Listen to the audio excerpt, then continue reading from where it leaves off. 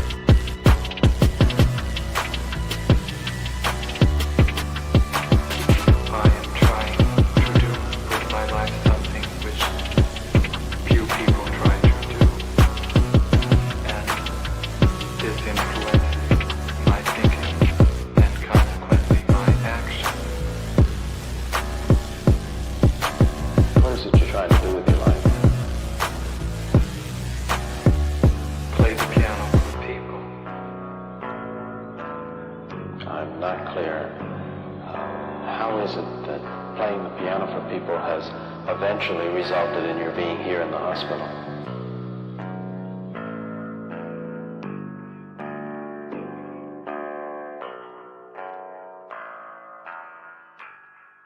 That's difficult to answer.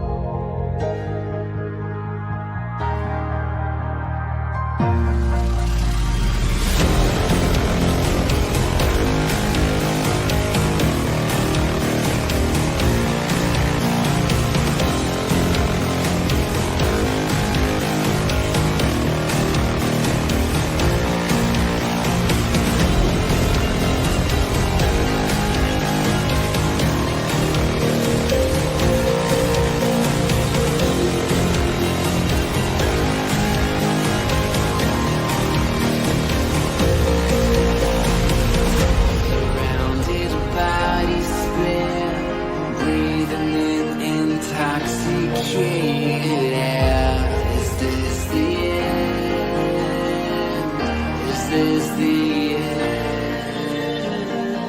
There's a noise inside my head of crying people facing death. Is this the end? Is this the end?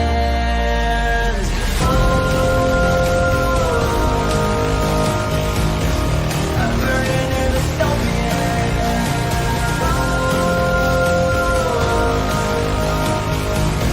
there's no place to hide.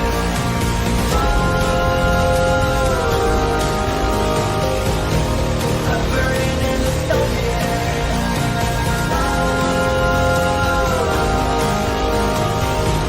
this is the final genocide. What have we done to the world?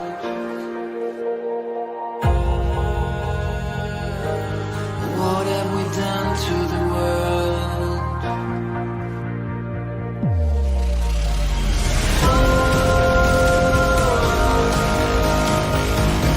I'm burning in the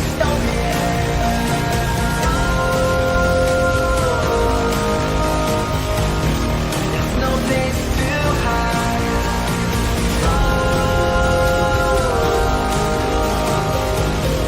I'm burning in the this is the final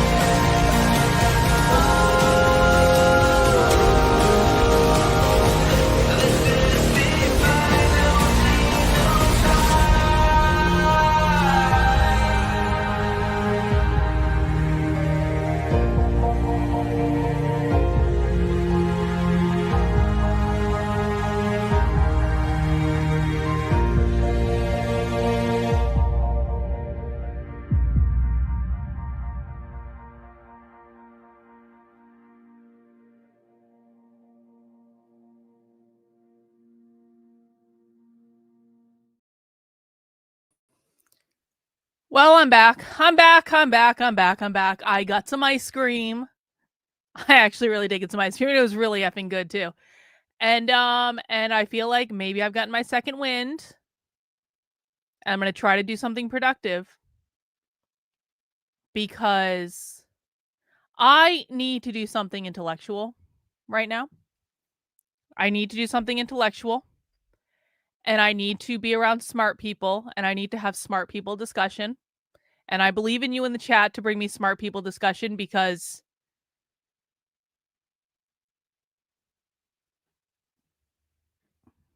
I just need to stop going on Twitter is the problem. I actually what actually needs to happen is I just need to stop going on Twitter, and it will always be Twitter to me. I'm not calling it X. All right. I just need to stop going on it because Twitter is now the stupidest place on the internet.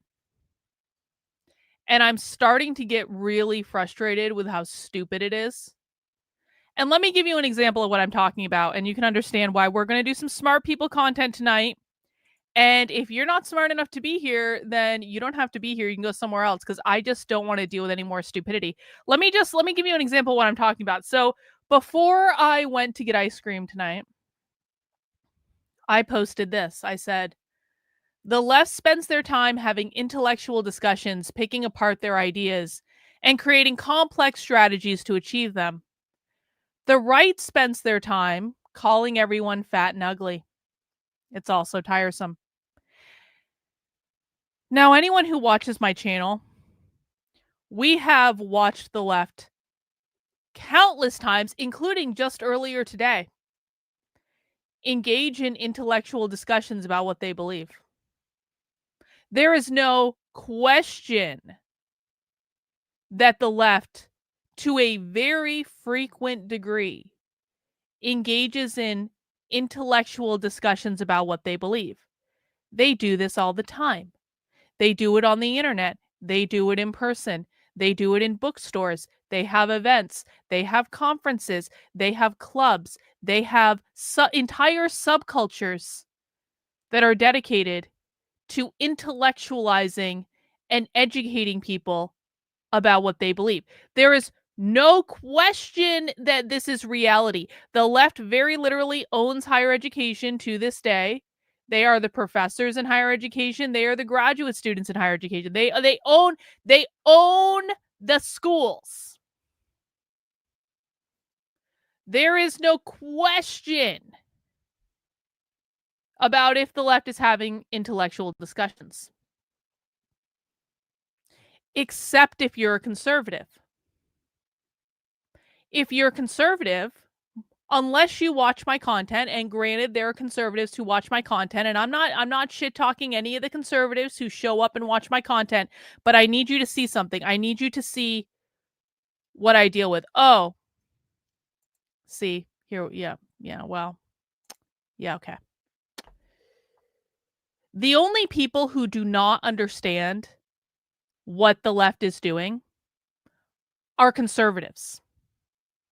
Because conservatives run around the internet all day going, you're fat, you're ugly, you're stupid, we have jobs, no one else has jobs, you're fat, you're ugly, you're stupid, we have jobs, no one else has jobs, we can't do anything because we have jobs, no one else has jobs except us, you're fat, you're fat, you're fat, you're fat. This is what conservatives do. You're crazy, you're mentally ill, you're a narcissist, you're a cluster B narcissist, everyone is fat and ugly except us, no one has jobs except us, the left doesn't have jobs, me, all day, every day.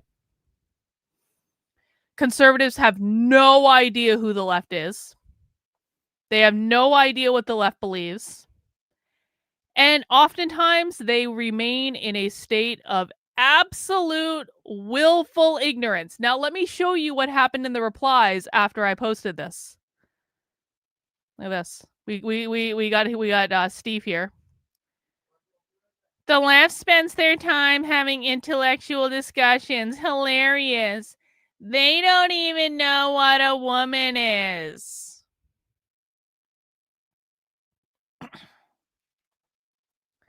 Hey guys, do you know the left doesn't even know what a woman is?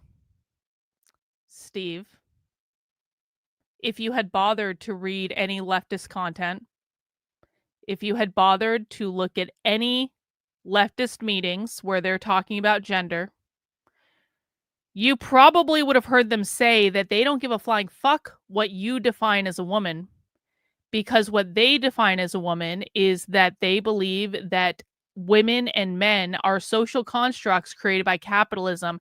That means they are made up categories that don't really exist, and they don't really care how you define them because they want to abolish them entirely. And they say this. They say this out loud. They say conservatives are so dumb when they ask us what is a woman, because we want to abolish gender entirely. It's like, do you really think they care? Do you think that, hey guys, did you know they don't know what a woman is? They don't care.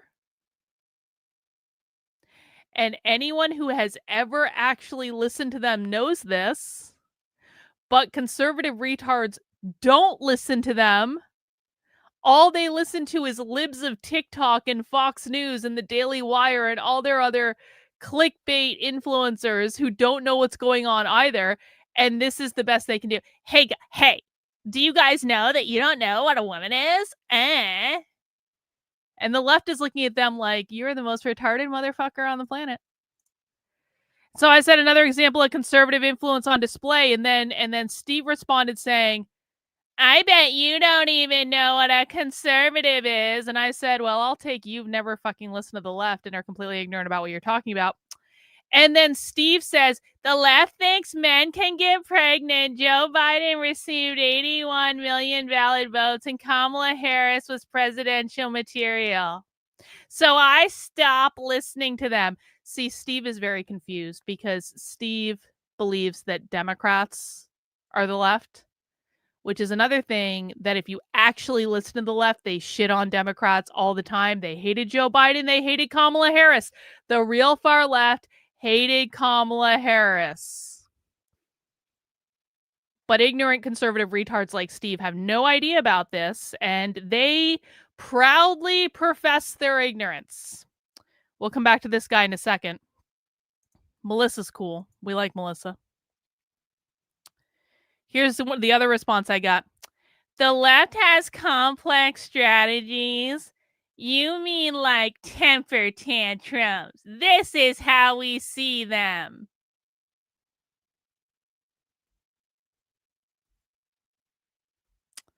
These people would never be. You guys, like, people ask me all the time. They're like, Karlyn, why doesn't your content have more views? I'm like, I'm going to tell you why my content doesn't have more views. Because my content is for smart people, and I am uncompromising in my vision that I'm creating smart people content. And sadly for me, I happen to be just surrounded by people who are not smart enough to watch my content. There is no way this guy would ever make it through a single episode of Socialism Saturday. There is no way that this guy would be able to sit through an average stream we do on the left. So do you want to know why my content doesn't have more views? It's because most people are not smart enough to comprehend the content that we're doing. And it's not, by the way, that I think that my content is so far superior, because I think my content is pretty basic research. Most of my content, most of my streams are very, very, very basic research, because I use my streams to research. This is what I use them for. I research with friends. I research with my community. I watch a bunch of stuff. Sometimes stuff happens with it. Sometimes it doesn't. Sometimes we find clips. Sometimes we don't. Sometimes we learn something new. Sometimes we just get our ideas validated and reinforced. So, I mean, it's just like, it's research, right? So I'm not sitting here saying, I have the best content on the internet and it's so high. I'm not saying that at all. What I am saying is that the research that we do is simply above the heads by about 1.5 miles of the average conservative retard, at least on Twitter. So I said to him, this is a great example of conservative ignorance on display. And he says, like I said, leftist ideas of a strategy is a temper tantrum on a massive scale. We saw months of riots, looting, burning, and destruction in 2020 from them. It's like these people have no concept that was all part of a bigger strategy. Countless temper tantrum and calls for the genocide of Jews. It takes a really special retard to believe that the left is calling for the genocide of Jews, things that have never actually happened. I forgot to mention anti-Semitism is also a characteristic of the modern left. Oh yeah? Do you have any evidence of that, where they're actually calling for the genocide of Jews? Do you actually have evidence of that? Or are you just parroting the talking points of your favorite conservative retard influencers on the Daily Wire? Violent attacks on Christians at a peaceful rally in Seattle just this week. They have absolutely no clue why queer Marxists in Seattle are going after Christians, because that's who they are. They're queer Marxists. We're going to talk a lot about queer Marxists tonight. I guess you're right, though. Tantrum is trivializing violent antics. Do you really think that this guy's ever going to be in a position to understand the left? I don't think this guy's ever going to be in a position to understand the left. But my favorite illustration of this was, stupidest post of the day. Congratulations. And I said, this is your average conservative. And he confirmed that literally all they care about. You're fat, you're ugly, you're fat, you're ugly, you're fat, you're ugly, you're fat, this is the level of conservative discourse. This is the level of conservative discourse. And so after a day of just being, I felt like, inundated with just really stupid people, really low level people that are quite frankly so far beneath me and so far beneath everyone who watches my content on a regular basis. I just would like everyone to feel morally. See, look at this. See, we already have the retard showing up in the chat. You're fat, you're ugly, you're fat, you're ugly, you're fat, you're ugly. We already have the retard showing up in the chat, because this is literally all the retards know how to do. It's all they know how to do. We ban those people because We're not wasting time on those people. Those people are incapable of understanding what is actually going on in the world. Those people will only hold us back from, the smart people discussions that we want to have. So I drowned my sorrows by going and getting a ice cream sundae after my last stream. Because, it doesn't, what? I was actually thinking about this because I do, contrary to what popular belief on the internet might be, I actually do know how to work out and I do know how to lose weight pretty fucking quickly if I actually want to do it. I used to spend so much time in the gym, you guys have no fucking idea. And I was actually thinking, because just purely coincidentally, the best ice cream place in my town is literally in the same parking lot as the Planet Fitness. And so I was at the best ice cream place in town getting an ice cream sundae. And the sundae was a fluffernutter ice cream sundae, which is basically like vanilla with peanut butter in it. And then I had peanut butter sauce and caramel sauce on top because it's got like that sweet and salty thing that I really like. I normally don't like caramel sauce except when you mix it with peanut butter sauce. And then I really like it because like sweet and salty and it's so fucking good. And so I had a sundae and I was looking at the Planet Fitness sign and I was like, you know what? I actually could go and lose a metric ton of weight. And I've actually thought about this. I've thought about like the next time I like plan to go undercover at some big event, the best disguise I could probably have is just losing a metric fuck ton of weight. It's not like you guys can actually see my body when I'm on camera on the internet. And I would show up and probably just look like maybe, I mean, you could see my face. You would see the weight loss in my face, I guess. But like, I would show up on the internet looking like a completely different person if I just went and lost a fuck ton of weight and I wouldn't even have to wear a disguise or anything. And I've actually thought about doing that. And so I was like, you know what? If I lost weight and dyed my hair blonde and showed off my tits, could I then actually get conservative retards to pay attention to socialism? Is that actually what it's gonna require? Is like I just lose a fuck ton of weight, and I make myself all pretty, and maybe I guys, what do you think about this? 'Cause I just don't know. Can you just see my tits a little bit more? Because can you guys tell me what you think about this? 'Cause I just don't. I'm just a dumb woman. I just don't even know what's going on. Maybe I should do that. I don't know. Can I? Oh, this is another seriously. Can you guys, Jason? No offense, bro, but I don't know who the fuck you are. Can I ask earnestly what logical, meaningful, purpose-based foundation you offer as a replacement for leftist propaganda you critique? It feels like the vacuum of purpose is what radicalizing people. I mean, okay, so maybe I was being a little bit mean there. I didn't actually comprehend your question until I just read it. The replacement for leftist propaganda is anti-communist propaganda. This is real simple, Jason. I'm gonna make it real fucking easy. The left is winning. The left is kicking our asses massively. The left has been winning for decades. The left is literally fucking decades ahead of us. If you think the right is winning, you're probably not smart enough to be here. If you think that if you think we're on a level playing field, you are not smart enough to be here probably. And so right now, what I care about, I don't even care about a fucking replacement because we are literally decades away from being able to make any meaningful progress at all. This is not about a matter of replacement. This is a matter of people need to start paying fucking attention and understanding what they're talking about. Jason, do you understand what we're doing here tonight? Jason, do you understand what the left means when... Let me ask you this. Do you know what the left means when they say capitalism? This is a question just for Jason. This is my standard question to assess how smart people are. Do you know what the left means when they say capitalism? We'll wait for your answer in the chat. Go.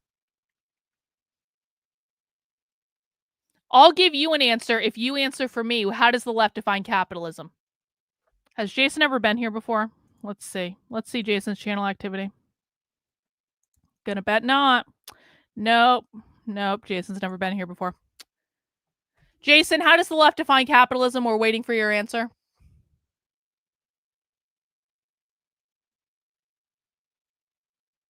We're waiting. How does the left define capitalism? Here's what's going to happen when Jason eventually gets around to answering that question. I'm going to tell you right now. Jason is not going to know how the left defines capitalism. Jason is going to fight that when I tell him, no, that's not how the left defines capitalism. He's going to say, but I heard about it from my best friend, and that's how the left defines capitalism. I'm going to say, nope, you're wrong, bro, and you have no fucking clue what you're talking about. And Jason's going to have feelings about the fact that he doesn't know basic 101 level information about the left. But when Jason has those feelings, which I promise you he will have if he's ever man enough to actually answer the question that I'm asking him, which is, how does the left define capitalism? What I'm trying to demonstrate by this is Jason wants a replacement for leftist propaganda. Jason doesn't even fucking understand what leftist propaganda is. Jason's probably never looked at leftist propaganda. Jason is completely ignorant about what the left actually wants, what the left actually means, how the left defines words, what the left is doing, how they've taken over our culture, how they are so successful. Jason probably thinks the right is winning and that Donald Trump defeated the left with a couple executive orders, because that is what Jason's influencers typically tell them. So Jason wants to come in here and say, what replacement do you offer? You're not in any fucking position to ask for a replacement if you don't know basic 101 level stuff. No. The question that I just asked you, Jason, I'm going to need you to turn on your listening comprehension, okay? The question that I just asked you is, how does the left define capitalism? How does there is no, you mean the typical lefty? No, I mean, what is their definition of capitalism? Because the left is extremely and extraordinarily consistent about their definition of capitalism. If you don't know that the left is extremely and extraordinarily consistent about their definition of capitalism, you don't listen to the left. And if you think the left is just all what you see on Twitter, Jason, bro, most leftists aren't even on fucking Twitter anymore. What you mean when you say typical lefty is clickbait bullshit that you've seen on libs of TikTok. That's what you mean. I promise you. You don't see what you call typical lefty on Twitter anymore. They're not on Twitter anymore, bro. They're on Blue Sky. There is one answer to this question and one answer only. Do you know how the left defines capitalism? We're still waiting for your answer. That is the only question I want to hear you answer. There is one answer. It is a consistent answer that is across groups, that is across activists. We've heard this over and over and over and over and over again for years. How do they define capitalism?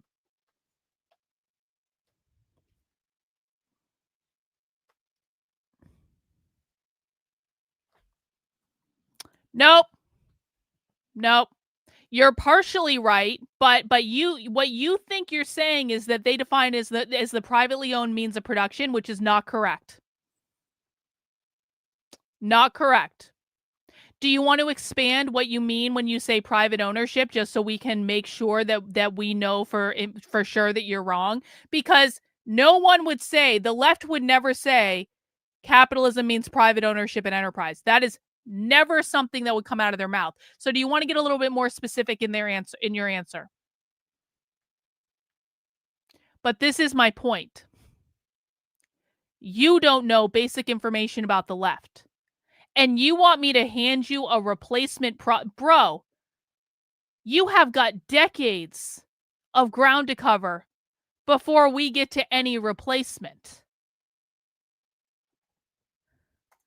And that's entirely no, wrong. Don't be confused by the language that he's using saying property rights. Jason is probably more of like a libertarian leaning person, where this is not correct. Okay. So you don't know the answer to how the left defines basic 101 level stuff, which means, Jason, and I don't mean any offense by this, it means you haven't educated yourself. You haven't listened to the left. You haven't done any sort of research into what they actually believe and what they actually think. And yet you want me to give you some sort of mystical replacement for leftist propaganda? Bro, your first step is to sit your ass down and actually listen to what the left says. That's goal number one. If you don't understand your enemy, if you don't understand the thing you claim to be against, then there is nothing that I can give you. There is nothing that I can tell you that is going to make any difference at all, because you literally don't understand what you are fighting, and you may or may not have any interest in understanding. So, this is what we were working with. And because this is what I was surrounded by for most of the day,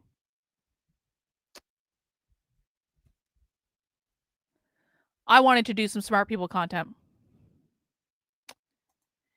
You've already stated you think most people are stupid, so why would you expect them to properly absorb the left's ideas to be able to recite them or criticize them? Thank you, Jason, for illustrating my point. I don't. I think that the left has a giant proportion of the smartest people in society on their side. And it's not because they have the best ideas. It's because they placed education at the core of what they did.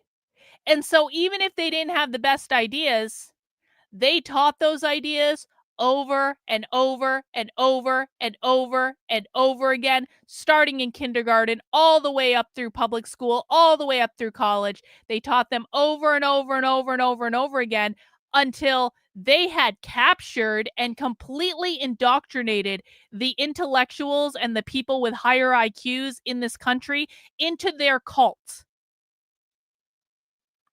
Smart people can't get indoctrinated into a cult. Bullshit. They absolutely can when they are taught the same thing from the time they are 5 years old and they don't know any different. So yes, I think that people like you are too stupid and too lazy to actually absorb what the left is doing, as evidenced by my Twitter feed every fucking day. So Jason, if you want to prove me wrong, sit your ass down and listen to what we are about to listen to. And if you have questions about what we're listening to, then you can ask those questions. I agree with you. I don't think you even know what I'm talking about, bro. This is what's going on. Jason, you don't even fucking know what I'm talking about. This is what you're not listening. You are not listening. I'm going to say this again. You are not listening.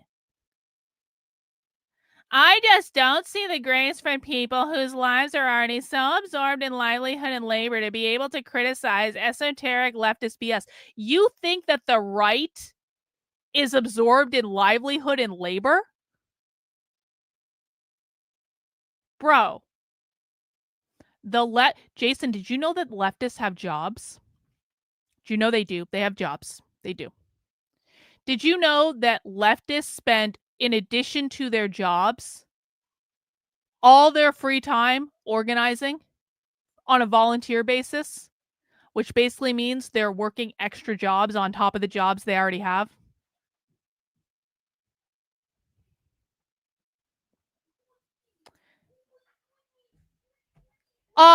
Excuse me, you just showed up here. You've watched what, like 2 fucking streams? And you think you can tell me what's right and wrong? Jason, answer. You are now on the fucking shit list. I'll tell you that. You're going to have to re-earn your spot here. Because I'm going to tell you this too. There is going to be a hazing ritual for any new people who come into my community. And if you don't know the basic answers to basic questions, your job is to sit the fuck down and shut up and listen. And if you can't do that, then you don't have to be here. And I don't really care how you feel about it. Jason answered your question about capitalism. But you said he's wrong, but he's not. He is wrong. He is wrong.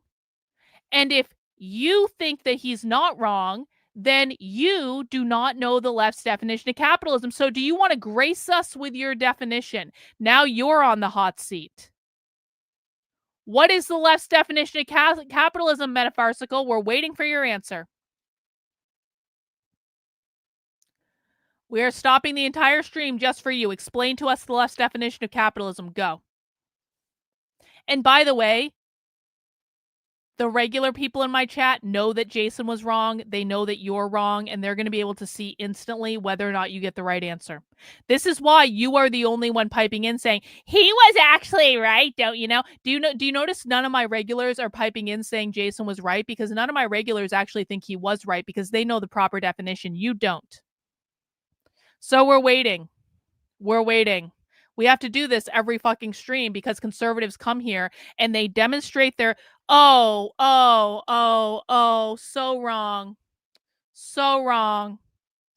So wrong. Oh, look at that. You don't know? Oh my God. I am shocked. I am shocked that someone who told me I was wrong about something is in fact the person who doesn't know what he's fucking talking about. So you think I'm bossy? Yeah, I am. I am the queen fascist bitch of this YouTube channel. You are in my class. I am not in yours. You have forgotten the hierarchy. I am the teacher. You are the student. You are not the teacher. No one came here to learn from you.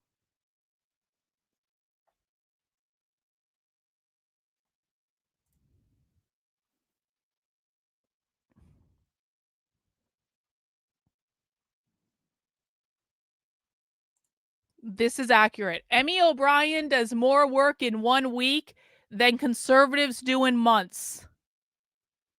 Real leftist activists do more work in a week to advance their cause than most conservatives do in months. That's just fact. We can watch them do it. We can look at their schedules. We can look at their outputs. We can look at all the speaking they do. We can look at all the things they're writing, all the content they're creating. We can look at the classes that they're teaching. We can look at the protests they're organizing. We can look at the organizations they're involved with. Most leftist activists, the really influential ones, do more work in a week than most conservatives do in a month, and it's not even fucking close. And conservatives are like, they don't have jobs, they don't have jobs, they don't have jobs. We're the only ones with jobs. They're fat and ugly and stupid and mentally ill and have narcissistic personalities or cluster Bs. They don't have jobs. And it's just like, you know what? You want to know why we're losing? It's because of that. It's because of that. I'm just waiting for you to admit that most people are stupid. Jason, buddy, I already said you were too stupid to be here. I already said you were too stupid to be here, bro. You obviously haven't comprehended any of what I've told you so far, probably because you're not actually listening. You're just here because you want to feel important. So, Jason, what's going to go on now is I'm going to put you in a timeout.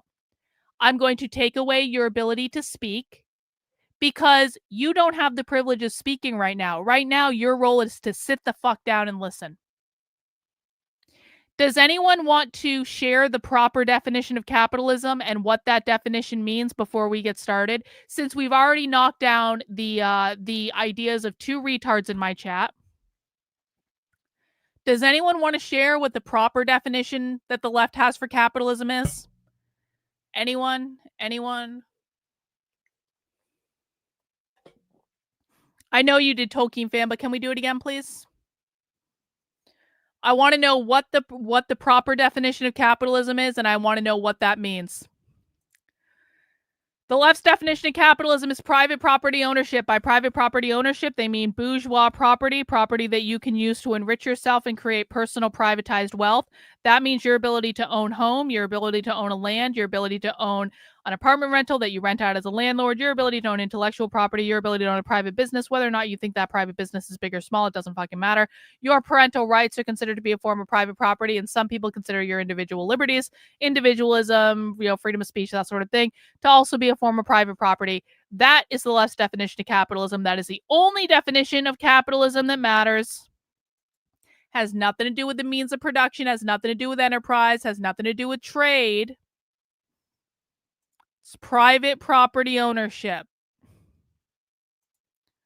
Private property ownership. Your parental rights are considered to be a form of private property. Thank you. Thank you to all the people who listen. Thank you.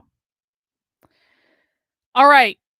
So now that I have berated a couple people in the chat who think they know more than me when they obviously and clearly do not, and let that be a lesson to you guys that there is not a single person in this chat, with the possible exception of people who have been watching socialism with me for a very long time. There is not a single person in this chat who knows more than me about the left. There are a couple. Oh, no, he didn't. No, he didn't. He literally didn't. Are you listening? Do you know? Actually, you know what? You're not talking anymore. You're now putting a time out. Your ability to speak, because he was just trying to gaslight us. You guys understand that, right? Jason did not give the proper definition of, well, property and free enterprise. No, bro. He was talking about the privately owned means of production. That's what he was talking about. Don't bullshit a bullshitter. Don't ever try to gaslight in my chat ever again. I know that you're new here. Maybe you don't know all the rules yet, but if you think you know more than me, you are fucking mistaken. You don't even know what the basic definition of capitalism is. Sit the fuck down. There is not a single person in this chat, with the possible exception of Bot and Reagan and maybe a couple other people, who know more than I do about the left. Let's be very clear. And for most people, that's fine. By the way, for most people, that is absolutely fine. Most people don't need to know as much about the left as I do.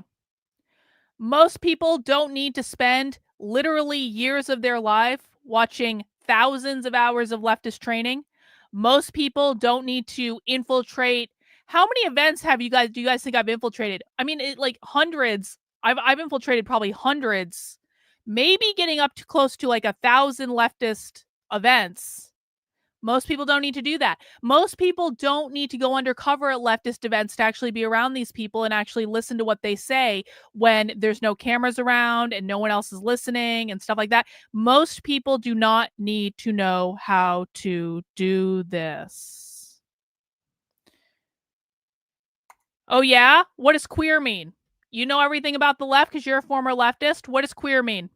Let's test your knowledge. Because my guess is that you might think you understand, but you probably have no idea.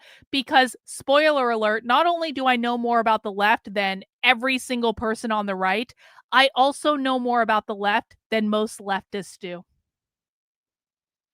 I know leftist ideology better than many communists and socialists do, which is why I have communists and socialists who watch my channel, because I literally know their ideology better than they do. So now we're going to test your knowledge. What does queer mean?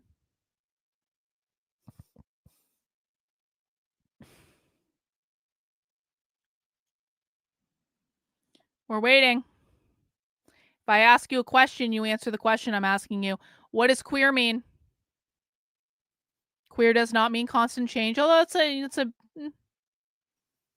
I can understand why you might think that queer means constant change. It doesn't. But if you're new to this stuff, that's actually an interesting answer. But it doesn't. What does queer mean?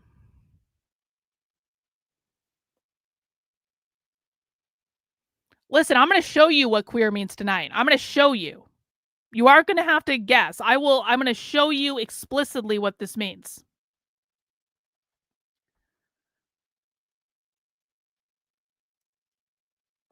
We're waiting. What does queer mean? I don't know how to say your name. Scabs, I guess. All right. Well, we're waiting for Scabs to chat in them's answer. I need to read this book called Queer Ultraviolence. I started reading this book the other day on Sunday on the channel. You can find that episode. I do need to get this stuff uploaded to the Substack and to the Counter Revolutionary Book Club. I know that.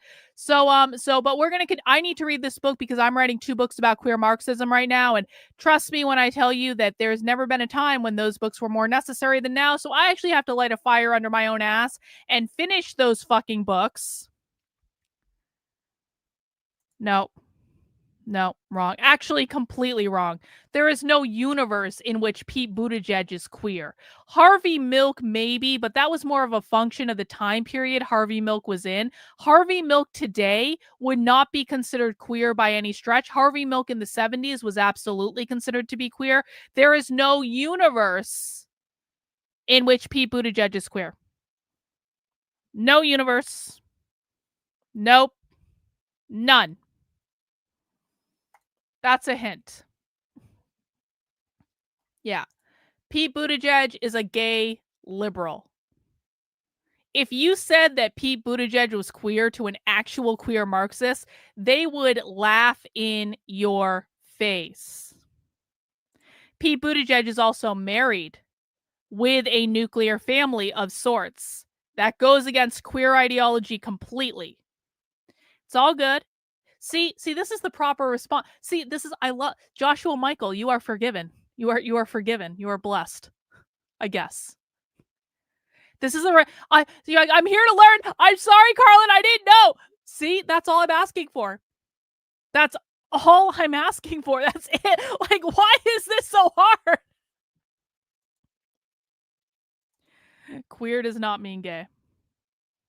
Queer does not mean gay. Nope. Wrong again, Metafarsical. Oh, and Metafarsical just earned another timeout so he can sit and be quiet. Metafarsical, the way you're going, you're going to end up just being muted for the whole stream, so you have no choice but to sit and listen.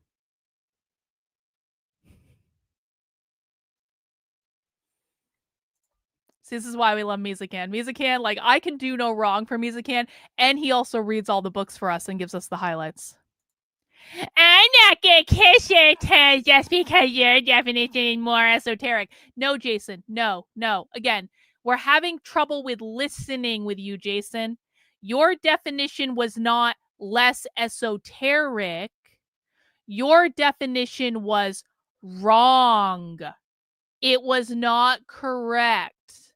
And no one's asking you to kiss my ass, except the fact what I am asking you to do is respect the fucking hierarchy. No one's here to learn from you. No one's here to listen to you. You are not the teacher of this fucking class. I am the teacher of this class. You are a student in this class. Sit the fuck down and shut up or get out. In fact, we're going to make this real easy. Jason's going another timeout. We're going to take away his ability to speak. Just take away their ability to speak. Yeah, true. Actually, real. White. Yes. Just if you ever get a wrong answer, just blame James Lindsay, and that will probably be the correct response. That is actually perfect and beautiful. So we're reading a book tonight called Queer Ultraviolence. I started reading this book on stream on Sunday, and this is a book that is an anthology of essays about the Bashback movement. The Bashback movement was highly active in the mid-2000s. The essays in this book are highly influential to queer activists today. If you saw what happened in Seattle with all of those Antifa people attacking the Christians, those were queer Marxists. And I guarantee you, the queer Marxists that we saw in Seattle acting crazy have read at least some of the material in this book and have been inspired by this movement, because this is one of the most influential things that queer activists today have read. The essays in this book, the ideology in this book, okay? The Bashback movement is essentially the violent militant arm of queer activism. When I say queer, I don't mean gay, I don't mean trans, because you don't have to be gay or trans to be queer. The goal of queer is the annihilation of capitalism. That's it. Queer is a far left political ideology with the explicit goal of annihilating capitalism. Why do we know that?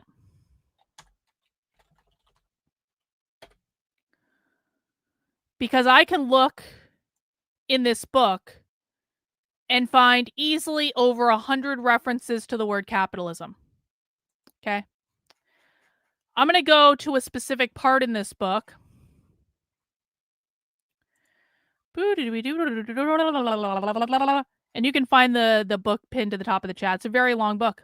It's a collection of essays.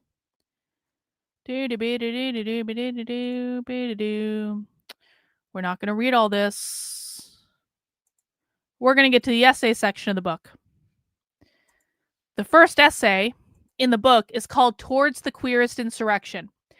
We are not going to read Towards the Queerest Insurrection tonight. The reason we're not going to read it is I've already read it like 3 or 4 times on stream. And so I'm not going to read it again. Thank you for the super sticker. Towards the Queerest Insurrection by the Mary Nardini Gang is one of the most influential essays that exists for today's queer activists. It was published in 2008. The Mary Nardini Gang is an extremely far-left group of radical queer anarcho-communists that were in Milwaukee in the mid-2000s. They are a key component of the Bashback movement. We are going to be reading other essays from the Mary Nardini Gang tonight.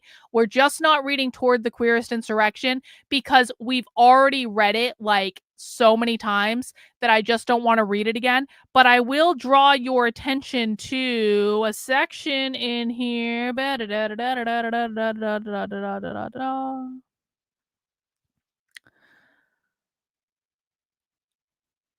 This is in section 7. Let's just read this. The perspective of queers within the heteronormative world is a lens through which we can critique and attack the apparatus of capitalism. So they're saying they're attacking capitalism.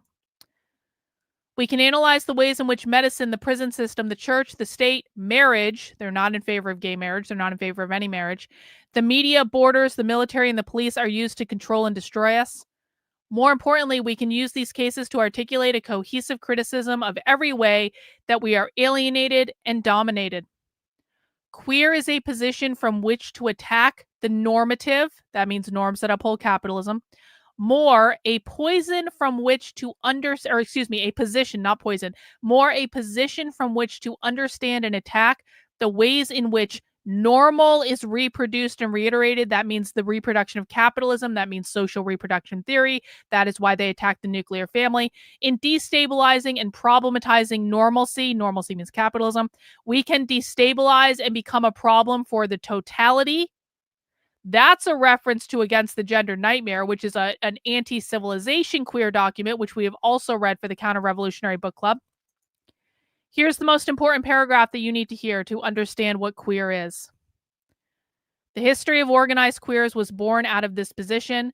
The most marginalized, trans folks, people of color, sex workers, have always been the catalyst for riotous explosions of queer resistance. That's what we saw in Seattle over the weekend. These explosions have been coupled with a radical analysis wholeheartedly asserting that the liberation for queer people is intrinsically tied to the annihilation of capitalism and the state. When they say the state, they believe that the state was built on capitalism. So these are basically just two aspects of the same thing. They're saying flat out, liberation for queer people is intrinsically tied to the annihilation of capitalism.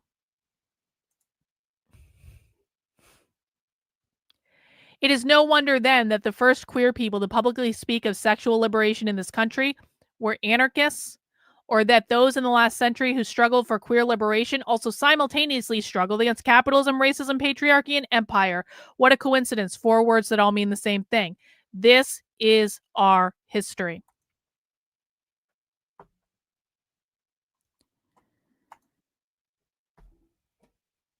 I can't help but notice you might be several minutes behind, but I can't help but notice that you didn't answer the question that I asked you, which was to give your definition of queer. I want to be very, very clear. You might think we're on the same team. I don't know who you are. I don't know if you know anything. We are not on the same team until you have a commitment to educating yourself about what is going on. I am not on the same team with every person that walks in off the street onto this channel. There are a lot of fucking stupid people who walk off the street onto this channel. If you are committed to educating yourself about what is actually going on and having intellectual discussions about it, you can stay. But the very minimum that you're going to show me on my channel for respect is that if I ask you a question, you're going to fucking answer the question that I asked you. So the next thing I want to hear out of your mouth is, what do you believe the definition of queer is? And you now have an advantage because I've literally just given it to you. So we'll wait several minutes for you to catch up and we'll see if you give us the correct answer.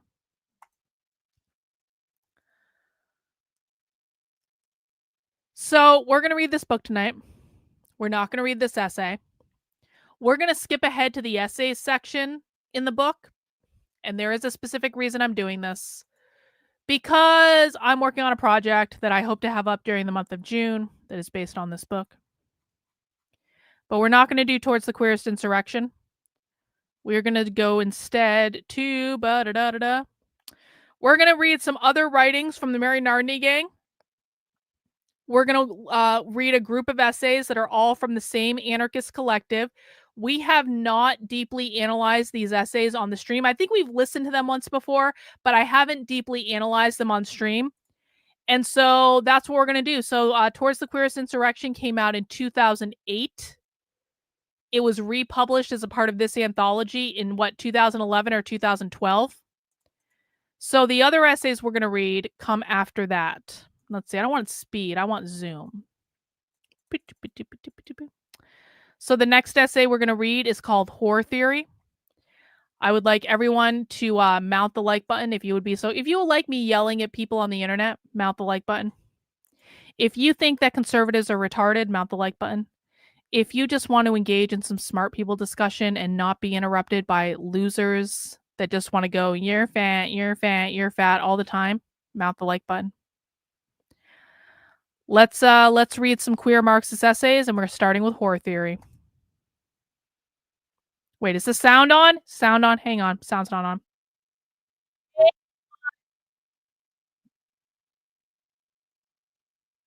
Hang on. No. Whore Theory. Don't worry, you guys didn't miss anything. Why aren't you allowing me to click? Don't tell me I need to read this. Don't fucking tell me I need to read this. Okay, it's not allowing me to read the first couple paragraphs through our handy dandy AI tool, so I will read this. Whore Theory. For the whore, it is of extreme importance to be at all times stunning, both in appearance and intellect. As faithful deviants of femininity, we have a certain responsibility to display a well-versed hatred towards everything pristine and bland. Little boys and girls need more examples of filth in their life. Oh, that's going to get taken out of context. Crazy, beautiful cunts to admire. Oh, great. Yeah, that's definitely... They're not talking about sexualizing children here. They're articulating a point artfully, but I can understand why people would think they're talking about that, but I promise you they're not. They must learn what it is to want to be whores incapable of holding in and repressing their emotions. Becoming whore does not mean anything, so put your fucking notebook down. We are strutting contradictions and we do not care. If you cross us, we will annihilate you and everything you love. If you fuck us, we will break your heart or maybe fall in love and hate you forever. We are addicted to the disgust of society. Corrupted June feels that no restraint. I don't know what that means. We want to destroy everything. In diamond-encrusted heels. Abolish everything. Abolish all of society. The violence of our desire tastes unlike any other bodily fluid. It is a poisonous venom that only the most masochistic of bodies can encounter and crawl towards for a second helping. We invite men in, waiting for the degradation that will warrant vengeance. And until then, we just shove their cocks in our mouths and swallow whatever. All right, we'll let the AI tool read from here.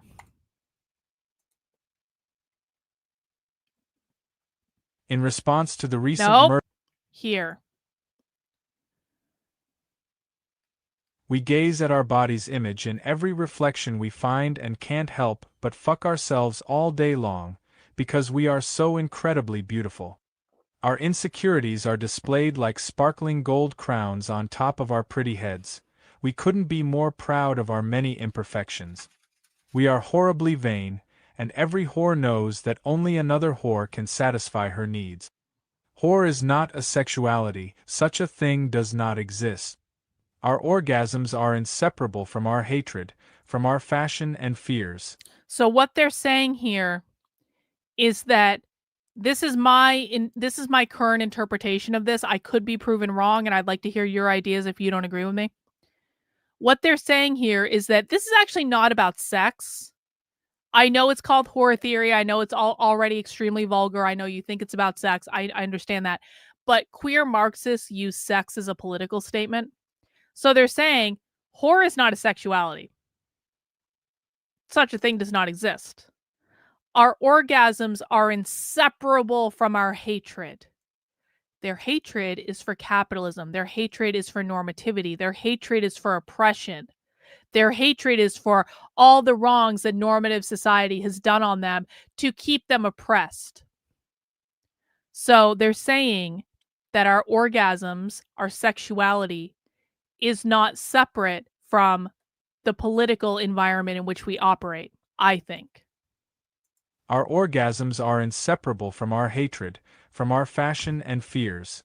Nothing makes us come that doesn't also revolt us in some way or another. We experience this world as an ugly little playground for our fantasies, and these dirty thoughts cannot possibly be contained within any designated arena of sex. Sex for us is turning heads, scraping knees, and pissing anywhere but in a toilet. If you see a whore swinging her hips down a busy street, you may notice a furrowed brow while she mutters angrily under her breath. This is because you annoy her with your presence. Every insignificant body that brushes past her is at risk for her hatred. Hatred makes her erect. She wastes no time in forming assumptions about you based on what you're wearing. Your shoes are not fierce enough, your walk is not sexy enough, your eyes are not burdened enough. You are nothing compared to the beautiful people that hide in the alleyway, waiting to mug you. Politics does not interest the whore, it is the whore. Seduced by the incessant pain. Politics does not interest the whore. It is the whore. Okay, so this entire thing is a fucking allegory for politics. That's a little different than my interpretation, but I actually think that makes more sense. You know what?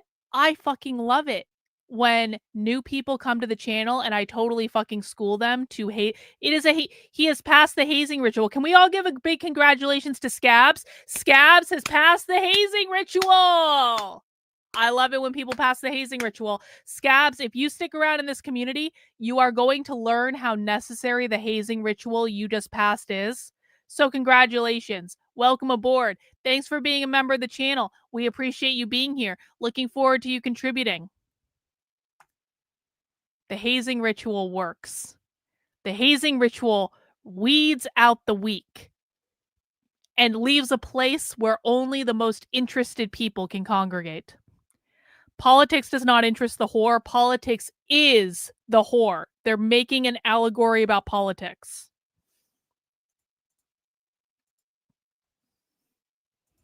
Seduced by the incessant pain of living and dying and aching, she is simultaneously afraid of every little thing and fueled with the exhilaration of having nothing to lose.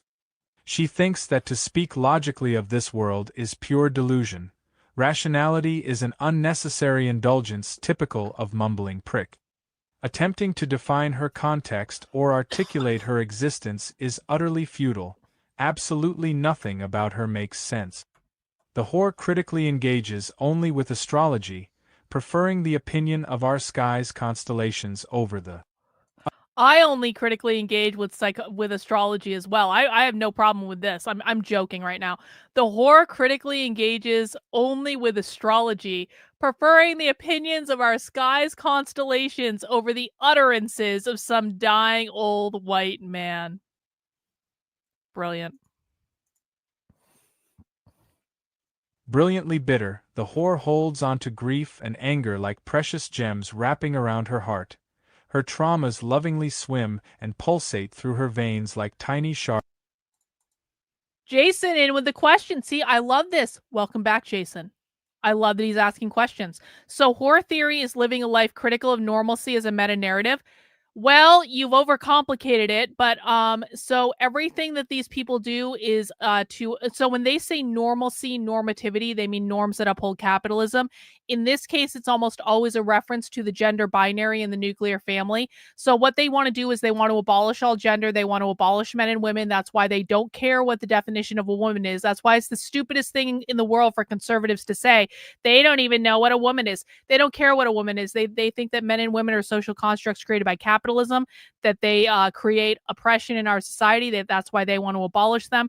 That's why most queer Marxists that you see are they, thems, or some derivation of they, them, or some weird other pronouns, because they are taking non-binary pronouns. Non-binary means no binary, no gender binary, no men and no women.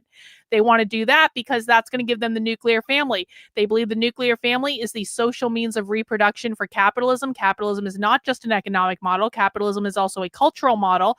And so what queer Marxists are mostly interested in is abolishing the cultural model of capitalism, which is socially reproduced through the nuclear family. So when they're saying normalcy, normativity, they're references to capitalism, but capitalism specifically created in regards to gender and the family, the cultural aspects of capitalism, not the economic aspects of capitalism.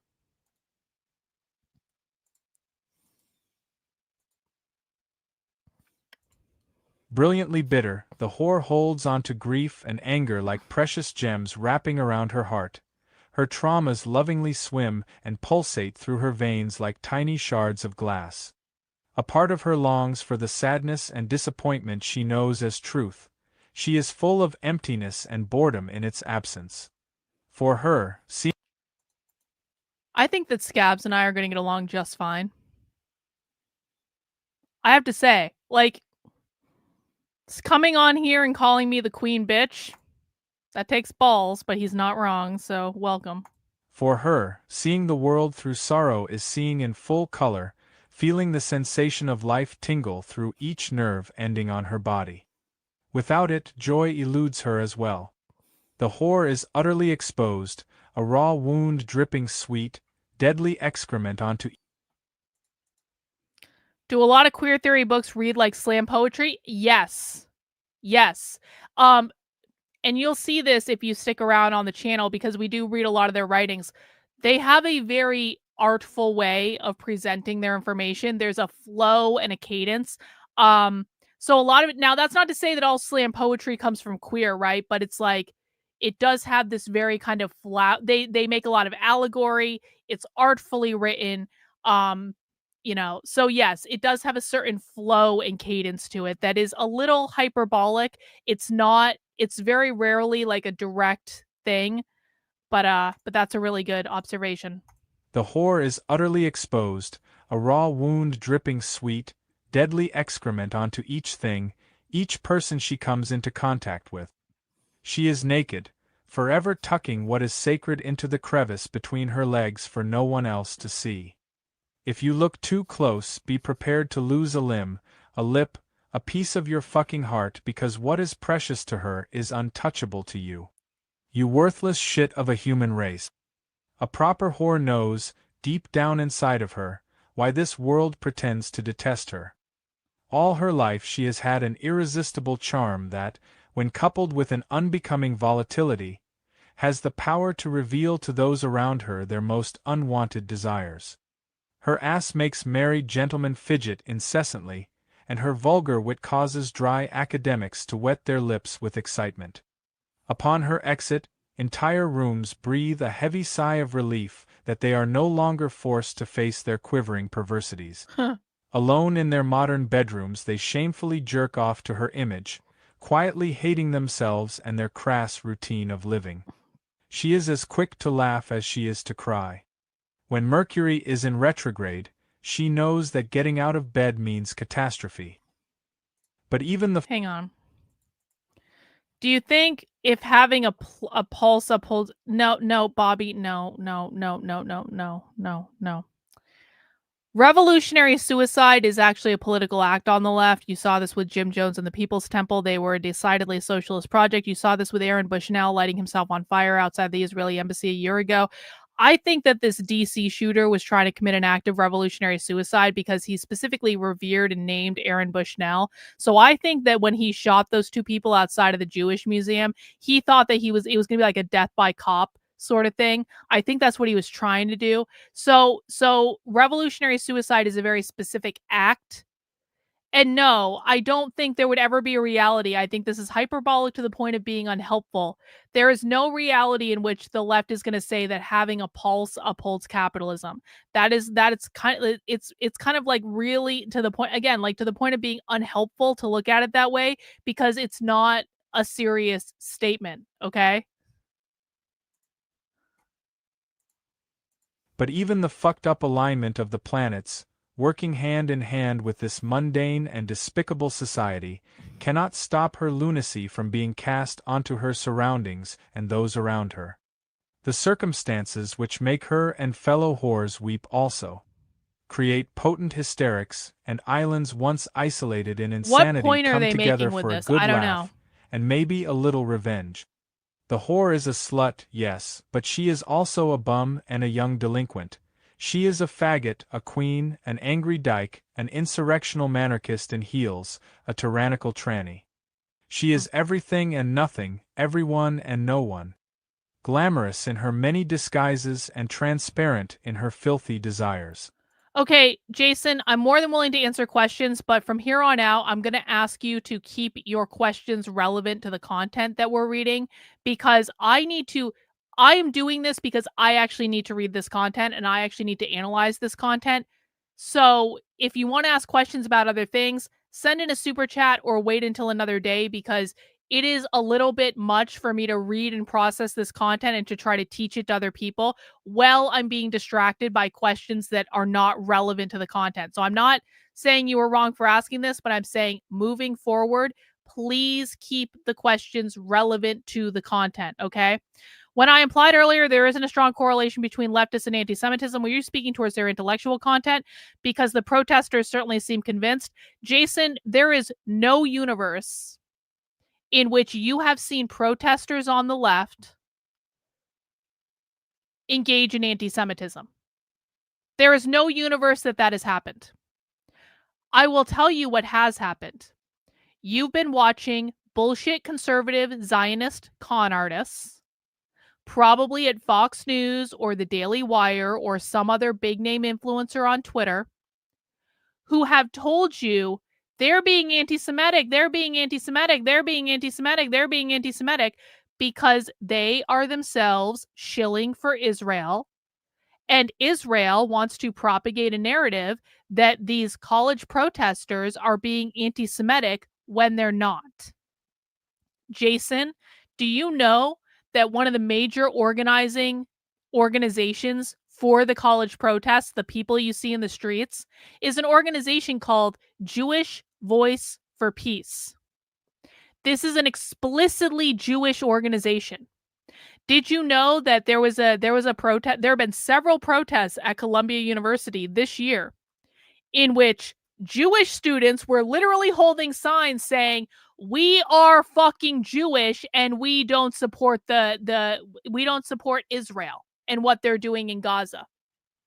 Do you know there was a protest in which Jewish students chained themselves to the gates of Columbia specifically to make the point that this is not about anti-Semitism? Do you know they've had rabbis on the college encampments? Do you know they've had Shabbat dinner on the college encampments? Do you know that there is almost never talk about Jewish nothing? They almost never say the word Jewish, except if they're referencing organizations like Jewish Voice for Peace. So this entire narrative that I promise you have only gotten from conservative influencers is bullshit. Are you saying that Israel is funding its own counter-protests? No, Jason. I am saying that Israel is funding the people that you get your information from. Israel is, and in regards to the Israel protests that you see, the pro-Israel protests, yeah. Israel is 100% funding that. Anytime you see protests with a lot of Israeli flags, that money is coming from Israel. The major organizations that are going after the protesters, they've been going after these people long before October 7th. There's an organization called Canary Mission that is feeding information to the Trump administration. Canary Mission is the organization that has told the Trump administration which protesters to deport. And by the way, the protesters that they're trying to deport are not anti-Semitic in any way. They're not. And no evidence has been presented that they are. But Canary Mission is funded by, you guessed it, Israel. Literally, it's funded by an Israeli with Israeli money, and they are delivering the names of the campus protesters to the Trump administration. Why are they doing this? Because what the protesters are actually protesting for is to boycott, divest, and sanction Israel. This is the boycott, divest, sanction movement. They don't like Israel. They don't like Israel's treatment of the Palestinians. They think it's a genocide, and quite frankly, they're not, in my opinion, entirely incorrect about that. They have been protesting this for years. This did not start with October 7th. They are not pro-Hamas. They barely even talk about Hamas, if ever. So any notion that you have that this is anti-Semitism or Jew hatred or pro-Hamas, that is a conservative Zionist bullshit narrative. I am very sorry that your influencers have lied to you. I really, really am.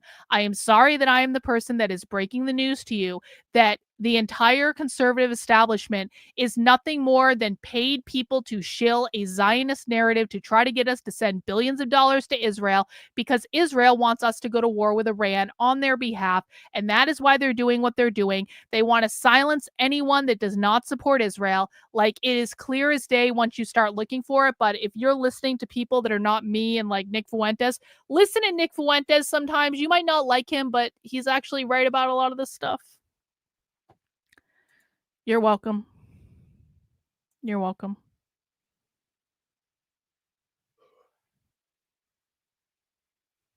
All right, let's go back to this. I'm not exactly sure what point they're making with this essay so far, but I'm assuming that if we get a little ways into the essay, they're going to make their point very clear. But let's just keep going with it for right now. Glamorous in her many disguises and transparent in her filthy desires. She overflows with love for those spilling over with hatred, forever enchanted with the beauty hidden beneath this sterile economy of bodies. She enjoys nothing more than spitting on the face of humanity, laughing as her stinking spittle drips down pointed chins to make a satisfying splat on the dirty pavement beneath her feet. Criminal intimacy. Oh, that was By a it. gang of criminal queers. That was it. Okay, that horror theory essay is pretty weird. Misakan says whore is the deviant other, the proletariat, the beautiful.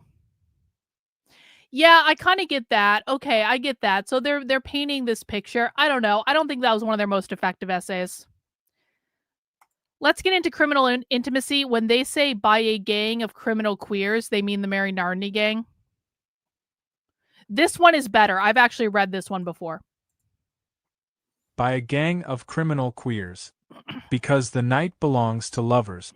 Because the night belongs to us. Patti Smith. On deadness. To live in this culture is to be dead, bare. Deadness is the effect and the aspiration of dominant social membership. Capitalism. It is the social relationship wherein life is reduced to exchange and capital. Capitalism. It is everywhere, in those walking the streets without ever meeting the eyes of another, in the exchanges of service work, in the aisles of a department stores and the pews of church. In capital, in heteronormativity, in law, in morality, everywhere it is the logic of death. Capitalism. The unthinkability of our desires is reiterated over and again. Power and control are written on our bodies. What is passion? Desire? Adventure? Play? What but such catchy slogans for adverts? Our love and our appetites and our very bodies are inscribed with this culture. Capital is written on our bodies. Oh! We dare not dream. How could we conceivably want more than this? Capital is written on our bodies. Means again, normal equals capitalist, Deviant equals other, the proletariat defined, created by capitalism because they define norms. I mean, that makes sense. I mean, this is why they're like engaging in BDSM too. It's like the power relationships, using sex as a political statement to demonstrate their oppression and also to take power back in that relationship. I get that. And the agents and exertions of biopower, the boot of queer bashers, the panoptical ever-present surveillance cameras with the flashing blue lights, the sirens and guns of the police, the campaigns for gay marriage and military service, the lingering pains of monogamy. They're saying the campaigns for gay marriage are bad. Remember, these people were not in favor of gay marriage at all in any way, or military service. They're against the military-industrial complex. By the way, that's another reason they don't like the what's going on in the Middle East, because they are not in favor. Like, the left, for all their faults, they are actually pretty anti-war. And so they're not in favor of the military-industrial complex. They want to get rid of it. And so military and gay marriage for them, when this was written, were two of the very big top of mind things that they had. Hey, Donnie girl, thank you for the super sticker. I appreciate it. Of queer bashers, the panoptical ever-present surveillance cameras with the flashing blue lights, the sirens and guns of the police, the campaigns for gay marriage and military service, the lingering pains of monogamy, and such shapely mannequins, ad nauseum, Lingering pains stand of everywhere monogamy. erected as checkpoints guaranteeing the impossibility of anything else. Okay, I want to point this out too. The lingering pains of monogamy. Monogamy is a reference to marriage, the nuclear family, the monogamous relationship. A lot of queer activists are polyamorous. It's polyamory in terms of like being in a relationship with more than one person as a political statement against monogamous state-sanctioned marriage, which they believe is a capitalist institution based on property relations. And so that's why you're seeing that there. That's not to say that all polyamorous people are queer. That's just not true. But many queer people are polyamorous.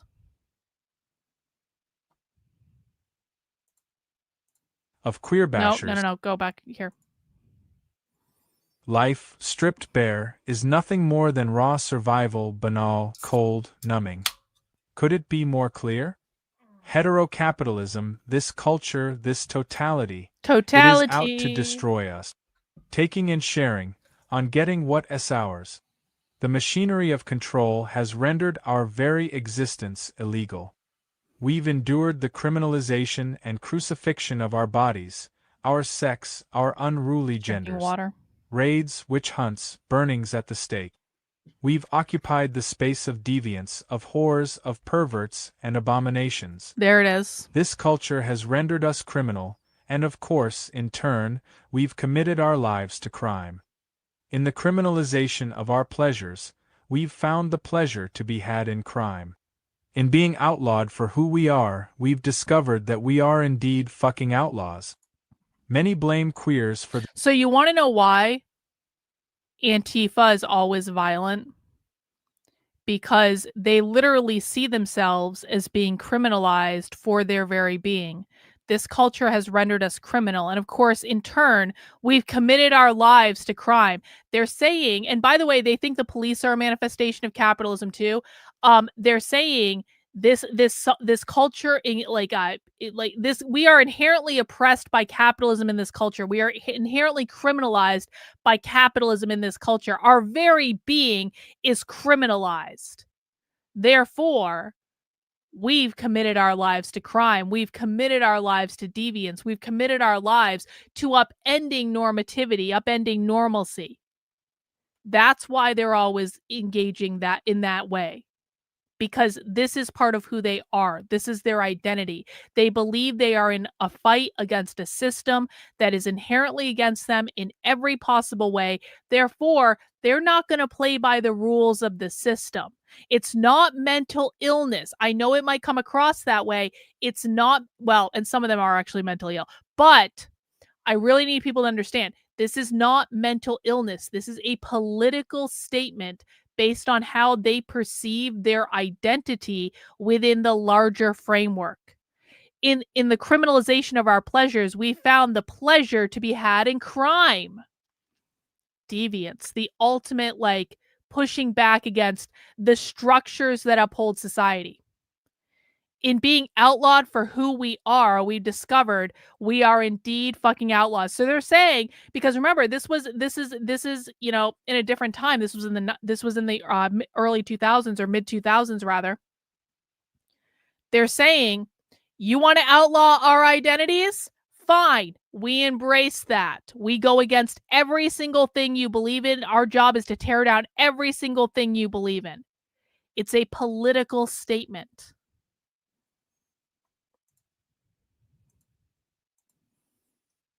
Many blame queers for the decline of this society. We take pride in this.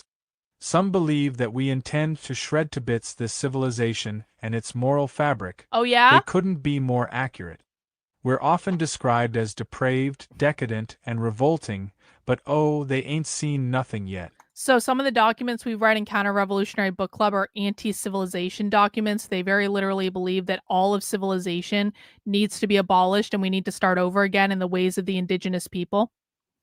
Many blame queers for the decline of this society. We take pride in that. They're saying, yeah, we don't like this society. This society is inherently oppressive to us. This society will never accept us. We are rebelling against all the structures, all the systems that uphold this society. No. You're not listening. This is what is it? The third or fourth time that you are not listening to what is being said. What is the definition of queer based on this document? Go. You didn't say what the definition of queer is, and I promise you, actually, let's just fucking look this up. Let's look this up. Let's go back over to the PDF. We're at the PDF of the entire fucking book now. Stop the entire stream just for you. Nonconformity. Oh, wow. There's not a single reference to nonconformity in this entire book. Are you serious? I just looked up, you guys can't see it on the screen, but I just looked up nonconformity in this book. There is not one single mention of nonconformity in the entire book. You need to get better at listening. That is not the definition. Just because it hurts your feelings that I told you no doesn't actually make it the correct answer. It is the wrong answer. If you keep giving me the wrong answer, no, they're not. No, you are okay. You are now timed out for the entire stream. You're either going to sit and listen or you're going to go somewhere else. But I am now timing you out for, well, I'm going to give you a 30-minute timeout. We're probably still going to be streaming about that. But your job is now to sit your ass down and listen and to stop talking. Because you are wrong. Everyone is trying to tell you that you're wrong. You're still not listening.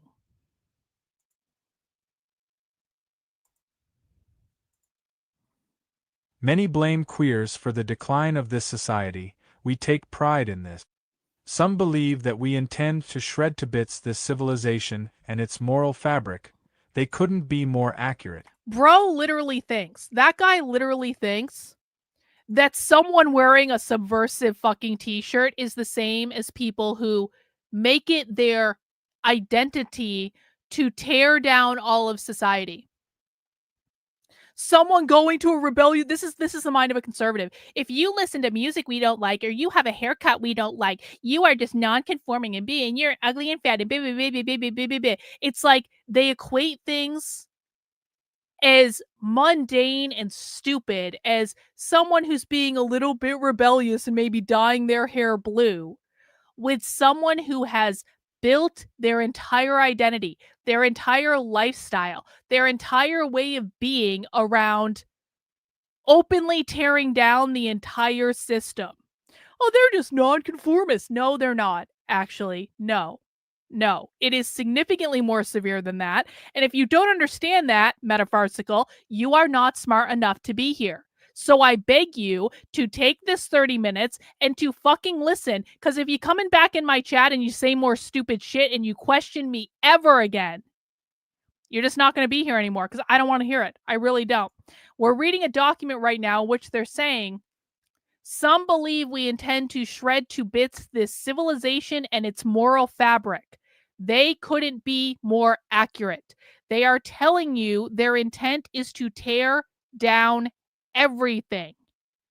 We're often described as depraved, decadent, and revolting. But oh, they ain't seen nothing yet. Does this sound like nonconformity? Does this sound like someone being a little rebellious? No, that's not what this is. Let's be explicit. We are criminal queer anarchists, and this world is not and can never be enough for us. We want to annihilate bourgeois morality and make ruins of this world. We're here to destroy what is destroying us. Let's be speaking of revolt. We're here to destroy what is destroying us. When they say we're here to destroy what is destroying us, they mean capitalism. Let's be speaking of revolt. We are tracing the lineage of our queer criminality and charting the demise of the social order.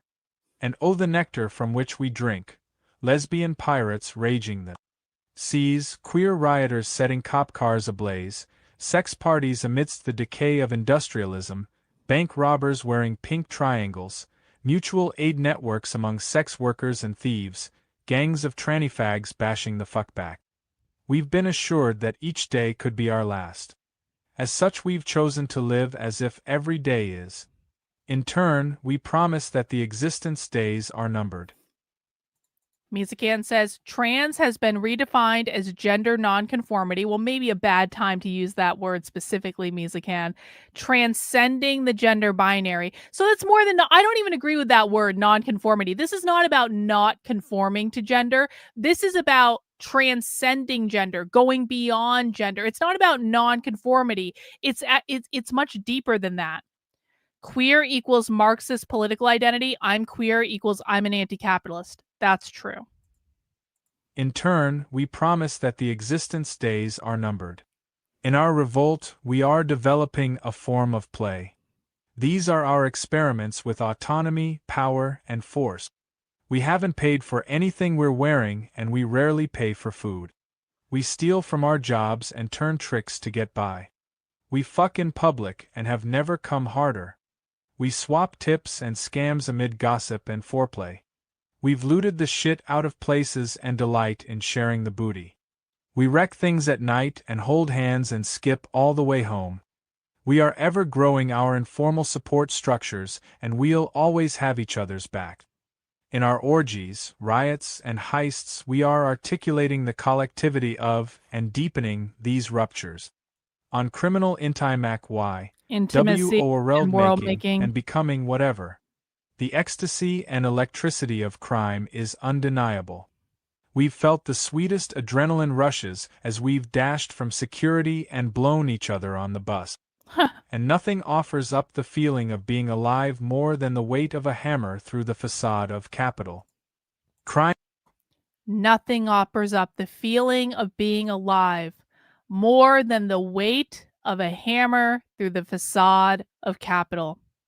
What might they be talking about there? What I think they're talking about is literally taking a hammer and going and smashing the windows of a bank, or going and smashing some major, like whether it be like the Democratic Party headquarters, which they've destroyed the Democratic Party headquarters in Seattle and Portland.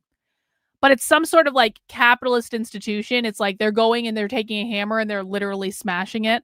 I think that's how I read it anyway. Crime helps me get out of bed every morning. Yes, nonconformity. Okay. We queers and other insurgents have developed what good folks might call a criminal intimacy. We are exploring the material and effective solidarity fostered between outlaws and rebels. In our obstruction of law, we've illegally discovered the beauty in one another. In revealing our desire to our partners in crime, we've come to know each other more intimately than legality could ever allow. In desire, we produce conflict. And in conflict with capital, we may have found an escape route from the deadening of our lives. Our gang's discourse is conflict. The real power expressed in our crimes isn't in the damage caused to our enemies or even in the various improvements of our material conditions. The power we express is in the empowerments and relationships we're creating. In our sex and our attack, when we pull down our masks and share our cache of bricks, we are expanding the possibilities of our affinity. In our crime, we create dynamic new relationships of criminal intimacies. In these possibilities, we are learning how we might, together, reduce this world to rubble. Can I just point out here that conservatives are on the internet complaining about people's weight over about 15 years after queer anarchists were producing writing saying our goal is to fuck up your entire world and destroy your entire society. Let's think for a moment about who takes this more seriously right now. Is it the people who are very literally building their entire identity? And again, this is not just an essay in a book. This stuff is deeply influential of the people that you saw attacking that Christian concert in Seattle. I promise you, the people who are attacking the Antifa people, who are all queer Marxists, by the way, the Antifa people who are attacking that Christian thing in Seattle, they've all fucking read this. I promise you. They've at least read portions of this book. They've read essays from this book. They've probably read Towards the Queerest Insurrection at a minimum. There is an entire group of people that is very literally building up an entire activist community, militant, violent community. They're attacking Christians in open. The city of Seattle is taking their side. This stuff is starting to bubble up all over the place. I've seen Bashback signs on college campuses at Turning Point USA events recently. That's their side. Our side is they're fat, they're ugly, they're fat, they're ugly, they're fat, they're ugly, they're fat. It's like they're mentally ill, they're narcissistic. It's like, which side do you think takes this more seriously? This is why I get angry, and this is why I tell people to sit the fuck down and listen, because you don't know what you're fucking talking about. And if you just spent all your time watching Libs of TikTok or watching Fox News or any of that, you probably don't know what the fuck is going on. If you think the left is mentally ill, you don't know what the fuck is going on. If you think that they're unserious people that don't have jobs, you don't know what the fuck is going on. You have no idea. Their side is serious, our side is not serious, and that is the problem. See, Jason, you just had to go with the flow. Jason has also survived the hazing ritual, and now Jason is on our team. Look at that. Look at that. You might still get a little bit more hazing. Just got to go with it. But it's because I want you to learn. It's because I need you to take this seriously, okay? It's not a personal thing. But congratulations on surviving the hazing ritual. Being a former leftist who converted to an ANCAP, I'm fine with some degeneracy that doesn't hurt anyone. So here is the thing. Here is the thing. What you have to understand about the left.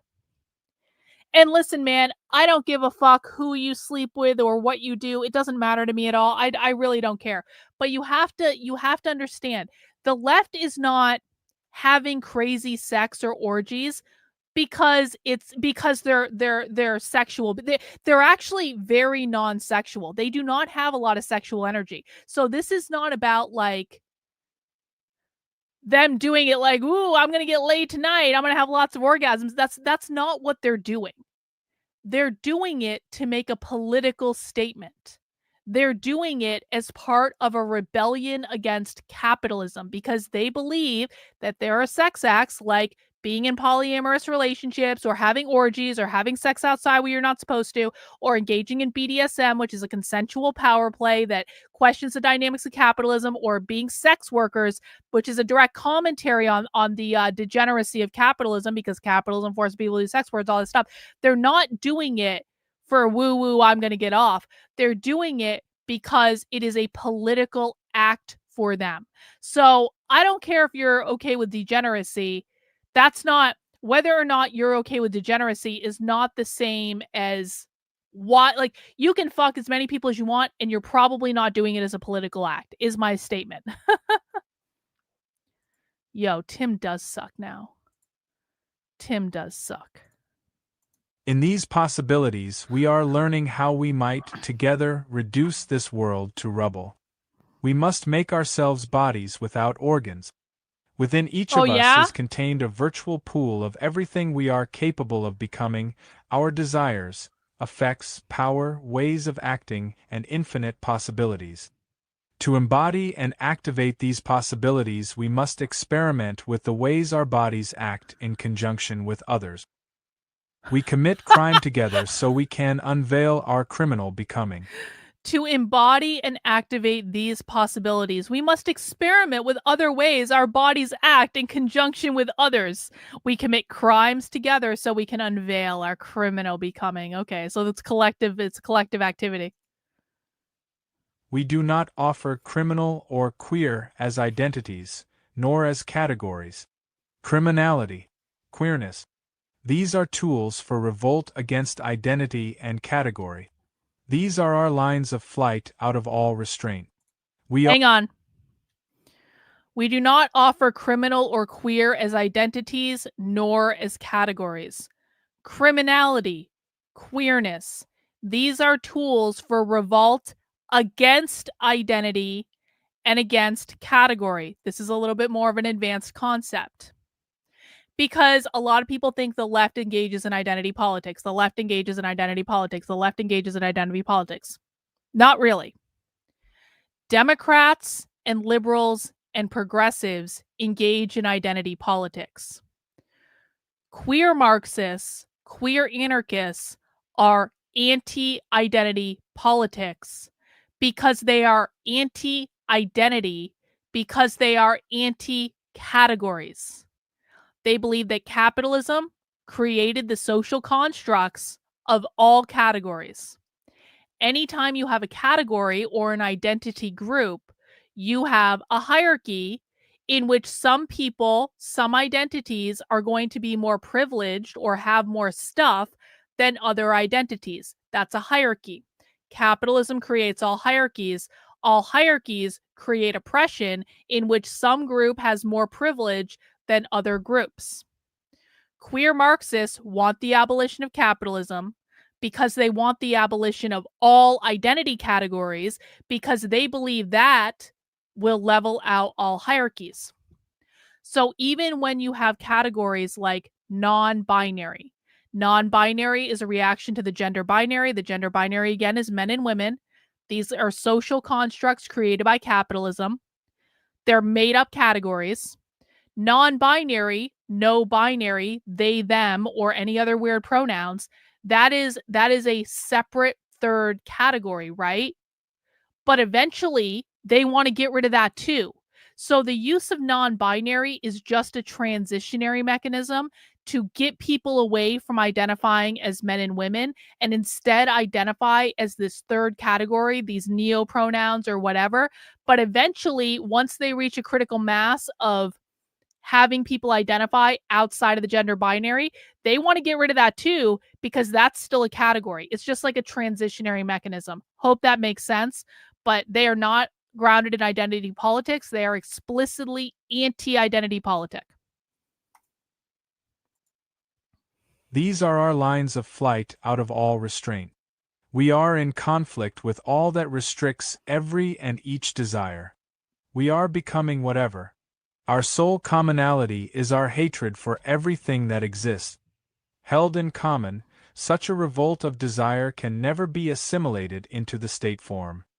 Right-wing talking heads invoke the imagery of a culture war, waged between civil society on one side and queers on the other. So true. We reject this model of war. Oh, yeah? Our war is a social war. Oh, yeah? The nexus of domination and class society is everywhere. Capitalism? Yet everywhere, too, are ruptures and points of conflict. In these fissures we exist in rebellion, we queers, criminals, whatever. Our dirty talk and our nighttime whispers comprise a secret language. Our language of thieves and lovers is foreign to this social order, yet carries the sweetest notes in the ears of rebels. This language reveals our potential for world-making.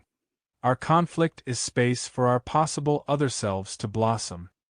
By organizing our secret universe of shared plenty and collective explosive possibility, we are building a new world of riot, orgy, and decadence. Well, that does sound appealing.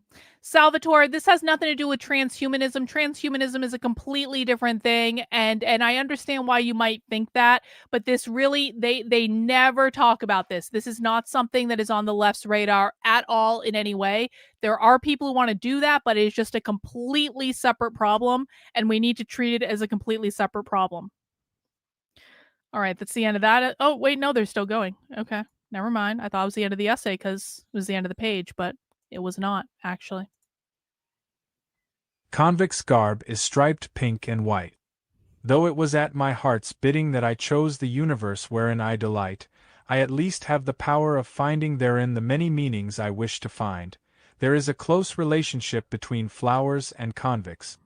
The fragility and delicacy of the former are of the same nature as the brutal insensitivity of the latter.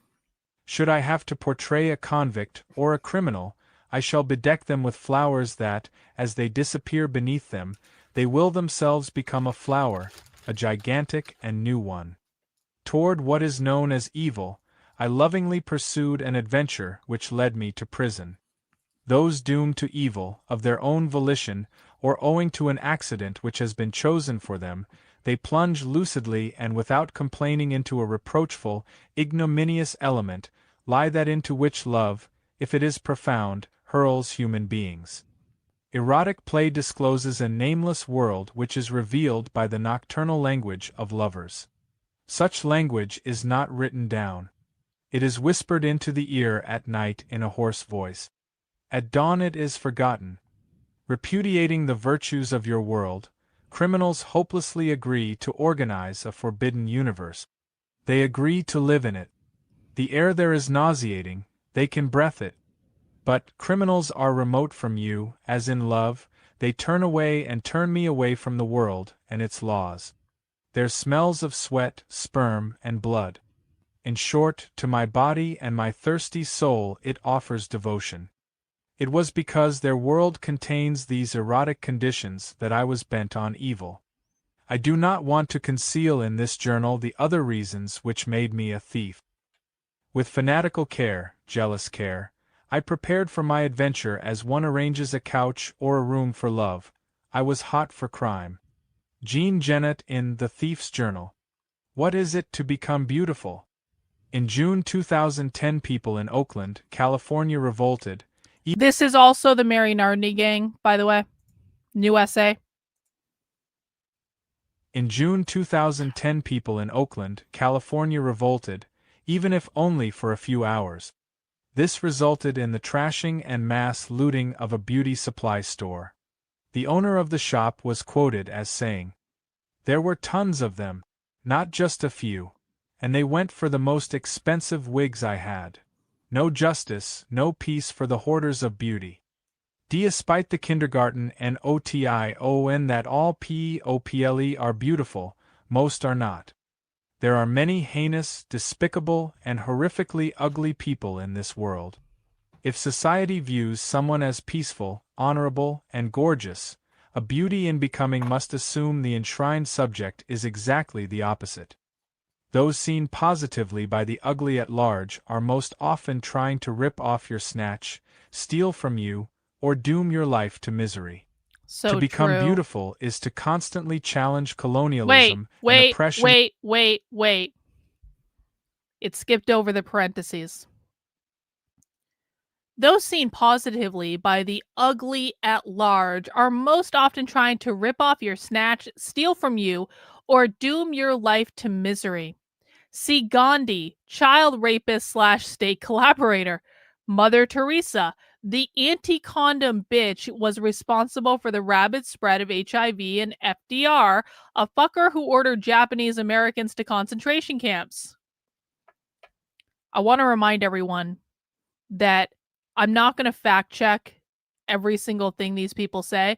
I don't know if Gandhi was a child rapist and state collaborator. I don't know if Mother Teresa was an anti-condom bitch. I tend to doubt that. Well, I mean, probably against condoms. Yeah, she was Catholic, but I don't know about any of those things. But I just want people to keep in mind that whether or not those things are true doesn't actually matter, because what matters, the FDR one is actually right. Okay.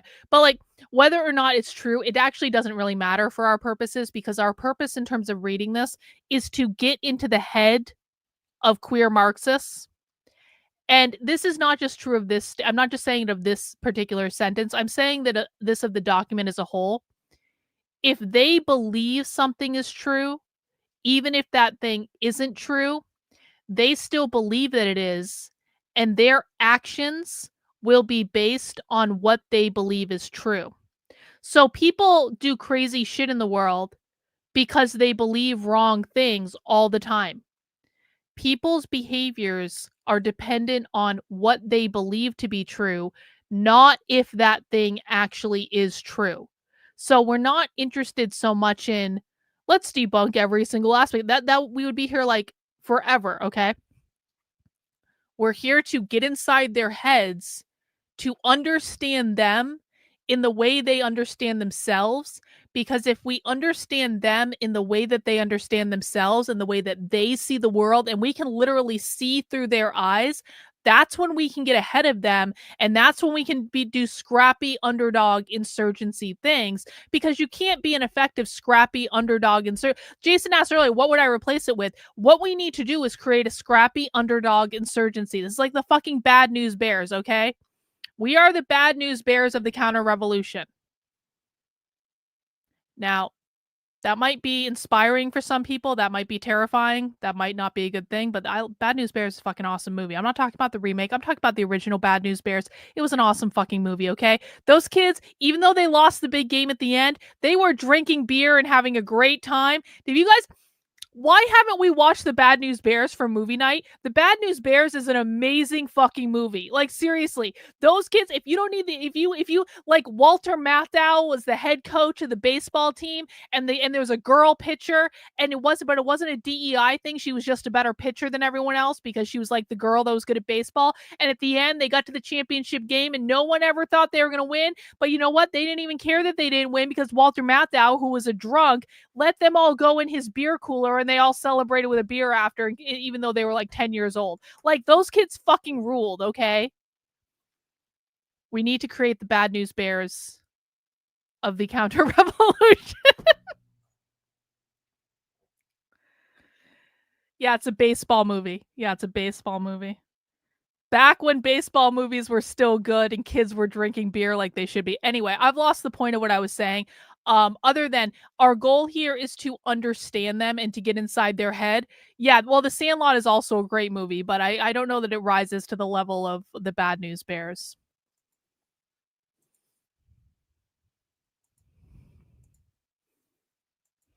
To become beautiful is to constantly challenge colonialism and oppression internally and in creative ways externally.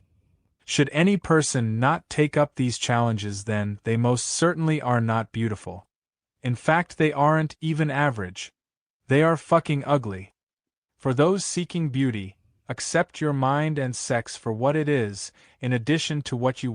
To become beautiful is to constantly challenge colonialism and oppression internally. Internalize colonialism. Colonialism means capitalism, by the way. Oppression is always a reference to capitalism. We need to challenge our internal oppression, our internalized capitalism, in creative ways externally. For those seeking beauty, accept your mind and sex for what it is, Sweet in Billy. addition to what you want it to be. The desire to modify one's features to conform to the beauty of the public pupil is worthlessness instilled. Beauty is not the fraudulent norm. Conversely, the desire to fuck who you please or to swap out that tired cock with a brand new pussy is pricelessness willed. Modify your body. I'm sorry, that was a great fucking line. Hang on.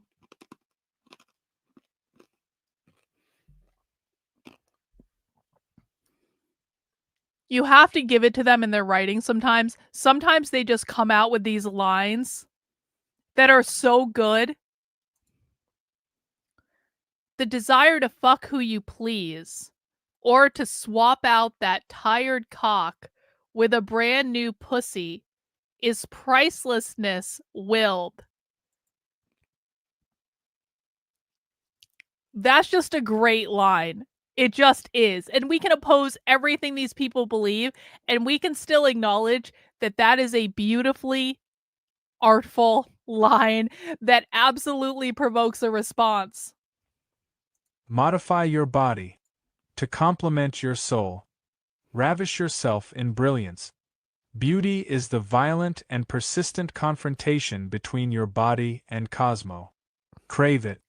Unfortunately, by the way, one of the things I'll say is, and this comes from a book called Transgender Marxism. Transgender Marxism is another book we probably need to read at some point. I actually tried to read it. It's a really hard book to read. But what I will say is that in the introduction of Transgender Marxism, they talk about the idea of having surgery, getting your boobs cut off or, other things cut off. Having surgery is like the ultimate form of commitment to the political identity because it is an irreversible process. Unfortunately, becoming beautiful is more complicated than it may seem. Internalized Truth capitalism. be told, a total makeover may not be possible at all.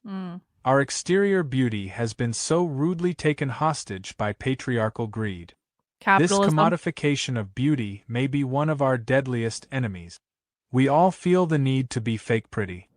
To vomit here, lift weights there, to purchase mascara, or eat practically nothing. Commodified beauty negatively affects every person. Anyone who says otherwise is a liar. So now we're getting into the question of, why do they look so strange?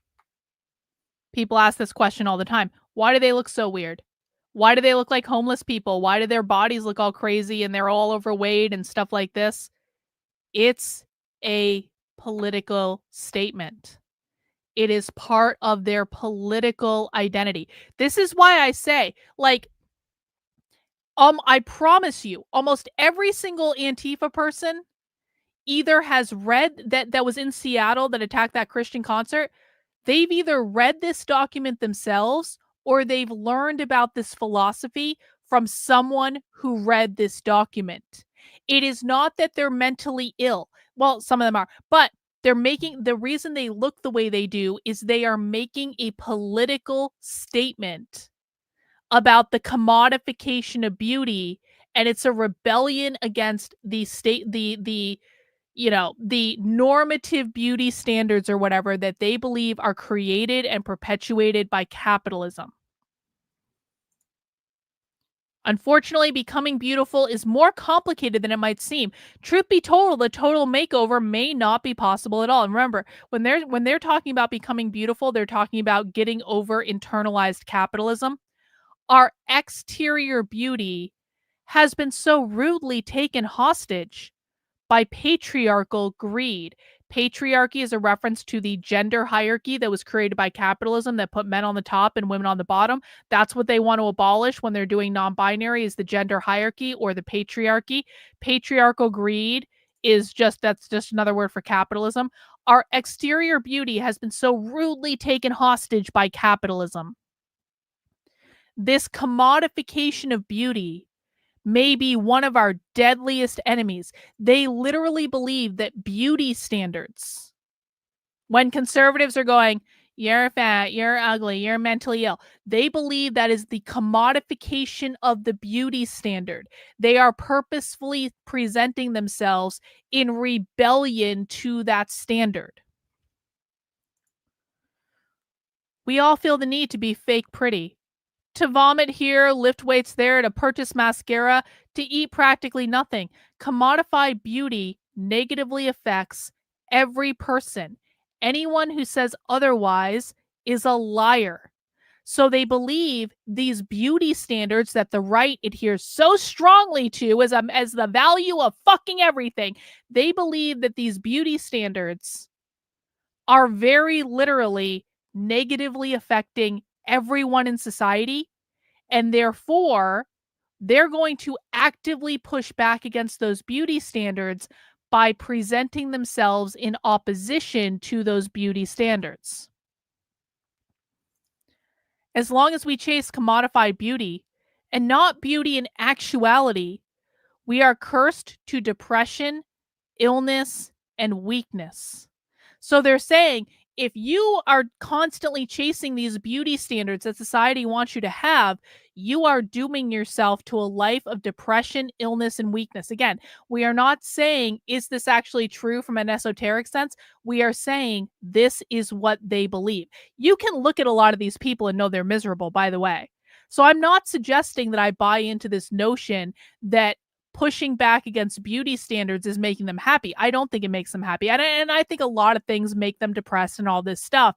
But you can look at them and know they're not happy people. But they believe if they're constantly striving to chase these unattainable standards, then they are cursing themselves to a life of depression, illness, and weakness.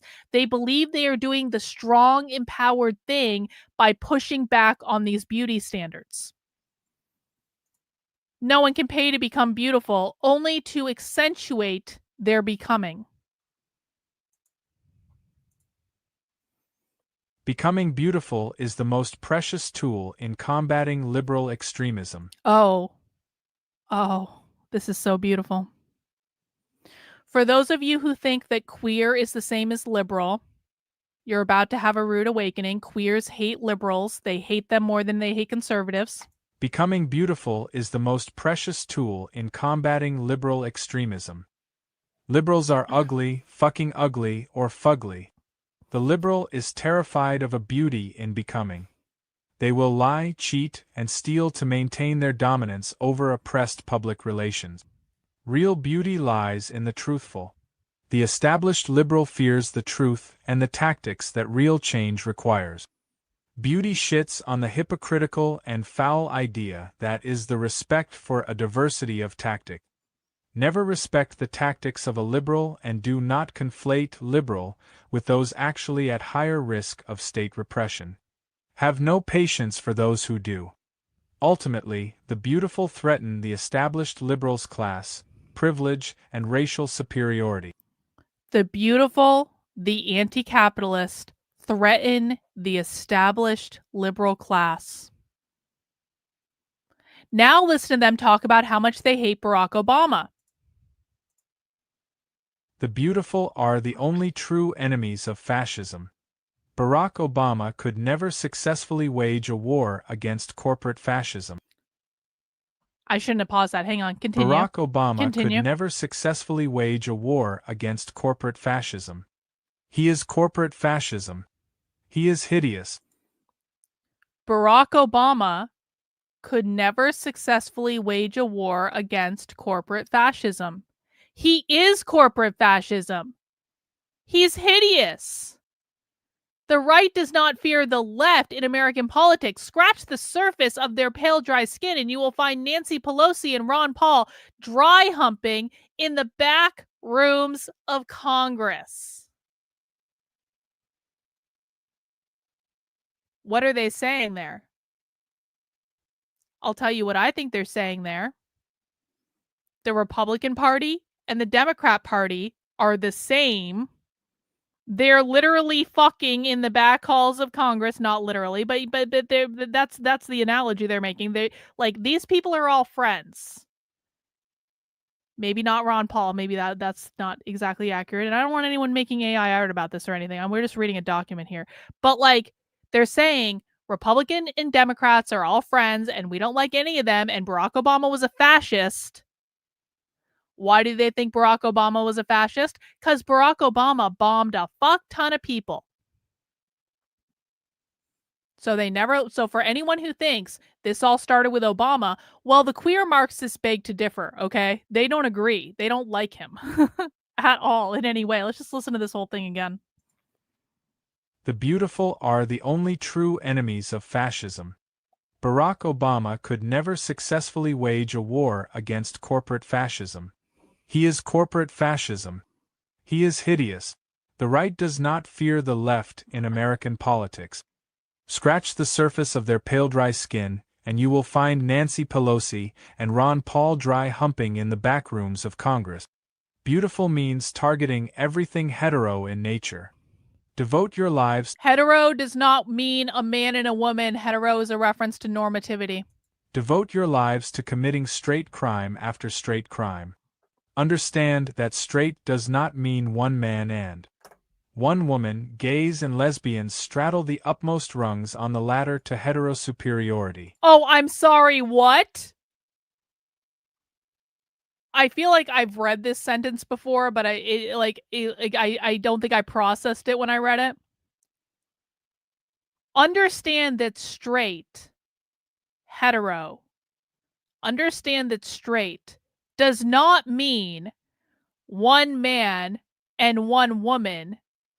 Gays and lesbians straddle the utmost rungs on the ladder to hetero superiority. I've read this before. We've read this before. I just it's like every time I read some of this stuff, like it just hits me in a different way, you know? Because it is complicated to read, and especially if I'm not like really paying attention. Like, straightness is the product of patriarchy and assimilation. What's that saying is straightness is the product of capitalism. We've listened to this before. I've covered this before. But that's real clear, isn't it? Straightness is the product of patriarchy and assimilation. It is the white picket fence in the suburbs, the gays on television blaming trannies for their unsuccessful bids at marriage, no fats, no femmes, rape, and English-only education. English-only education is straight. That's great. Straight crimes are the beautiful's physical manifestation in our war on straightness and towards the ultimate goal of creating a dictatorship of the beautiful. That means a dictatorship of the proletariat, a dictatorship of the anti-capitalist. I cannot believe I didn't register this line earlier. Understand that straight does not mean one man and one woman. They couldn't be more fucking clear.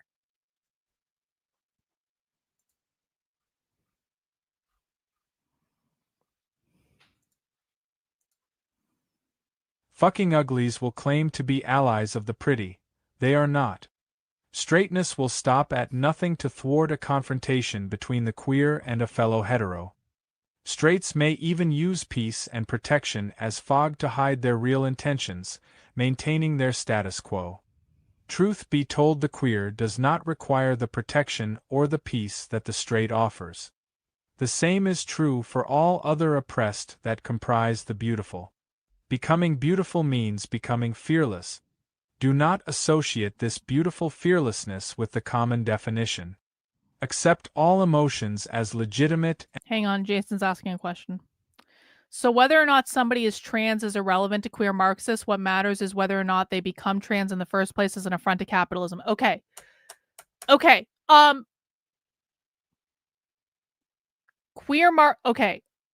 Trans doesn't always mean transition.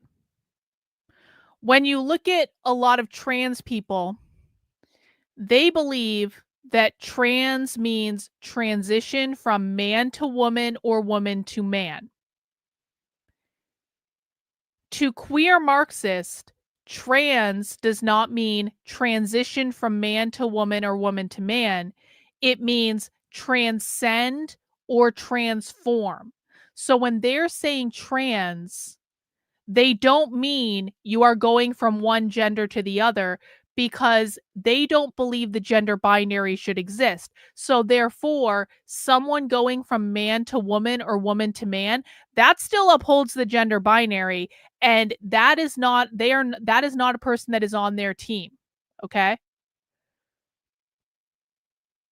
So it's not irrelevant to queer Marxists if someone is trans, but someone is not automatically queer if they're trans.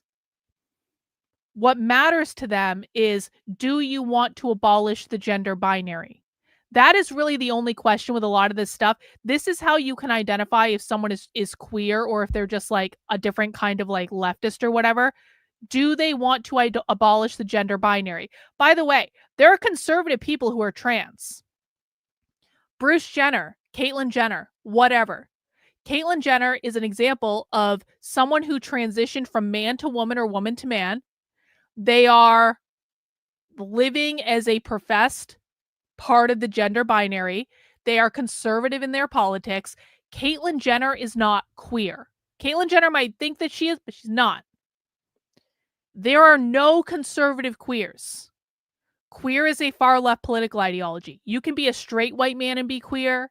You can be a trans person and be queer because you might identify as a trans non-binary person.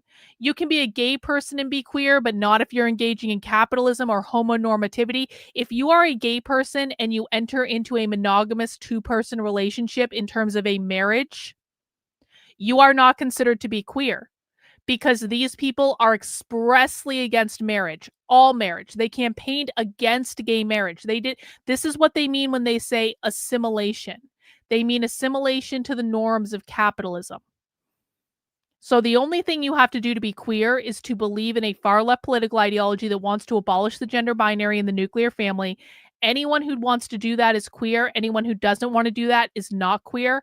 And so it's not that they don't care. Like people who are, like I said, in the book Transgender Marxism, they say that if you have like gender reassignment surgery, if you get a part of your body cut off, that is one of the highest forms of commitment to the political ideology. So it's not that they don't care, but they just have a different definition of it than you do and that other people think of. Hope that makes sense. Accept all emotions as legitimate and powerful. To the beautiful, fearlessness does not mean without fear, but fear without the possibility of stagnancy and paralysis induced by possible consequences of revolt. Instead, the beautiful would allow fear to signal caution, thought, and wisdom prior to any altercation with the ugly. This type of fearlessness will ensure a stable and safe route of travel for beauties in becoming. The queer or whore or native or person of color is the sword of those on the road to beauty. Oppression has given a resentment to these particular factions that the pimp or whitey or straighty will never know. An advantageous position to hold. If the oppressed embraced the rage that only they know, and used it as the most powerful weapon that it is, then nothing ugly could ever truly stop the beautiful. This rage is what ensures survival. It is why, regardless of millennia of colonization, there is no universe in which Jeffree Star is queer. I'm sorry. Why might that be, do you think, Patrick? Why might it be that there is absolutely no universe, no flipping universe in which Jeffree Star is queer?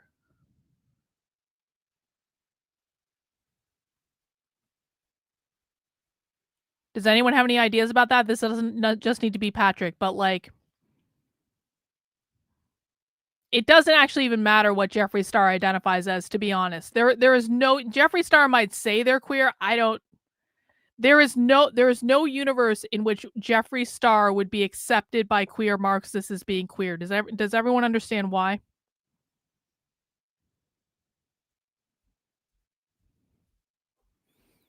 He is, well, yeah, gay. Yup, but it goes beyond that. Flamboyant gay man, yep. Yeah, Jeffree Star does not want to abolish capitalism. Jeffree Star is a very, very, very, very, very rich person. Jeffree Star is part of the bourgeois. Jeffree Star does not want to abolish capitalism in any way. Yeah, he subscribes to the norms that uphold capitalism rather severely. it is why, regardless of millennia of colonization, the native, the whore, the person of color, the tranny, and the queer still exist. The beautiful no liberation is as fictitious as God. In heaven, liberation W could only be achieved if time, as understood by the mentally inferior ugly, was rewound. Upon completion of such a strenuous feat, the guns would have to. Jason says, does colonialism mean capitalism? Yes. So basically almost everything the left says is a reference to capitalism. Imperialism, colonialism, colonization are references to stealing land from the indigenous people and privatizing it under the oppressive force of capitalism. They also can use colonization and colonialism more esoterically to say your mind has been colonized by capitalism. You are raised with capitalist values. Your curriculum in your school has been colonized. We have to decolonize it, removing capitalism from the curriculum. So no, colonialism, well, whiteness is a different thing. So whiteness also is a reference to capitalism. White supremacy is a reference to capitalism because it's a reference to systemic racism. Systemic racism means the system that upholds racism. The system that upholds racism is capitalism, which is private property ownership. So almost everything the left says comes back to capitalism in some way, shape, or form. What it is these are all different vectors for attacking capitalism. So we're saying whiteness is capitalism. That's one attack. Patriarchy is capitalism. Colonialization is capitalism. Imperialism is capitalism. What else? Normativity is capitalism. The prisons are capitalism. The police are capitalism. Borders are capitalism, etc., etc., etc. It basically all means capitalism, but like it's different aspects of capitalism. Are conservatives even close to accurate when they say that anti-colonialism is an anti-white movement? No, no, they're not. Okay. No. Okay, it's going to be no, but. From the left's perspective, anti-colonialism is absolutely not an anti-white movement.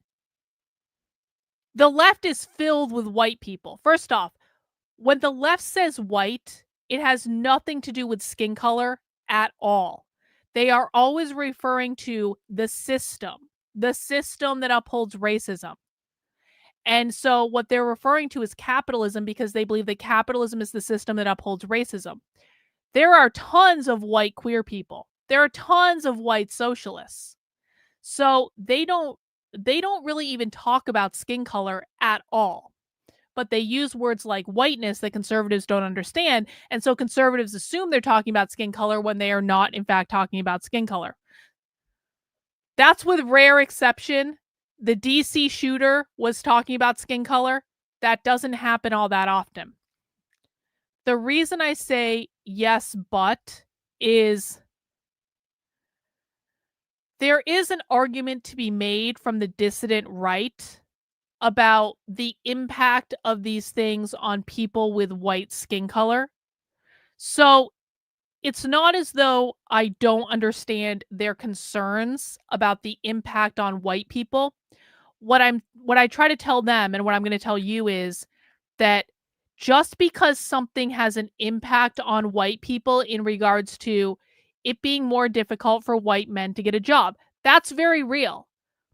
That is a trickle-down symptom of this thing. It's not the intention of this thing. It's not like the left didn't start out to say, we're going to prevent all white men from getting jobs. That's not what they're talking about. I've got a bone to pick with you. And you know what that bone is. And it's ironic, and I love and adore you. I really do. I love and adore you. But it's ironic. This is ironic considering the bone I have to pick with you. All right. Back to Jason.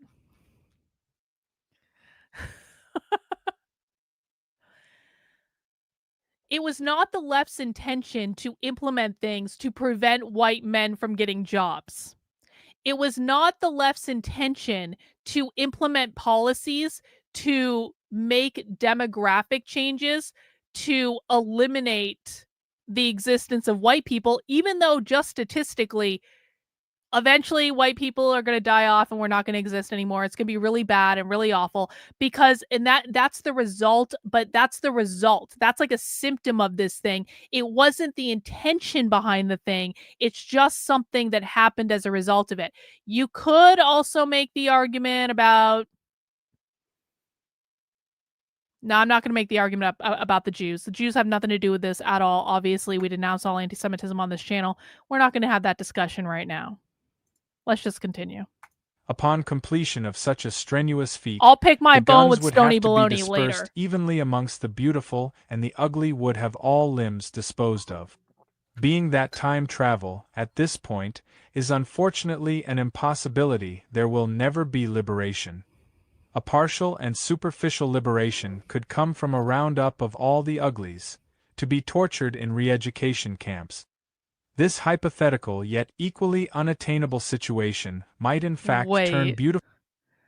A partial and superficial liberation would come from a roundup of all the uglies, the capitalists, to be tortured in re-education camps. We're going to torture Stony Baloney in a re-education camp, I think, to teach him that whiteness has nothing to do with white people, unlike what Jack Posobiec thinks.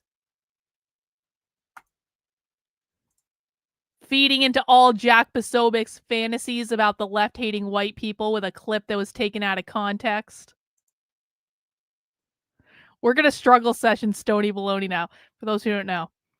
Master Shake is Stony Baloney. He's on the hot seat. He's going to get struggle session before this night is over. Be like, you asshole, posting a clip about whiteness and claiming it was about white people.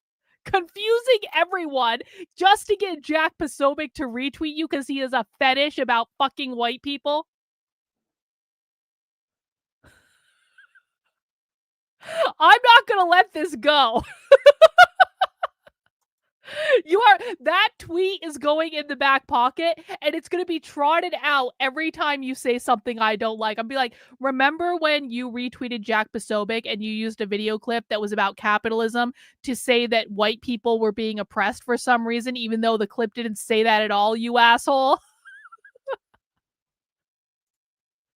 This hypothetical yet equally unattainable situation might in fact turn beautiful people on and dispose of. Yes, this is exactly right. Jason, if you just start from the base assumption that they're literally always talking about capitalism and hierarchy and then work your way out from there, then you will be smarter than most people on the right when it comes to the left. This hypothetical yet equally unattainable situation might in fact turn beautiful people on and dispose of the ugly. Revenge of this type is still not complete liberation. Complete liberation is a condition only occupiable by people, animals, or things that have never been subject to commodification. In this terrible world of the ugly-ass fascists, everything beautiful has been used as a pawn for too long. Fascism is a reference to capitalist. In this terrible world of ugly-ass capitalists, everything beautiful has been used as a pawn for too long to ever be absolutely out of play. Becoming beautiful means fighting a liberatory struggle without a utopian illusion of liberation. Revolution is as fictitious as Jesus on the cross. The ugly has perfected the art of co-optation and recuperation. That's interesting. At this point, ugliness is able to connaturalize itself with most emotional or philosophical state. Consequently, the beautiful are left with a non-war but certainly not a peaceful desire. All there is to be embraced by beauties in becoming is a debauched nihilism, a collective hedonism, not to be confused with an apathetic debauchery. It is rage that ought to be harnessed, if not gorgeously abused, to ensure survival and happiness. Under the thumb of an omnipotent yet hidden in plain sight fascism, utmost stealth is something to be considered by beauties in becoming. Travel down the yellow brick road of struggling beauty is sometimes only accomplished by donning the master's clothes. This is true for whores of all types, whether assimilationist or countercultural, whether corporate or street, whether on the path of fraudulent beauty or pounding the yellow brick. We all sacrifice ourselves to manipulate the enemy. The mirror is a weapon, smash it only after the black flag has burned. To this end, nothing is more important than keeping goals set high and consciences guarded. Discover your beauty. Keep your beauty close to your heart. Have faith in your beauty. Hold on to your beauty. Feel your beauty. Know your beauty. Caress your beauty. As a reminder, when they say beauty, they mean anti-capitalism. Caress your beauty. Finger your beauty. Oh. Eat your beauty. Oh. Fuck your beauty. Oh. Beauty is your only secret. Parade it as you must. Become as beautiful as you can. Above all, be your beauty. Those deserving of beauty know that one day the world will belong to the beautiful. Becoming beautiful is the youth's only hope. Becoming beautiful is an extreme measure, sure, but it is the only path to happiness, love, self-fulfillment, and revolt. The war may not be here, it may never come, but the beautiful have almost arrived. Although sharpening the sword's blade while living in the non-war is essential, becoming beauties must dust off time's old layers of illusion. The illusionary layers being revolutionary war against ugly people resulting in ultimate liberation of trannies and queers. So, illuminate rage and resentment. These distinct emotional logics are the only weapons accessible to pretty people that can never be incorporated into the army of ugly prick. Dispel your illusions for the sake of beauty. Revolutionary war is impossible. Liberation is unattainable. Queer ultraviolence is beauty. Ooh. Interview with the Mary Nardini gang. All right. Does it actually read it? Vengeance. Does being a proletarian change for you being a militant queer? Mary Nardini.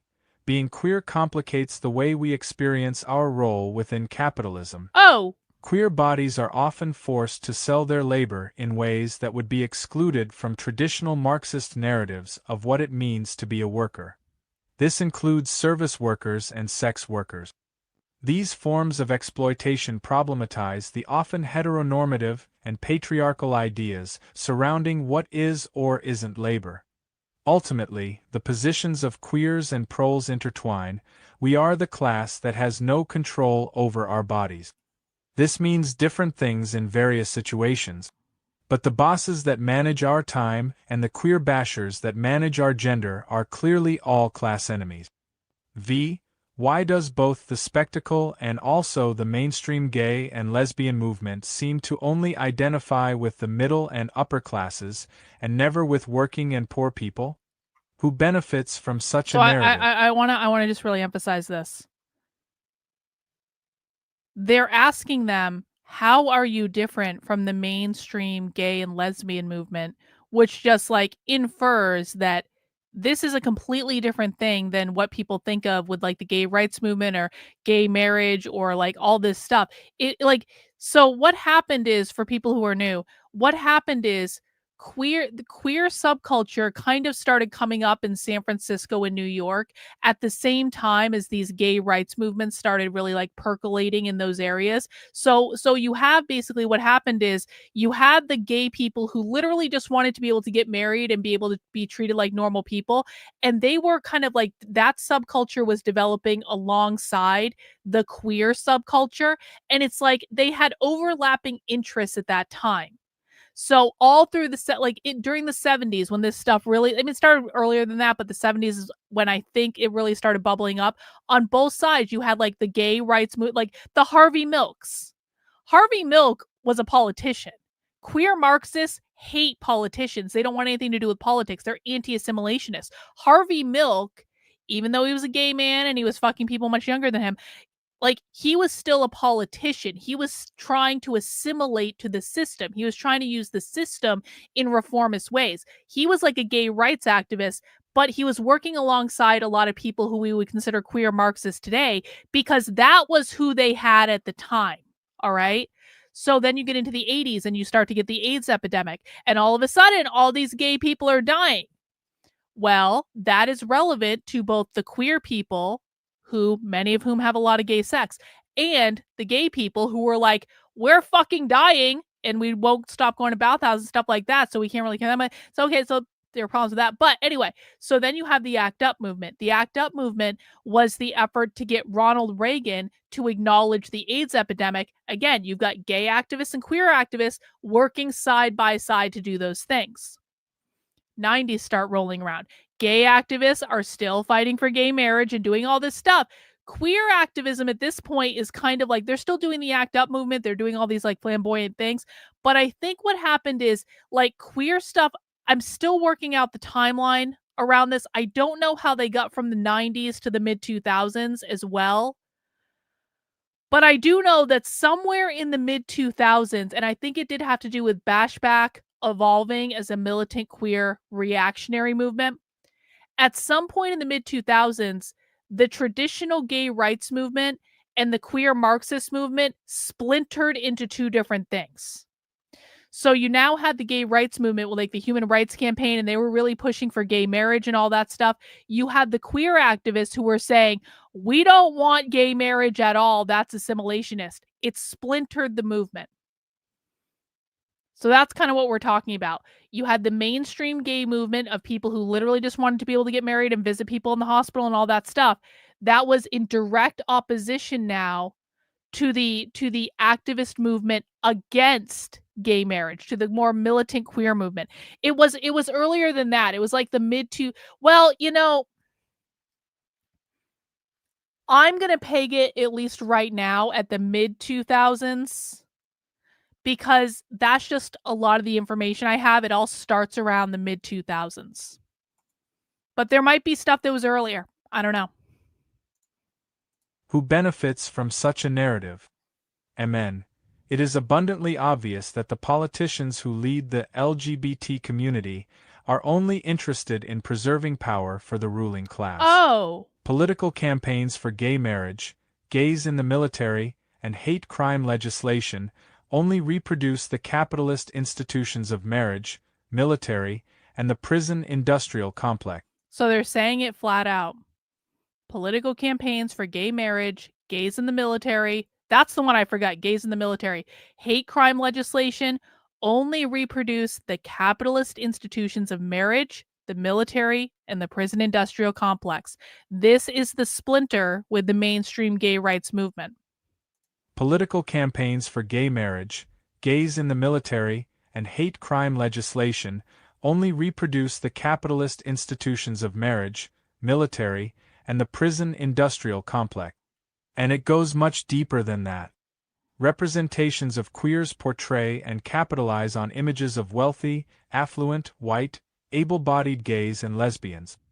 You only need to look as far as Will and Grace or a copy of any LGBT magazine to see the way that queer bodies and desires are shaped by capital. Within anarchism, there seems to be a coming clash between activists and hooligans. Why do you think this is? What are the tensions that have given rise to this division? MN. To be cheesy and quote the coming insurrection, everyone finds herself forced to take sides, to choose between anarchy and the fear of anarchy. The divide that is happening in the broader anarchist milieu is also happening among radical queers.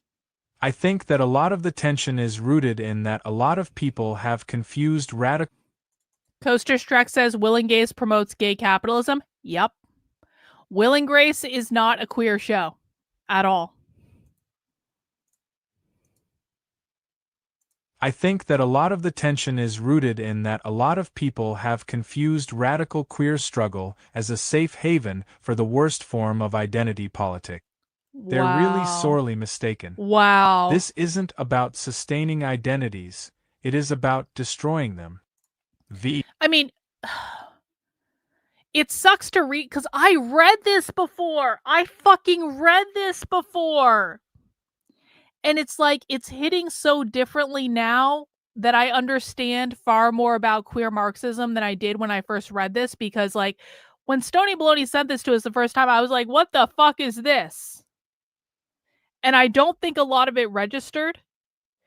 we need to go back and rewatch every queer Marxist thing. And I've said this before. We've kind of done this every once in a while.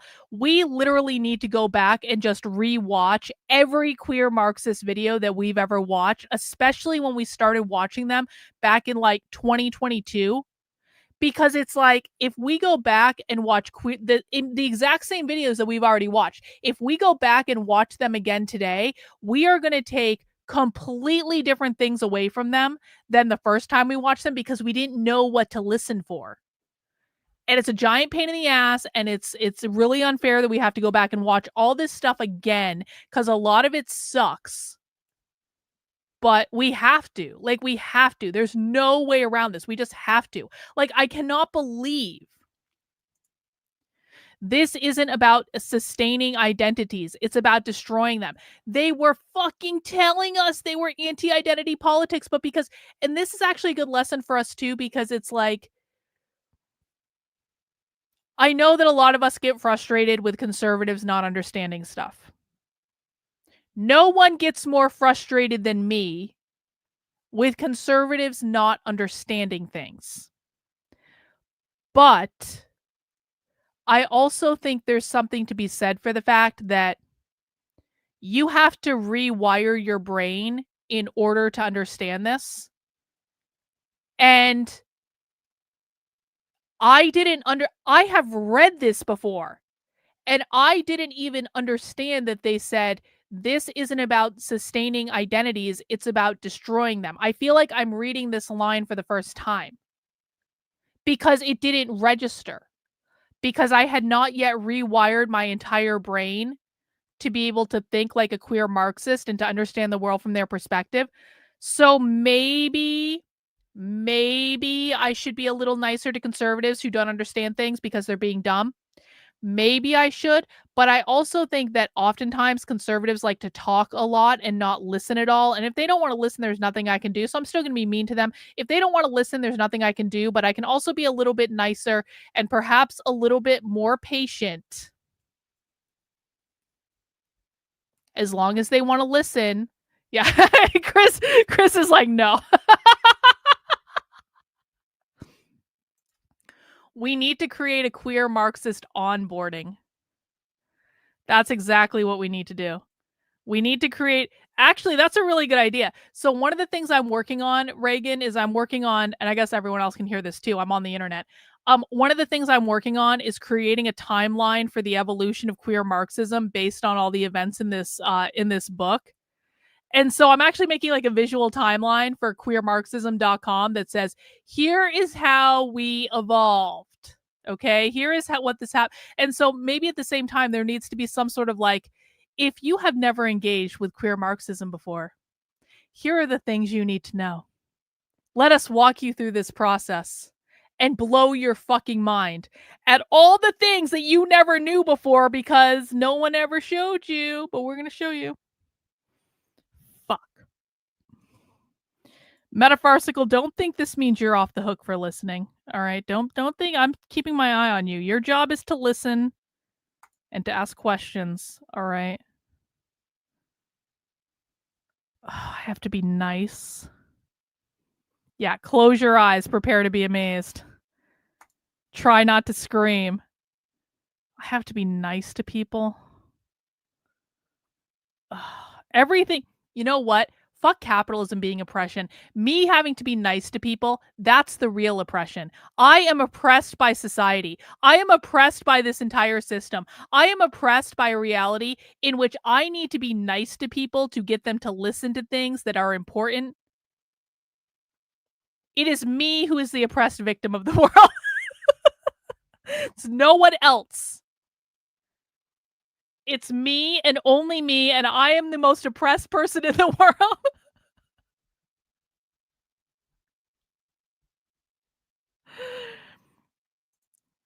See, that's why I like Jeffrey. You're like a Marine Corps sergeant for this. There is no room for the weak or uneducated. I continue to shut up and listen. That's right. I am a fucking drill sergeant on the far left. I'm like, sit your fucking ass down and open your ears and listen. Exactly. You know what, Jason? Points to you for correctly using the word decolonization. I need to decolonize my mind so I can learn what that even fucking means. Exactly. Yeah, I know what you meant. We forgive typos here. All right. V.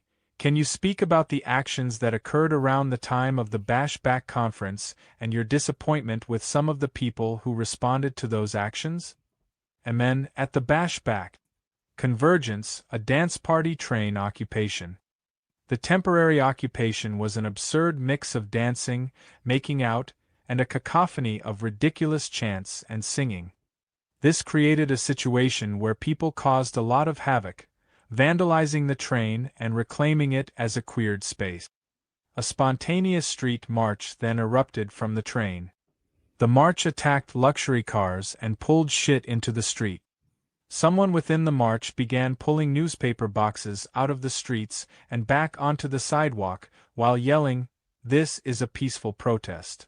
After the news boxes were removed, a police cruiser literally ran over someone's foot and officers began beating people with their telescoping batons.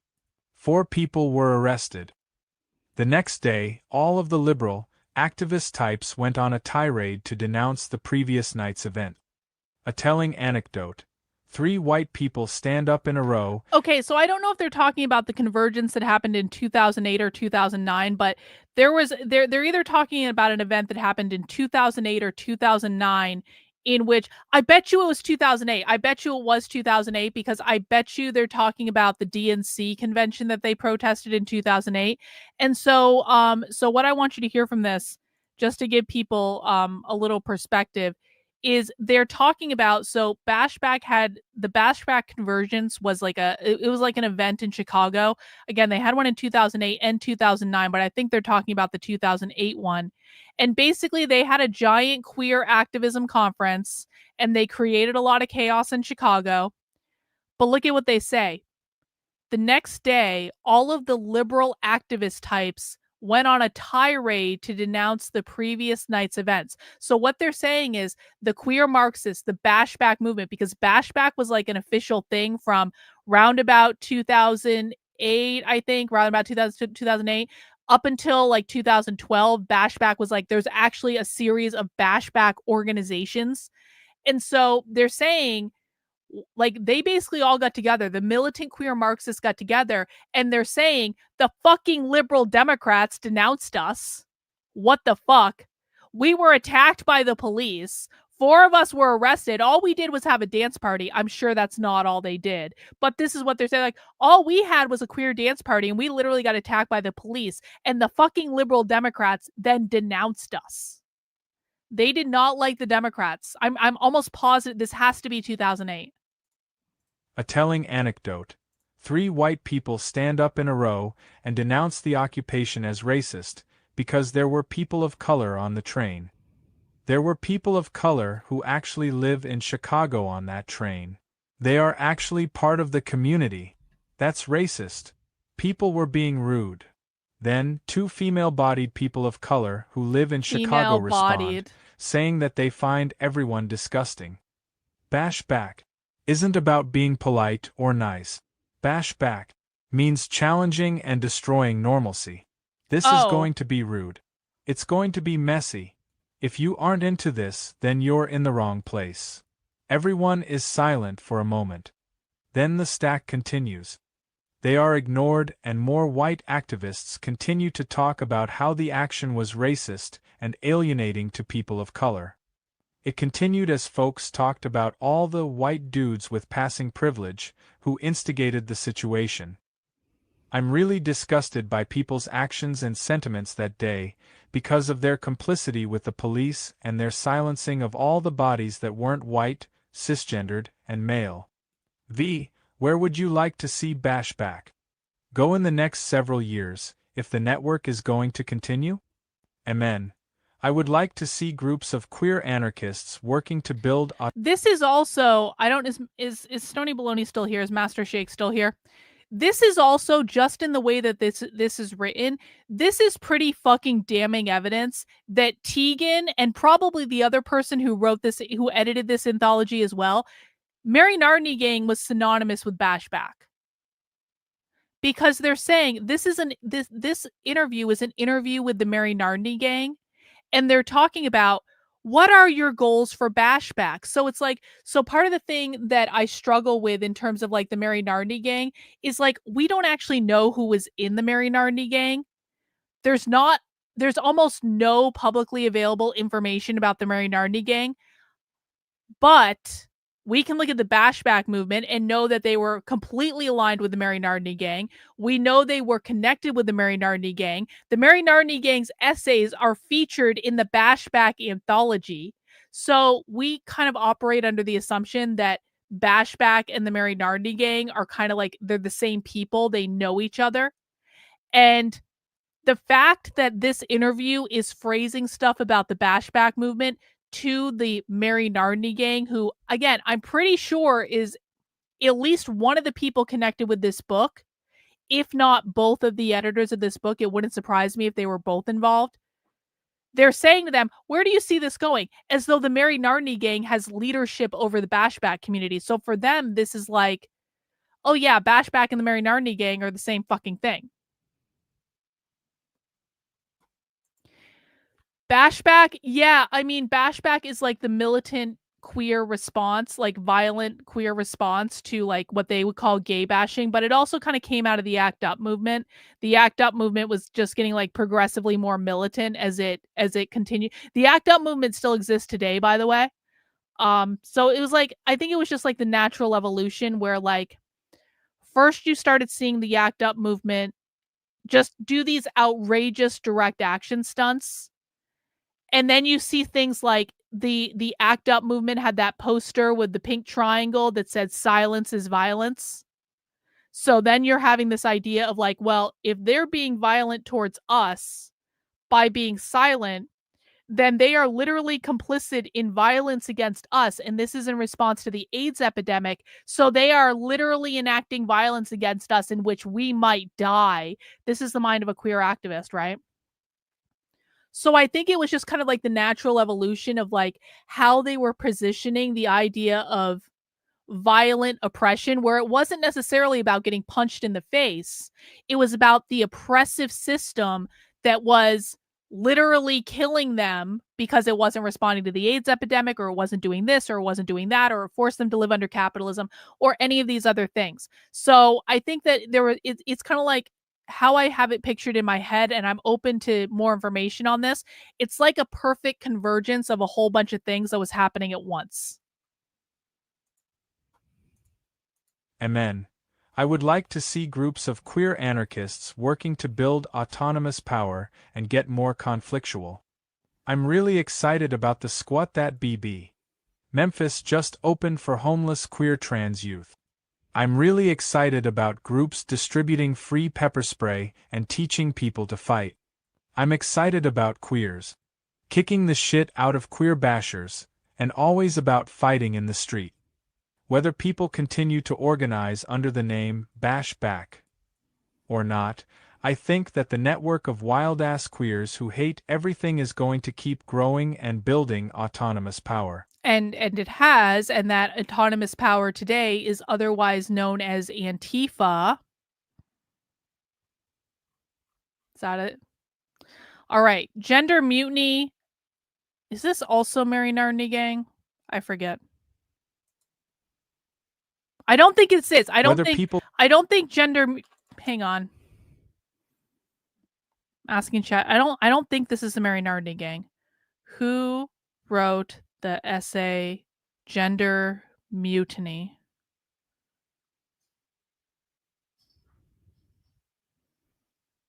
Hang on, we're ChatGPTing this answer. I've uploaded this entire book into ChatGPT. It's actually really interesting. No, that's not it. Oh, this is from an organization called Pink and Black Attack. This essay is also in Queering Anarchism, which is another book that we're reading right now. So this is from like a radical queer anarchist movement called Pink and Black Attack. Pink and black are the colors of queer Marxism. Whether people continue to organize under the No. Read here. Gender Mutiny. Hell hath no fury. How is it to be done in the ass? Oh, Preliminary notes on modes of production. What follows is a compilation of the original works of the nihilist queer theorists calling themselves gender mutiny. ah, As with the Mary Nardini gang, GM has been a highly influential, if faceless, force in negative and stylish queer theory. great. We've included 3 essays by GM. Hell hath no fury, how is it to be done in the ass? And preliminary Oh, I notes on see. modes Okay. of reproduction. I see. So In Gender Mutiny addition is to the these 3 organization. essays, we have included an interview see. with a scumbag associated with the group. Scumbag is a good Hell thing in this hath case. no fury, a chronology of genderfuck insurrection. Great. By Gender Mutiny. Hell hath no fury like a drag queen scorned. Sylvia Rivera. That's The Stonewall. chronology below requires little introduction. The actions of all these rioters speak for themselves. Suffice to say that this chronology is a small attempt to address a fallacy in popular conceptions of insurrection, I haven't read that these, by the way. insurrection is macho, masculine, or that it reinforces gender norms. There it is. It should also address another fallacy in the commonly understood chronology of queer and trans resistance, the one that says Stonewall was first. A note on language. Any terms we apply anachronistically will fail to reflect the ways these individuals and collectives identified. Moreover, we have first-hand accounts from none of these rioters, except some of the participants from Stonewall and Compton's. Since any language we choose for such a broad span of time, place, and culture will be historically inaccurate, we just say genderfuck insurrection. Okay. It has the nicest ring to our ears. Genderfuck is an active term. It speaks of a force that acts upon gender normality. Gender binary. This is more interesting to us than other terms that are passive and speak of identity, which attempt to freeze and quarantine gender transgression into special individuals. Our tour begins in Greece, the cradle of democracy and the location of the most recent massive insurrection against the false hope of democracy. Ooh. 390. In Thessalonica, Greece, Butheric, the commander of the militia, arrested a popular circus performer under a new law that punished male effeminacy. The people of Thessalonica.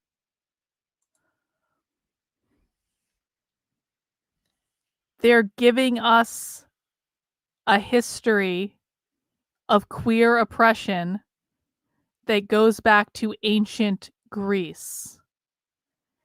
Is it possible that this collection of essays is kind of like one of the earliest forms of the argument that non-binary have always existed in these indigenous cultures, and they've always been venerated as parts of because we've heard this many times where like queer activists will get up and they'll go, non-binary and queer people have existed all throughout history, and here's a map and historical context for all the non-binary and documented queer people that existed as revered leaders in the community all throughout history. This is like where Two-Spirit comes from, where Two-Spirit is like a specific Native American or indigenous reference to people not being men and women. I kind of wonder if this is the thing that inspired all that. In Thessalonica, Greece, Butheric, the commander of the militia, arrested a popular circus performer under a new law that punished In male the time effeminacy. of Christ was The queer. people of Thessalonica, who loved the performer, rose up in rebellion and killed Butheric. In response to the insurrection, authorities rounded up and massacred 3,000 people. 1,250. In southern France, a small crowd of cross-dressed males pranced into the home of a wealthy landowner. They sang, "We take one and give back 100, and ignored the protestations of the lady of the house as they looted the estate of every possession. 1450 to 51. These were the years of Cade's rebellion in Kent and Essex, England. Led by the servants of the Queen of the Fairies, A queer the peasants rebellion. broke into the Duke of Buckingham's land and took his bucks and does. 1530. During his campaign of conquest against communities of resistance in western portions of New Spain, Spanish conquistador Nuno de Guzman wrote of a battle. The very last indigenous warrior taken prisoner after the battle was, in the conquistador's words, a man in the habit of a woman who had fought most courageously.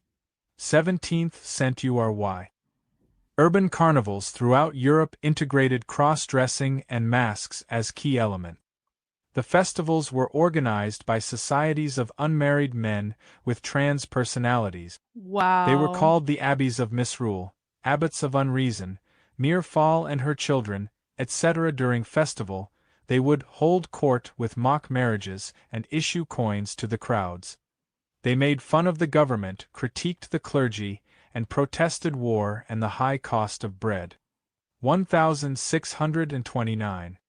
In Essex, England, a grain riot was led by Captain Alice, who was trans. 1630. In Dijon, France, Mirfall and her infantry went beyond throwing carnivals and mocking elite. They led an uprising against royal tax officers. As a result, a furious royal edict abolished the Abbey of Misrule. 1631. Riots against enclosure in England was led by Lady Skimmington, at the head of a mob in drag. 1645. In Montpellier, France, a tax revolt was led by La Branlère, a term used for masculine women. 1000. So they're basically giving a long historical account of all the times in which queer people throughout history rose up to fight against normativity and capitalism. 1720.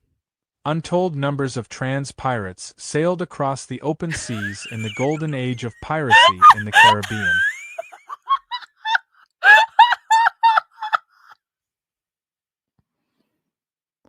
A pirate, you say? A pirate. Untold number of trans pirates sailed across the open seas in the golden age of piracy in the Caribbean.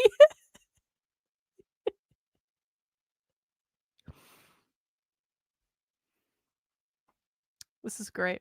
This is exactly what I wanted tonight. This makes me feel so much better. Untold numbers of trans pirates sailed across the open seas in the golden age of piracy in the Caribbean. It was not altogether uncommon at the time for women to pass as men, while sailing in the navy, on mercantile ships, and as pirates. The two most well-known trans pirates of the era are Reed and Bond. They sailed together with Captain John Rackham, and their stories are known from when they were put on trial for piracy. They were said to be the most fierce and courageous fighters in their crew. Yeah, I bet. Like most pirates, they were faggots. Oh. 1725. Since 1707, I have to take a screenshot of this. Hang on. I have to. Trans pirates. Trans pirates. Ahoy, matey. Okay, continue. Since 1707, the For the memories, Societies for the for the Reformation lulz. of Manners carried out systematic attacks on London's queer underground. More than 20 Molly houses were raided by police in London, and many Mollies publicly dragged and hung for cross-dressing. But on one day in 1725, the police attempted a raid of a Covent Garden Molly house, and the crowd of Mollies, many in drag, fiercely and violently fought back. 1728 to 1749. To cite but 4 examples, toll gates were demolished by bands of armed men dressed in women's clothing and wigs in Somerset in 1731 and 1749, in Gloucester in 1728, and in Herefordshire in 1735. 1736. Porteous riots, which were sparked by a hated English officer and oppressive custom laws and expressed resistance to the union of Scotland and England, were carried out by men disguised as women and with a leader known as Madge Wildfire. 1760s. This was the decade of the White Boy Commons restoration movement in Ireland. The White Boys, a peasant guerrilla group who called themselves fairies and did mischief at night, were a central feature of the rural class war. They destroyed enclosures, sent threatening letters to elites, reclaimed properties seized by landlords, and freed Property! bound apprentices. They were finally put down by armed force. Their spirit inspired the formation of the Lady See you, Rocks Tolkien and Lady fan. Clares in the 1820s and 1830s, and the later Ribbon Societies and Molly Maguires, all of whom cross-dressed, and were involved in Ireland's anti-enclosure and anti-colonial struggles. 1770s. In Beaujolais, France, male peasants dressed as women attacked surveyors who were assessing their lands for a new landlord. 1812. One of the early Luddite rebellions against the Industrial Revolution was led by General Ludd's wives, two cross-dressed workers. The mob of hundreds broke windows, stoned the house of Joseph Goodare, and later set fire to his house. They destroyed the products in the steam loom factory, smashed the looms, and burned the factory to the ground. The rioting went on for 4 days until it was stopped by the military at Stockport, but then broke out again at Oldham. 1820s. The Lady Rocks militant Irish resistance group was active during this time. They were inspired by the White Boys and wore bonnets and veils. 1829. The War of the Demoiselles in the Pyrenees was a peasant uprising against restrictive forest codes in which the peasants cross-dressed. The Lady Clares, a militant Irish resistance group, was active in this decade. They were inspired by the White Boys. Their official costume was cross-dressing. 1839 to 8. I bet you if we find that, do you guys remember we once watched a presentation in which they had created a whole map where you could like click around the world and learn how non-binary people had always been a part of that culture? I'll bet you money if we ever find that map website again, I bet you money that like we can go through and all of the things in this essay are going to be on that map website. Wouldn't that be funny? We should look for that. 1839 to 1844. The Welsh tollgate riots were carried out by Rebecca and her daughters. One well-documented instance was on May 13, 1839. At dusk, a call of horns, drums, and gunfire are heard across the western Welsh countryside. Armed male peasants, dressed as women, thunder up on horseback, waving pitchforks, axes, scythes, and guns. As they storm the toll gate, their leader roars, "Hurrah for free laws! Toll gates free to coal pits and lime kills." These demands are punctuated by a cacophony of music, shouts, and shotgun blasts. The rebel troops smash the toll barriers and ride away victorious. They call themselves Rebecca and her daughters. The Rebeccas are active for 4 years. In Wales, leading thousands of cross-dressed daughters in the destruction of turnpike toll barriers. They receive widespread popular support. 1843. The militant resistance group the Molly Maguires were active in Ireland during this time. Inspired by the White Boys, the word Molly was the equivalent of what we might call Queen today. 1959. In Los Angeles in May, police attempted a raid on Cooper's Donuts, a late-night hangout for drag queens, butch hustlers, street queens, and Johns. The cops demanded IDs. The queers fought back. Donuts and coffee cups become projectiles. Fighting spilled out onto the street. The cops take. Yeah, I mean, it is kind of boring to go through a timeline, but I do also think it's important that I just fucking hunker down and fucking read the book. What the fuck? What did I just do? No! A simple revolution. Oh, I just lost our place? Oh.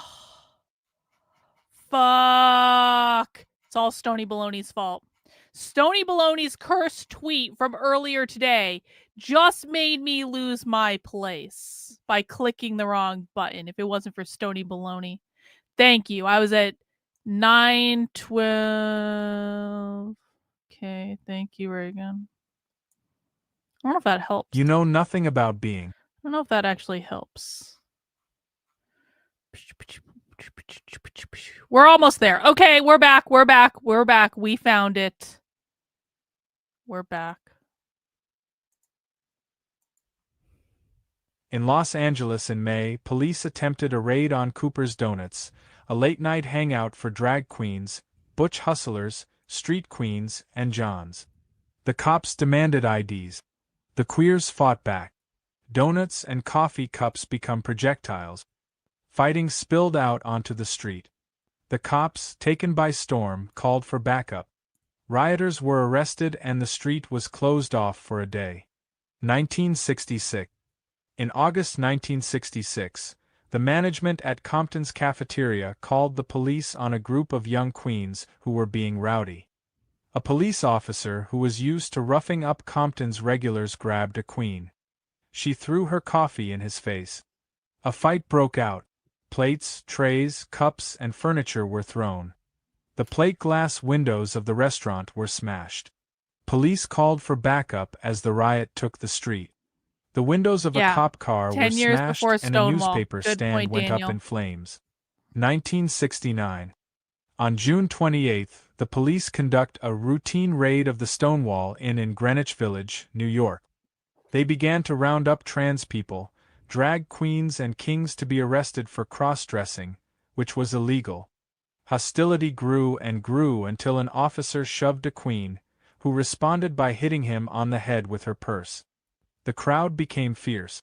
Cops were pelted, first with coins and then with bottles and stones. When a bull dyke resisting arrest called to the crowd for support, the situation exploded.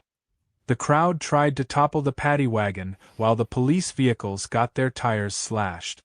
The crowd, already throwing beer bottles, discovered a cache of bricks at a construction site.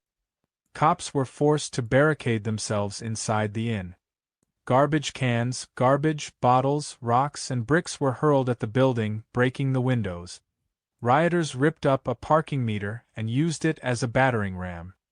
The mob lit garbage on fire and sent it through the broken windows, squirted lighter fluid inside and lit it.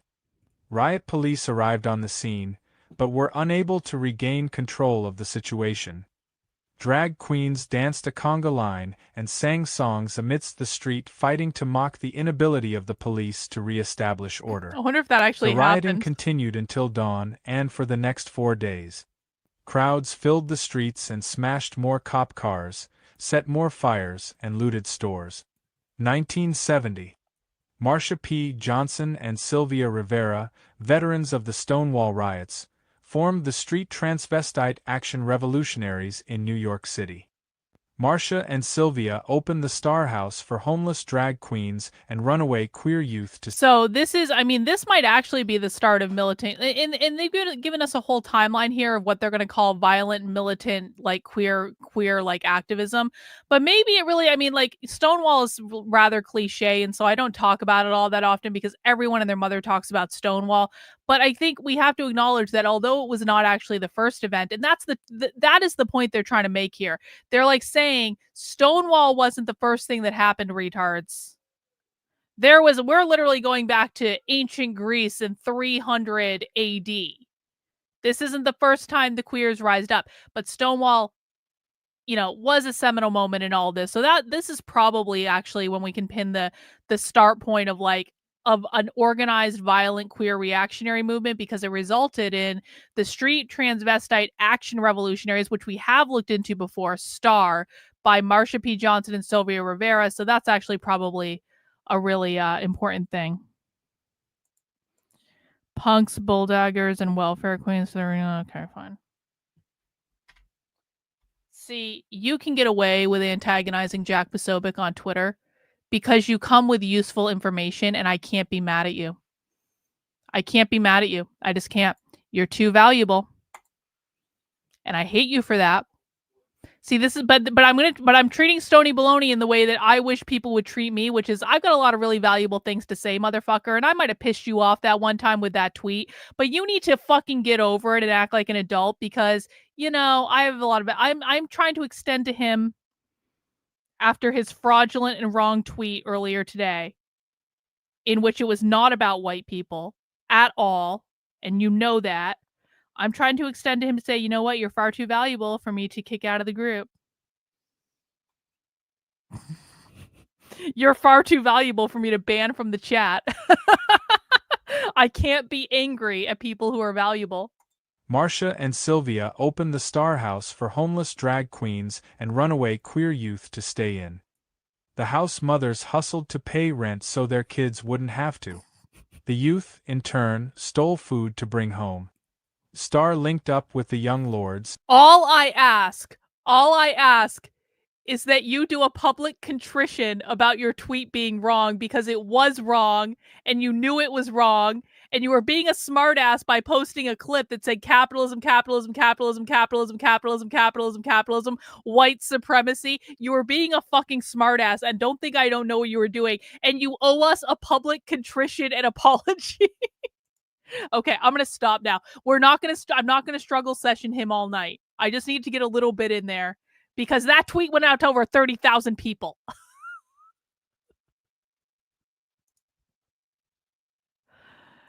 None! They're all talking about white people!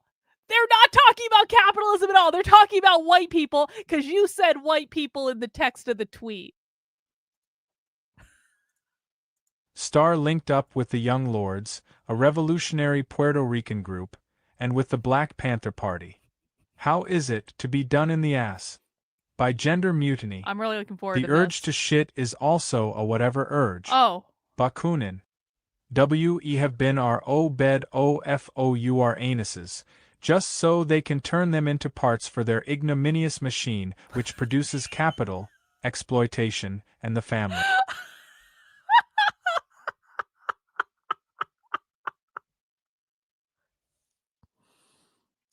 We have been... I cannot believe I'm reading... I want to remind everyone at this juncture that I have an actual PhD.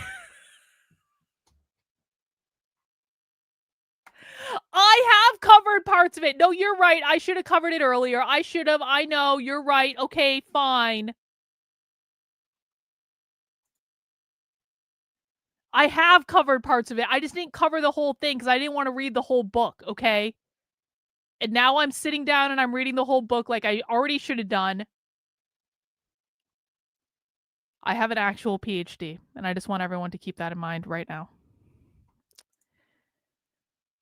We have been robbed of our anuses just so they can turn them into parts for their ignominious machine, which produces capital, with a capital C, exploitation, and the family.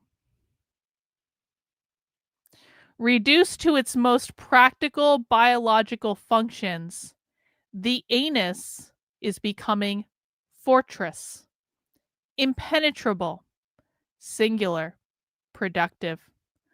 Our very excrement is assigned commercial value. So many nutrients per cubic foot, average moisture content, cost of processing.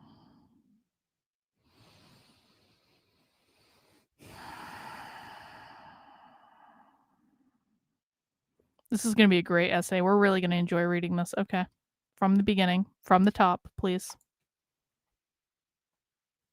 We have been our bed our anuses, just so they can turn them into parts for their ignominious machine which produces capital, exploitation, and the family.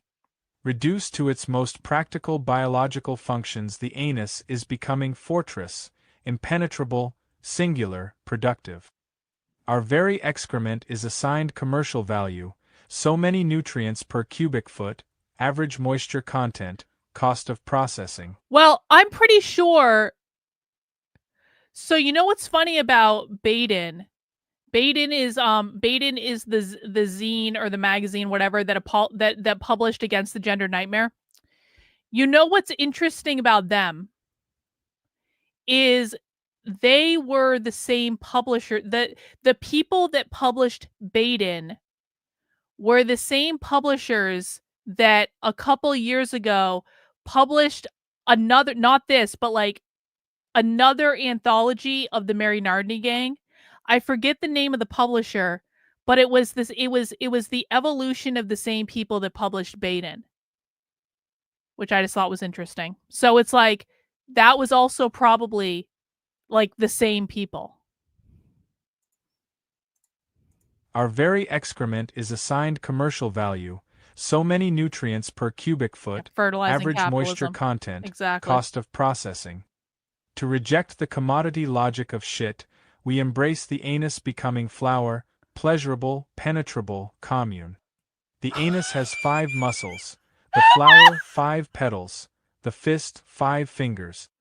The anus is the common sexual nexus, an enclosure in the commons of pleasure. We refuse the mediation of our anuses under the logic of biopower, instead unveiling their insurgence by elaborating a logic of scat. In other words, the anuses of our revolt are scatological rather than biological. The human strike blossoms at every point of rupture, which is to say, at every point of emergence. Let us speak of the anal rupture, the emergence of fecal matter from our bodies. No. The human scatological strike will produce nothing in the act of defecation, while leaving nothing behind but an empty rectum. In the space of this void, we become whatever singularities.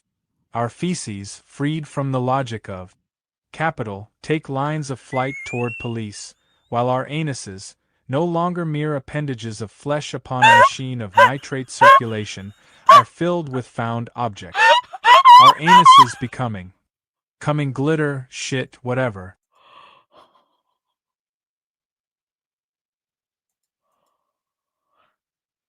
Yeah, literally no one else on the internet is showing this shit. Literally no one else on the internet is talking about the anus and fucking communism.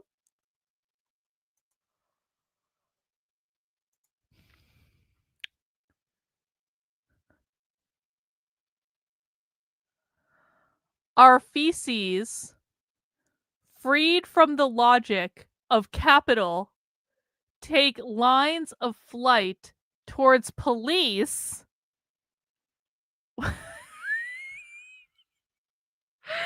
talking about throwing shit at the police.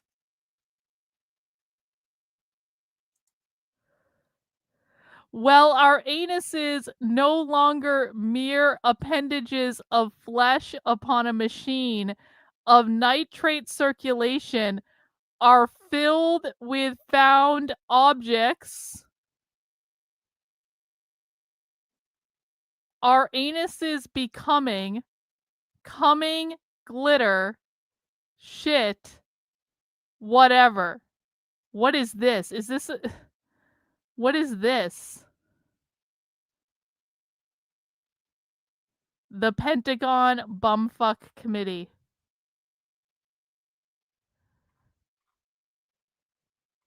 What does this even mean?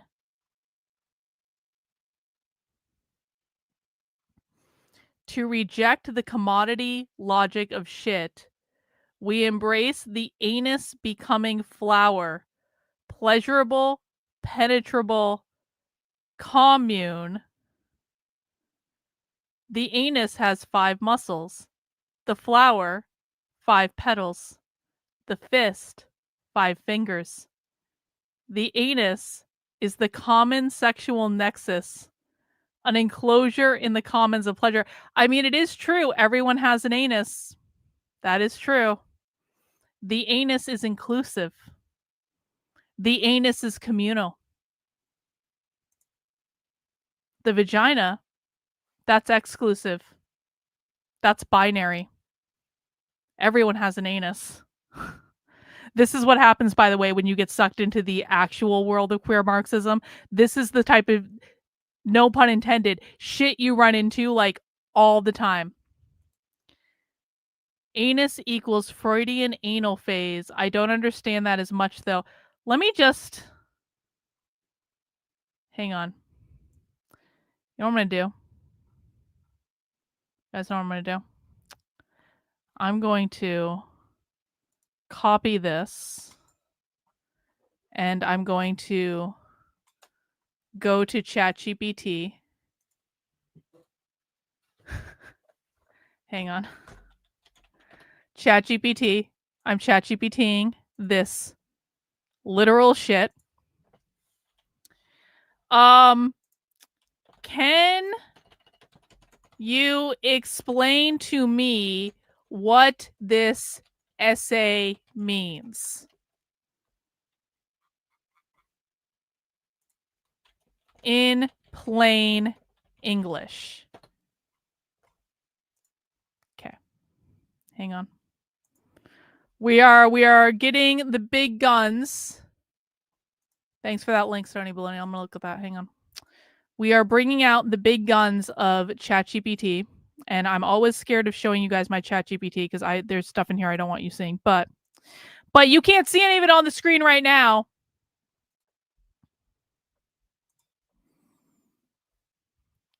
This essay, How Is It to Be Done in the Ass by Gender Mutiny, is an example of radical queer anarchist writing that mixes satire, shock value, and dense political theory. Here's a breakdown of what it's saying in plain English. ChatGPT is actually shockingly good at this stuff, by the way. If you ever want to know what this actually says, like, it's maybe not completely perfect, but it's actually pretty good. Core idea. They're using the anus as a metaphor to rebel against capitalism, control, and social norms, especially those around sexuality, productivity, and bodily function. Breakdown by section. We have been robbed of our anuses. What it means. Society has taken something natural and pleasurable, the anus, and turned it into something controlled, regulated, and repressed. Well, I don't... This is so stupid. They're saying that even our bodies, including how we poop, are controlled by capitalism. Well, actually, yes, that is fucking what they're saying. That's what they're saying. They're saying that our asses have become controlled by capitalism. I don't know what tattoo you're talking about, Gary. Turning waste into a commodity. Wow. To reject the commodity logic of shit. What it means. They're rejecting the idea that everything, even poop or sex, should be productive or useful. That actually makes a ton of sense. Instead, they want the anus to be about pleasure, sharing, and resistance, like a political act, like they're fucking each other in the ass as a political act, like a blooming flower or a clenched fist, like the Black Lives Matter fist. We refuse the mediation of our anuses under the logic of biopower. Biopower is a term from Michel Foucault. It means the control of populations through control of bodies and biology. They reject that control, saying their rebellion, called insurgents, comes through scat, poop, not as biology, but as symbolic revolt.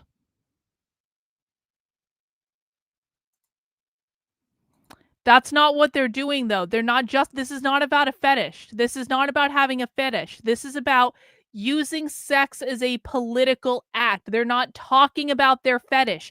That is a right-wing bullshit interpretation. They are talking about a resistance to normativity, a resistance to capitalism. It's important that I know you're joking, but like, it's important we understand this. The human strike blossoms at every point of rupture. They refer... I should write a book. This is like book 18 on the list I have to write. I should have a book where I just break down all these fucking essays and I go, here's some crazy shit some queer Marxists wrote. Here's actually what they meant. And ChatGPT can help me do that. Well, it's meant to be a disgusting metaphor, though. They're saying like capitalism is disgusting. So we're using a disgusting metaphor for it. So it's meant to be disgusting. It's meant to be shocking. It's meant to be absurd. It's meant to be all those things.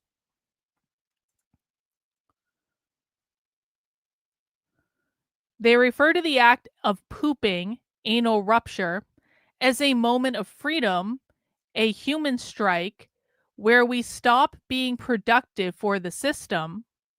When you poop, you're emptying yourself. No, no, no, no, no. Do not say that shit here ever again. We do not do this type of conservative owning the libs bullshit.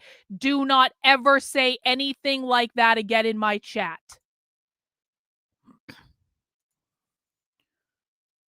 When you poop, you are emptying yourself, leaving nothing behind. In that moment of nothingness, you are free. A whatever singularity, meaning a person outside of labels or categories. Okay, so whatever is outside of labels or categories, great. They have now ruined the term whatever. That's awesome. You want me to ban you? Okay, goodbye. Banned, permanently banned. You will not put that shit in my chat. You are not welcome here if that's what you insist on doing. My God. Feces freed from the logic of capital. Poop, no longer something useful or commercial, becomes symbolic. It can be thrown at the police, used to disrupt order. Their anuses, instead of being machines for waste or sex controlled by norms, are filled with glitter, shit, whatever, symbols of joy, defiance, and absurdity.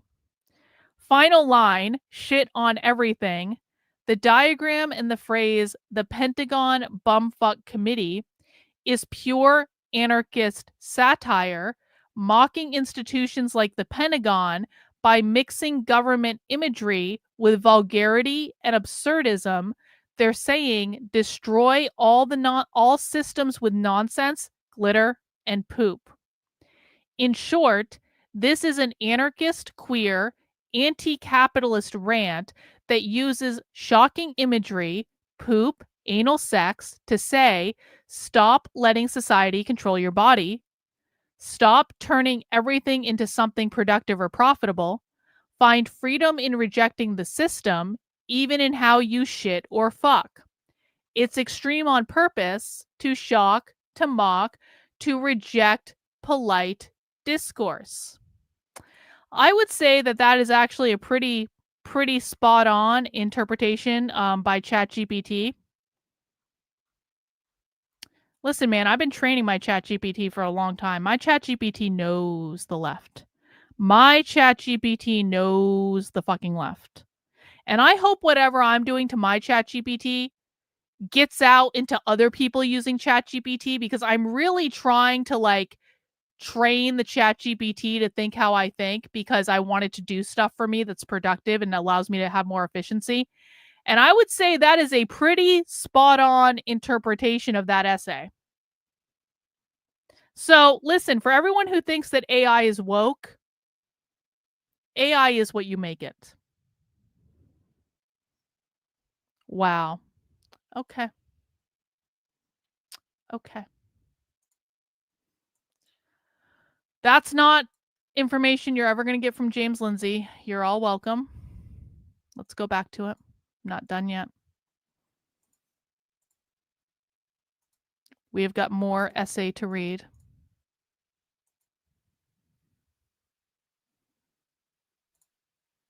Yeah, James Lindsay would say AI is the woke, right? He totally would. He totally would. All right, moving on. Preliminary notes on the modes of reproduction. Preliminary notes on modes of reproduction. By Gender Mutiny. You had me at necrophilia. Creationism. We believe in one Lord, Jesus Christ, the only Son of God, eternally begotten of the Father, God from God, light from light, true God from true God, begotten, not made, of one substance with the Father. Through him all things were made. The Nicene Creed. No logic is more complete than that of monism, though none is more often protested. As long as all creation is derived from God and his written word, no assault can breach the walls of its castle. In truth, the logic of monism contains everything, and it can have no enemy. The cries of atheists and non-believers cannot reach the ears of its inhabitant, because heresy is logically not possible. God's reproduction adds nothing to his perfect self. God can only reproduce himself, man in his image, son in his image, copies, not offspring. God's creation is made by him only, it cannot surpass him nor exist beyond him. When God masturbates, he reproduces. Wherever his jism is spilled, life bursts forth. Oh my god! In a flash, it's as if you were born, flung into dark, restless space, utterly foreign to the last times. No idea where you are naturally, you are shipwrecked, you have only the word shipwreck as lantern and explanation, for the rest you are in the dark. All is lost. This lostness, a state you knew nothing about. You are adult and biped, but the species is unknown. You know nothing about being. We don't remember this world at all. In monism, there is only one gender, that of man. Man who was made in God's image and, like God, reproduces by spilling his seed onto the fallow earth. The earth, what we would call woman, does not constitute a distinct gender to herself. Rather, she is without singularity or soul, an empty material form like the earth itself. To speak of woman in the ideology of monism is an impossibility, that is, unless one speaks of a nothingness, an absence, a ghost.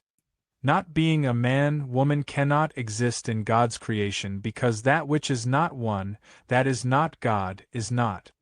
The void is woman's ontological origin. She emerges from nothingness because her existence is not only impossible but quite impermissible in monist logic. If a woman did exist, she would have to be a nothingness. And so it was only by continuously asserting her very non-existence that she was able to exist. She could not, in monist truth, be, and so she was a ghost when she lived in the garden, and it was a void that suffered the pain of childbirth, and a spectre that passed through the halls of the king to leave behind traces of desire on his body. Procreationism. When girls and boys reach puberty, their bodies start to change and become more mature. Oh no. From this time, if a male and a female have sexual intercourse, it is possible that the girl could get pregnant, i.e., a baby could start to grow. How babies are made. From the moment we begin to speak of woman as such, we are not speaking of God and his world, but rather the world of opposition. Once woman existed as even a thought, in fact in any form exceeding non-existence, monism's ontological center could not hold. It must be said that in this crisis lay an intimate potential for the utter annihilation of the existent. Would woman, as yet non-existent herself, a being of the void, who came from nothing and returned all to nothingness, could she negate the existent that was her own negation? But so fierce was woman's affirmation of her own existence that her force would not cause monism to stagger and collapse under the weight of the impossibility of something truly outside itself, but rather would balance and harmonize man. All that separates modernity from what existed before it is the radical shift from a monolithic existent to a dichotomous one. We don't stop killing ourselves. We die one another here and there, my beloved, and it's an obsession, it's an exorcism, it's a feign what we are feigning. I have no idea. Listen, I know this is hard to follow. I don't want to do a ChatGPT summary of everything. What we're gonna do is we're gonna let this wash over us. Sometimes when you don't understand something, you just need to sit back and listen and just allow it to come. I have no idea. Is it a sin, a maneuver, a vaccination, the taming of a python, the fixing up a cage? It's an inclination. We don't stop rubbing up against our towers, touching our lips to them. Eroticism to the nth degree, lips on the sacred scroll, the innocent handle of the book, the saint, the simpleton, we know all about it. We always thought it, we'd also always feared for our towers, such striking clarity, and naked, but what terror when the real planes really crashed into them, a black terror that bit into our hearts. So this in reality can happen. In reality there was a tomb on one of our bodies, this was a fact, and no waking we'd awakened assassinated. The Promethean feat is accomplished. the act of creation stolen from God and spread before mere mortals for their defilement. They engage in carnal desire and, when small, wet, stunted humans emerge from their loins, they marvel at their godlike power to create life. The image of the one God, the Father, the Almighty, maker of heaven and earth no longer prevails. His creation has forsaken him, and now they bow down before false idols and genuflect before the image of the child. God still lingers here. With his masturbatory acts of creation derided, he puts autoeroticism aside and panders to the heresy of his flock. He constructs his procreative trinity: Father, Son, and Holy Spirit, Father, Mother, and Child. This divine mimicry of the people's profane procreative acts is too queer. He has not admitted the existence of woman, of dualism, of the other, and in the binary regime, heterosexuality is sacrosanct. From now on, they worship the child. While before the Creator had been the object of adoration, procreationism displaces the focus to that which is created. The act of sex is banal enough that only the conservative thinkers, attached still to the old ways of praising God, could envision it as a divine act. Wow. The parent is imbued with no shroud of mystery or the unknown. But the child, who can remember his childhood? The child is an image that could stand for the sacred mystery of reproduction. The image is singular, but its source is binary. Now the myth that subjectivities come from God is pushed aside by the idea that one exists simply because one's parents fucked at some point and didn't use birth control. Religious faith in an event one didn't experience now shattered, only a scientific and historically rigorous explanation will suffice. Okay. One still does not remember one's conception or birth, but the scientific method confirms that other babies are made this way, and so I was too.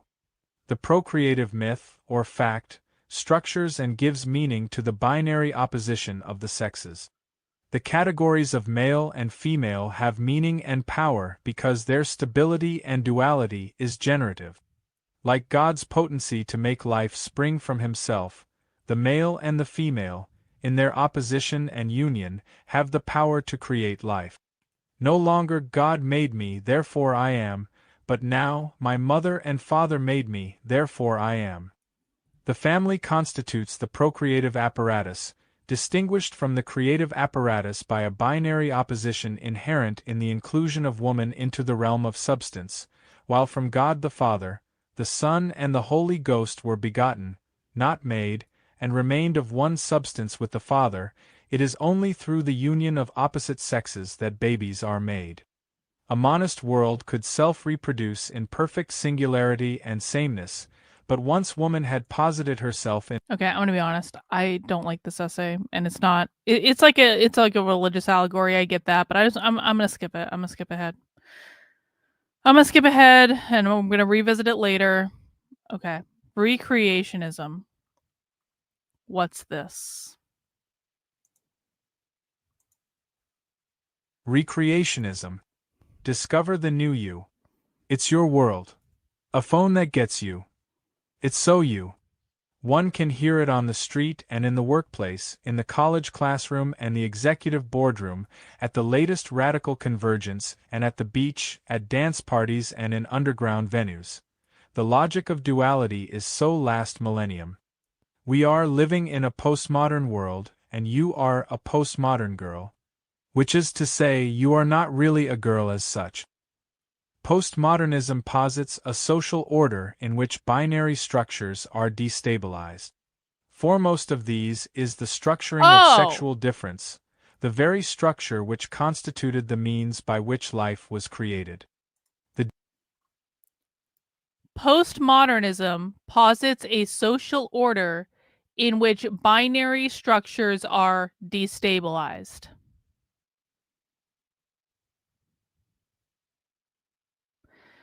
So in other words, every single time that James Lindsay and Logan Lansing and Wokel Distance and all of these other Twitter academics that don't actually look outside of their own fucking bubble, every single time one of these people says that queer is about postmodernism, but they don't talk about the gender binary and they don't talk about the relationship to capitalism, they are lying because it's flat out saying postmodernism posits a social order in which binary structures are destabilized. Foremost of those is the structuring of sexual difference, gender, the very structure which constituted the means by which life was created. That means men and women. Continue. The destabilization of binary oppositional sexes constitutes a crisis in the family and in the reproduction of life, but this crisis is not one that must spell the end of reproduction. A whole assemblage of techniques of biotechnology, cyber production, and social work are being deployed to enable, among other things, queer reproductive possibilities as well as overcome the limits of the human womb which too easily ceases to function, especially under the stress of postmodern life. This analysis falls short, however. Overcome the limits of the human womb. What does that remind you of? That reminds me of decoupling gender from giving birth. That's what that reminds me of, is decoupling gender from birth. Yeah. See, all these ideas come from somewhere. This analysis falls short, however, of recognizing the way that the central questions of reproduction have been displaced from the act of baby-making to the construction of the self, just as the centering of baby-making in procreationist thought usurped the former importance of the question of cosmic creation. The primary mode of reproduction in a post-dialectic world is the reproduction of the individual, that is, recreationism. The postmodern singularity is not created by God or its parents, but constructed through... No. I'm not yelling at you. But what I'm going to tell you is that you guys have got to stop feeding your own confirmation bias. There's nothing in this document that's talking about transhumanism. I promise you. There's nothing. What you're doing, Sherry, and this is true when people are newer to this. I'm not trying to make you feel bad. I'm really not. But you guys have got to get this beaten into you that the WEF stuff is completely different from this. They're completely different groups. The transhumanism stuff comes from the WEF stuff. It is not related to this. And you're reaching out. You're like, Carl, don't you think this could be transhumanism? No, it's not. Don't you think this could be transhumanism? No, it's not. Don't you think this could be transhumanism? No, it's not. It's really not. It is not the same thing. And if you think that I'm being hard on you, you need to keep in mind that this is not the first time that I have heard this argument and debunked this argument. I hear this every single time we're watching something and you can pick out one word to say, maybe if I squint and I turn my head and I plug my ears and I don't listen to anything else, maybe then it kind of looks like transhumanism. That's what we're talking about here. You want it to be transhumanism so badly that you reach for any possibility. Is that it? Is that it? Are they talking about sexualizing kids? Is this pedo stuff now? Is this pedo stuff? Is it transhumanism? Is this WEF? It's not the same people. They don't have the beliefs that the transhumanism it's all the tech bro stuff.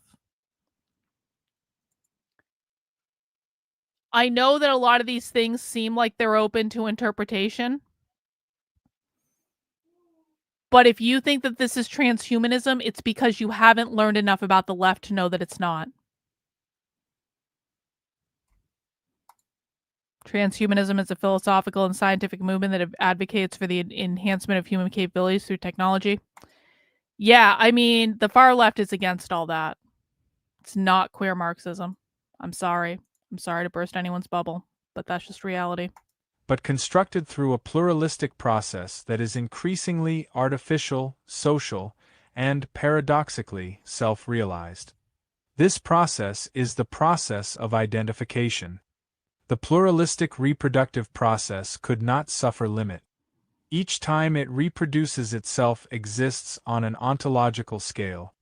There is no need to speak of the modes of reproduction constituted by 3, 4, or 54 towers because, once there are 3, the towers reproduce not themselves and not the relation between themselves, but more and more towers, not twin but unique and individuated, marching across the landscape at an ever-increasing rate.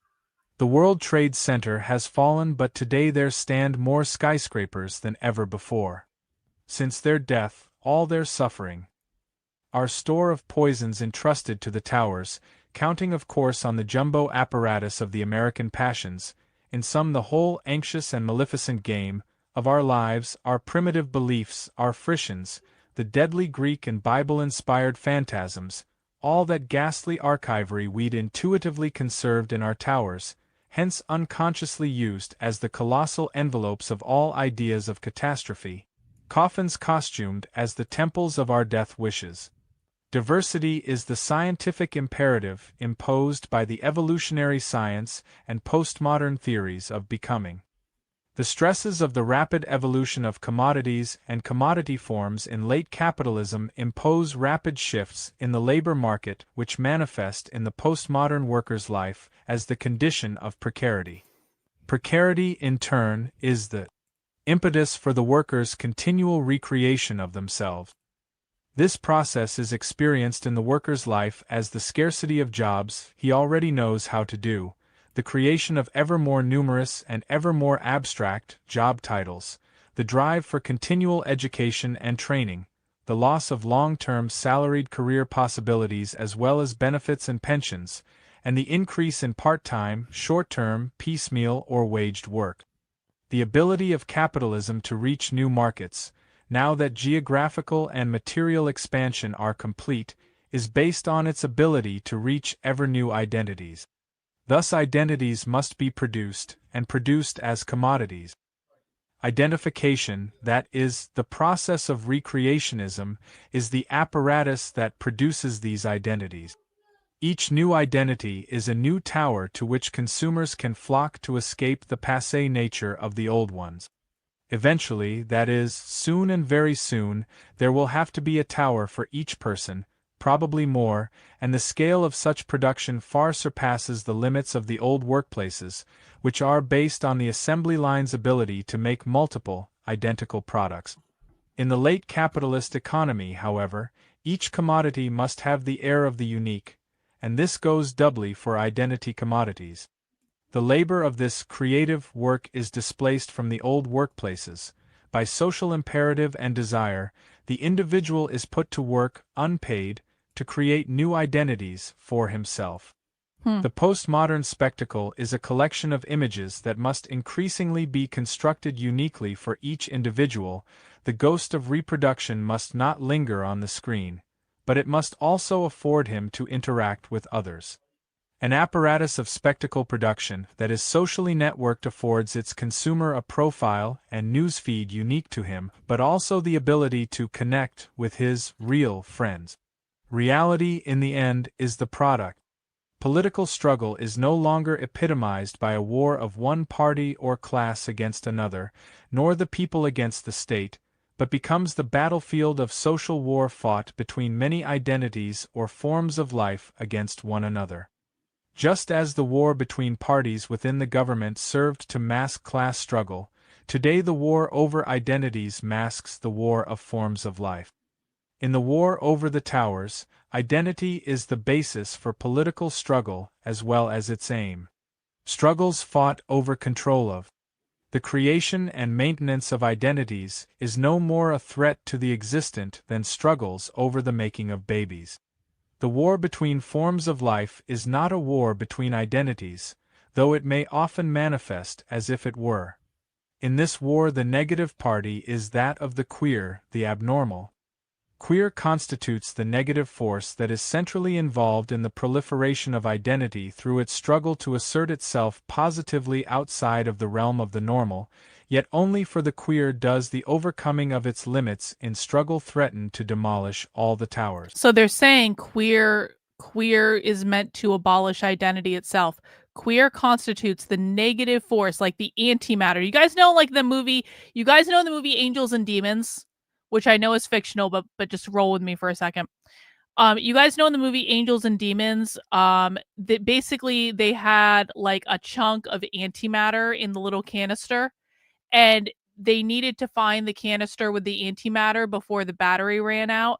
Otherwise, the antimatter was going to collide with matter, and then it was going to be a giant explosion. And then Ewan McGregor came in and he saved the day, and he got the canister because he knew what it was, where it was, because he was the one that put it there, because he was really like a double agent, because he was trying to become Pope. Anyway, Ewan McGregor comes in and he finds the canister. Well, technically Angels and Demons happened before the Da Vinci Code. It was actually like more of a prequel, but yeah, it was after Da Vinci Code when it got released. So Ewan McGregor comes in and he finds the canister and he gets it into the helicopter, and then he makes the helicopter go really high in the air, and then he parachutes out of the helicopter, but he leaves the canister of antimatter, and then there's a giant fuck off explosion in the sky when the antimatter releases and it touches matter, and then Ewan McGregor parachutes down, and they're about to make him Pope when they found out that he was really the bad guy all along. And it's a great movie and everyone should watch it. I really enjoy Angels and Demons. I thought it was a great movie, even though it's fake, but it's still a good movie. It's entertaining, and Ewan McGregor's hot. So antimatter, the opposite of matter, antimatter, and I'm working out the thought process of this as I'm saying it, so please bear with me. Antimatter, if it comes into contact with matter, will literally create a giant fuck off explosion and destroy everything. In this case, they're saying queer constitutes the negative force that is centrally involved in the proliferation of identity through its struggle to assert itself positively outside of the realm of the normal. Each positive queer act yields yet another position within normalcy, yet only for the queer does the overcoming of its limits in struggle threaten the demolition of all towers. So how I'm reading this, or at least how I'm interpreting it for the moment, is queer is akin to antimatter. Queer is anti-identity. Queer is the negative force. If queer comes into contact with normativity, it's going to try to explode normativity because it's the negative party, right? And it's saying that, basically, yet only for the queer does the overcoming of its limits struggle the overcoming of its limits in struggle threaten to demolish all the towers, and the towers are an analogy for identity. That is because queer is positioned to destroy the mechanism of reproduction, literally and figuratively, that it inhabits and asserts the mechanism of difference, abnormality, of queerness. Queer is the force that will destroy the normal. The gender binary is one of those things that's normal. The nuclear family is one of those things that's normal.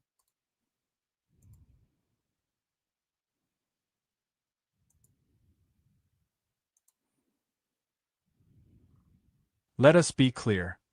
The queer revolt is yet the avant-garde of capitalism, and that is because it is the positive queer revolt and not yet the purely negative one.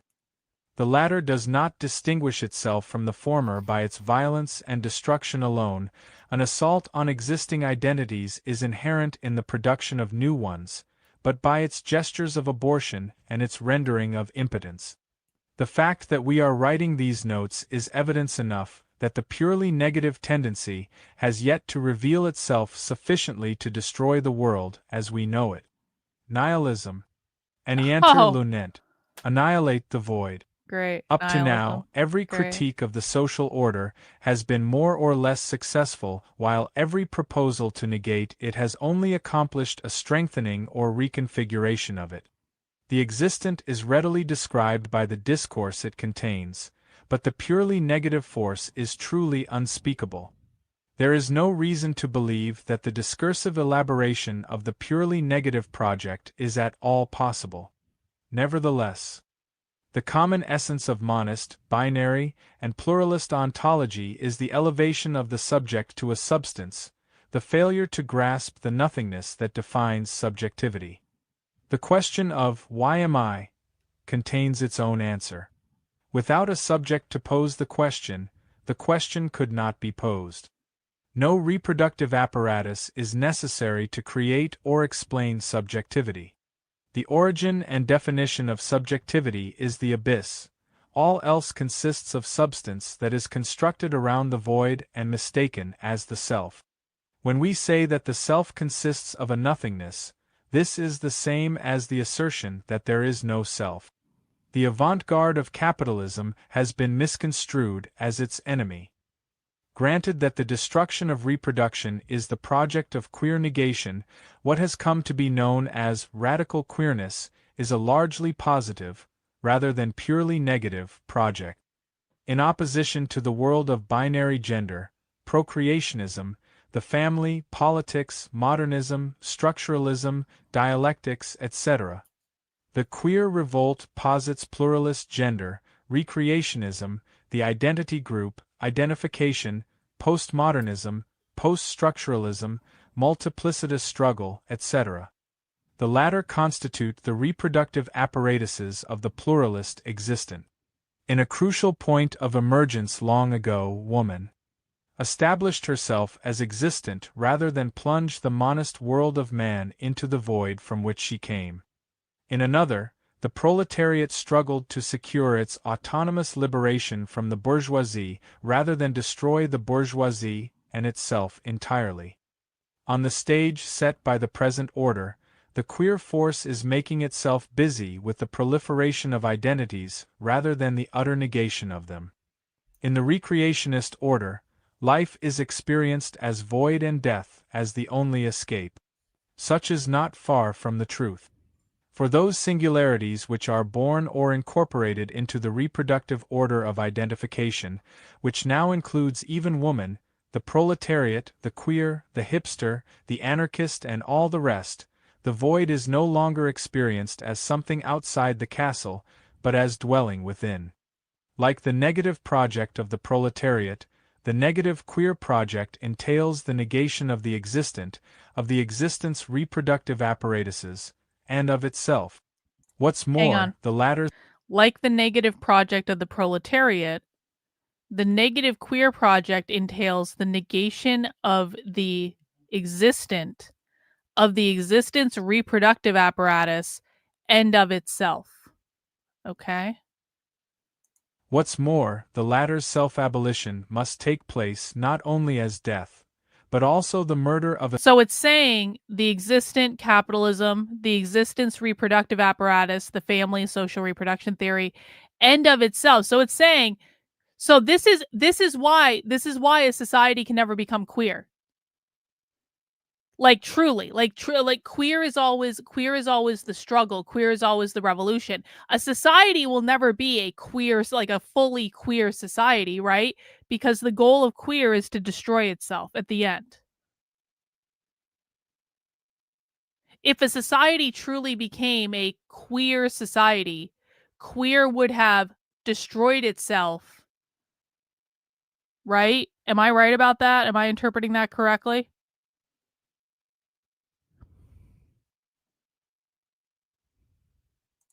Let's keep going. What's more, the latter's self-abolition must take place not only as death, but also the murder of a certain kind of death. This is because even suicide, or self-abolition, has been subsumed under the process of recreationism. Disavow. Death is necessary in the process of self-creation because in the act of becoming, one kills the old version of himself. In order to destroy the reproductive process of recreation, the queer must destroy the latter's false version of suicide. The queer death drive is an urge for pure suicide, which is also pure murder. It is no coincidence that those who theorize on themes of pluralist gender identity, postmodernism, and intersectionality encourage the reader subject to not kill himself and instead to kill a part of himself in order to reinvent himself anew. Man's fall from grace and the collapse of the Twin Towers pale in comparison to the purely negative project of today, so awful are its manifestations. These are yet unspeakable, but if we could imagine the entire world rendered as an aborted fetus, the plunging of the universe into an abyss What that the opened in the fuck? space-time. continuum, or the people of the world digging corpses out of their graves and fucking them endlessly, we would catch a glimpse of the death it seeks to unleash. To those who love this world, human strike will appear as no thing of beauty, but to those who hate it there is nothing as beautiful. Pure suicide is not the suicide of the individual motivated by hopelessness, though it is antithetical to hope. It is not the suicide that comes from a moment of despair, but from an entire world of despair. It is not decided in the turn of an instant, but carefully considered over time. For before it destroys itself, the purely negative singularity strives to destroy this world, render impotent its apparatuses of reproduction, and bring to an end its sense of the future. Great. If the tower, our mother, our body, our sex burn down tonight, the hypothesis cannot be rejected. The whole castle has already burned down except for the tower. The tower's turn will come, since what else remains to burn? So true. What's more to explain than that such a tower, such a perfect gem of human grandeur, not be condemned and executed in these days of perverse criminality? For sure it's a target, plans are afoot. She is there, round, delicious, appetizing, eternal, pregnant with genius and with books, and she is not there. One gulp of the plain. We are already killed. Read all about it in tomorrow's paper. If the tower has burned, we are already dead, and tomorrow we shall die of it. If the tower has not yet burned, it will burn in a day or two. Interview with Gender Mutiny. 1. How long is this? I would like to finish out the gender mutiny section, not gonna lie. Okay, let's finish up the gender mutiny section and then we're going to call it a night. We've done a lot tonight. We learned about trans pirates and how anal sex is a rebellion against capitalism. And we've been I yelled at a bunch of people. We got a few new people through the hazing ritual. Like, I mean, it's been a very productive night if I'm honest about it. 1. What is gender mutiny? What is gender mutiny? I struggle session Stony Gender Baloney. mutiny is a theory group that does not exist. The contradiction between gender mutiny's actual non-existence and the false appearance of existence which it maintains is a deliberate parallel to Daniel, they were doing some sort of allegory with 9/11 and talking about the Twin Towers, but the tower represented identity, and they were trying to destroy all the towers because there were too many. It was something about 9/11. It was an allegory about like the tower representing identity, I think. the contradiction between gender mutiny's actual non-existence and the false appearance of existence which it maintains is a deliberate parallel to a similar contradiction between the lack of any true self and the dogged assertion of existence so often made by various non-existent individuals and groups. There is a whole world of circulating appearances, and these images are mistaken as being. Gender is one of the forms among the many forms of apparent being. Following this, gender mutiny is a practice of rejecting this particular form of appearance. But the practice is actually suggestive of much more, a beautiful and joyous annihilation, the wholly negative revolt of the true self against all that is not its own. 2. What is the relation between queer theory and nihilism? That is an interesting question for you to ask. I believe it is a question that is absolutely incomprehensible in the realm of heterosexuality. Why? Well, because you have essentially asked what are the relations that a void could have with another void. Nihilism is quite literally nothing. That's what it means. Nothing. And queer theory, it's a little less clear-cut, but it originated with literary critics. Reading queerness into text. Queer theorists felt that they could do this because of the postmodern rejection of an objective truth existing out there in the real world, and the idea that the meaning of a text is not imbued by its creator but culled out by its reader. So although queer theory has a lot of surface appearances, it is based upon a sense that nothing in the world has any objective meaning or truth.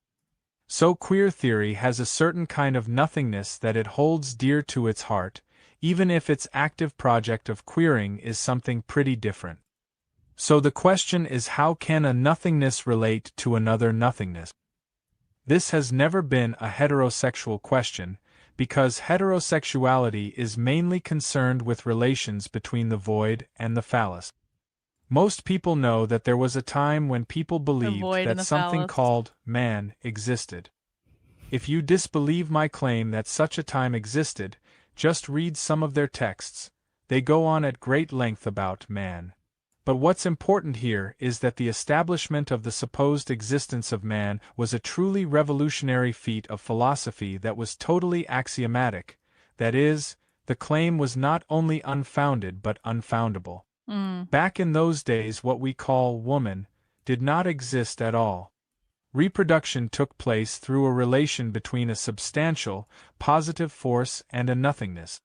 Feminism intervened.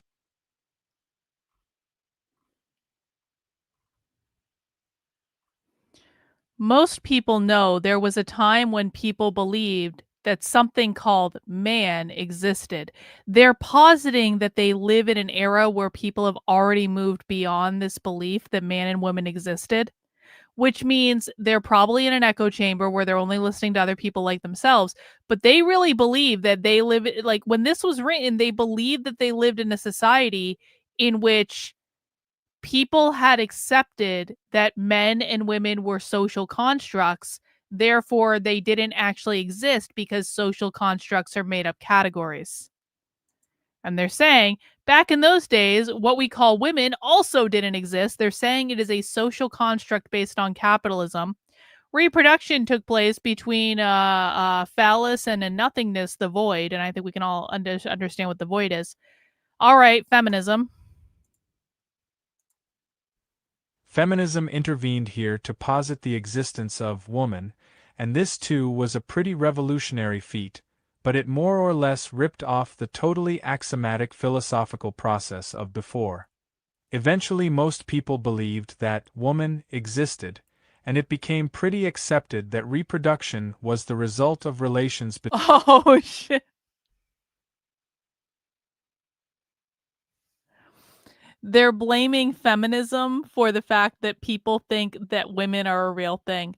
The queer Marxists are pissed off at the feminists because the feminists, with all their pro-woman propaganda, convinced people that women wasn't just a social construct, that it was actually a real thing. This is holy shit. This is Sophie Lewis's enemy feminisms. This is Sophie. This is fucking Sophie. We need to find a way to ask Sophie if she was inspired by this essay for her book. Sophie, did you read this? Like, is this something you were thinking about when you were writing your book? Because they're kind of saying that feminists were the enemy, and you kind of also think that feminists were the enemy. That's funny. I told you guys, I'm not fucking around when I say the stuff in this book is deeply influential of today's queer Marxists.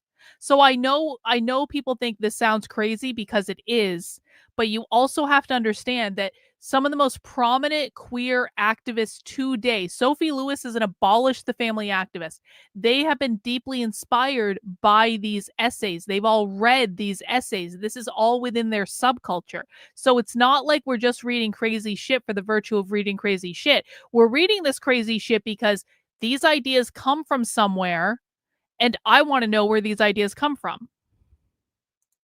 Eventually, most people believed that woman existed, and it became pretty accepted that reproduction was the result of relations between men and women. Aha. These relations were no longer understood to involve a nothingness and a phallus, but rather a phallus and another phallus. This is because woman had been established in the image of man as a phallus. Phallus is simply that which exists. The theory of woman as phallus has been very well established.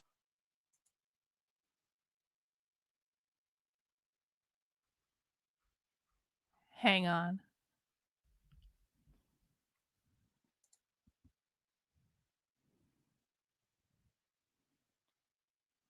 That is because woman, after feminism, had been established in the image of man as the phallus. The phallus is simply that which exists. the theory of women as phallus has been well established by Freud and others. Phallus is a form of power relation. Interesting. Okay.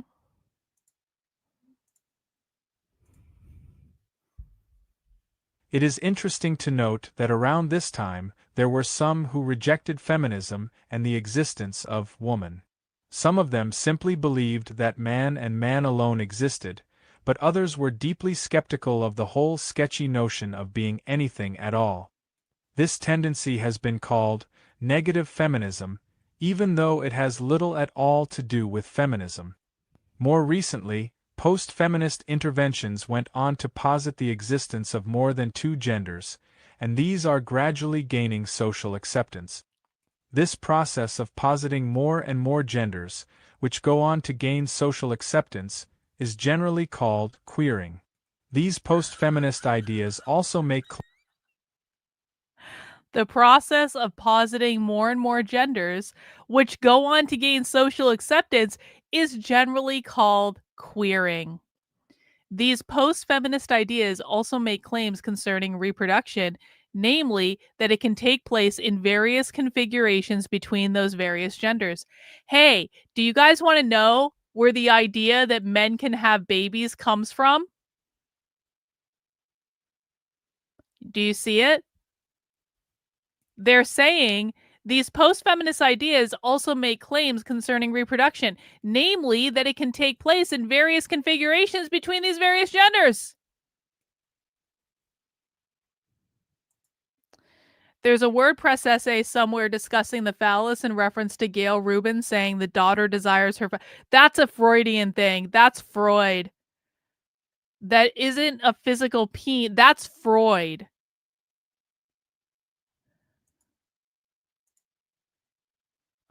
Am I gonna have to fucking... I successfully completed a PhD in psychology without having to do any deep dives into Freud because I was studying industrial organizational psychology, and I don't like Freud. I really don't like Freud.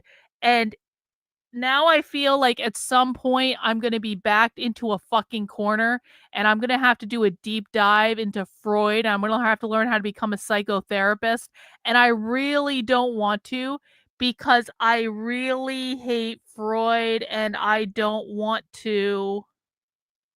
But queer Marxists are obsessed with Freud. Like Emmy O'Brien is a psychotherapist. Like they're obsessed with fucking Freud.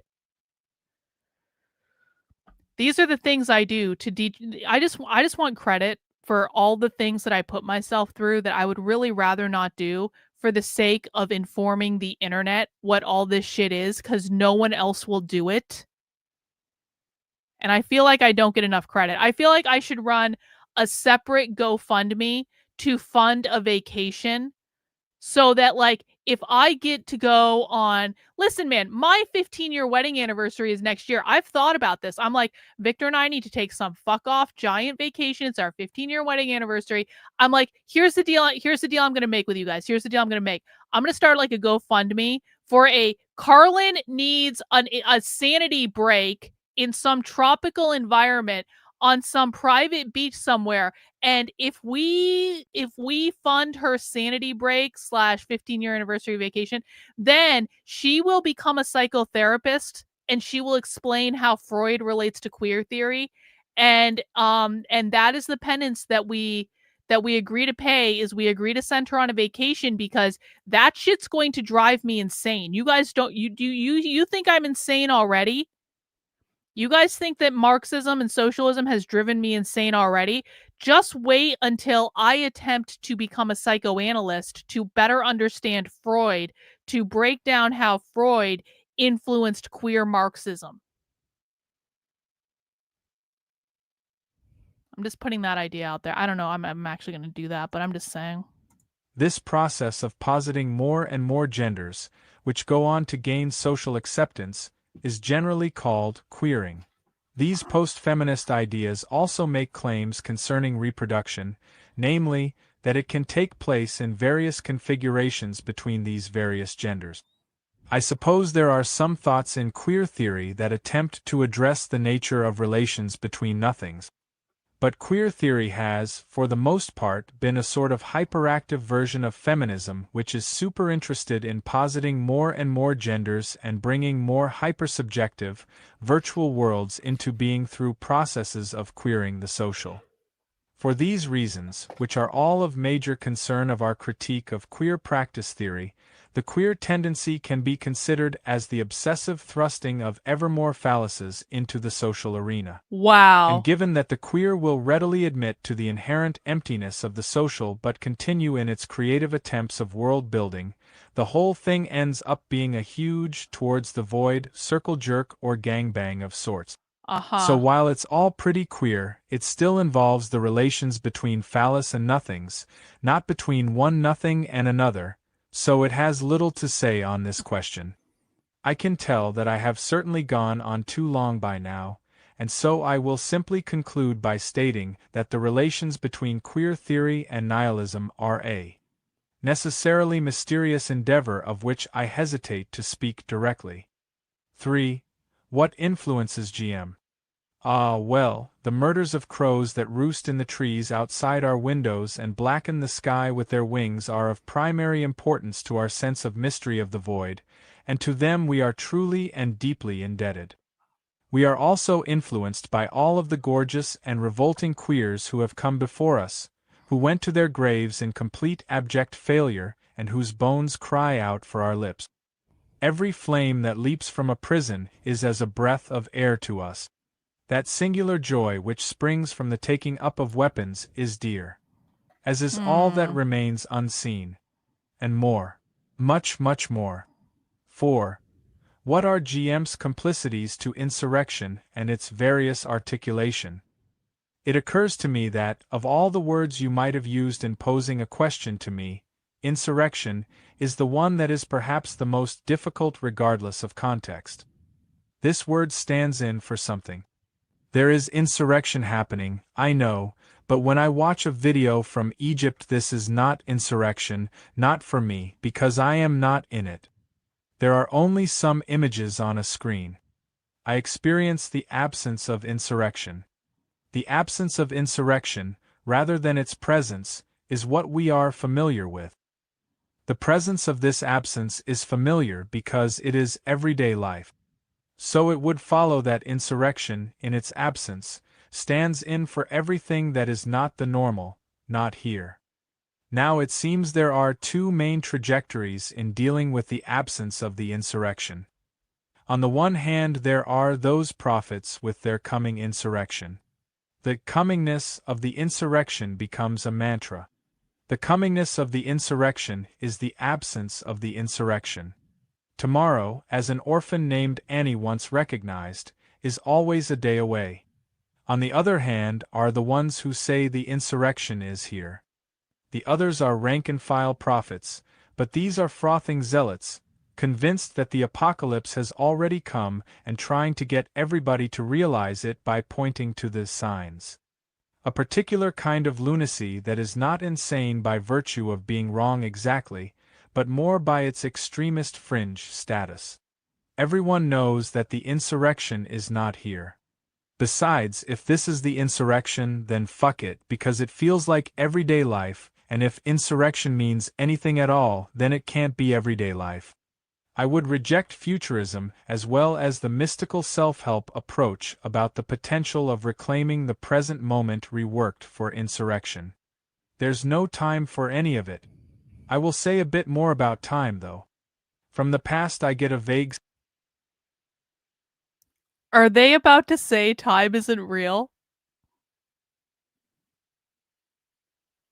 Is that actually about to happen?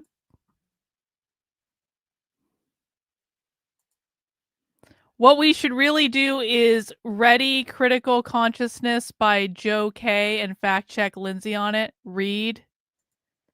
He is probably steering that whole thing towards his political ends again.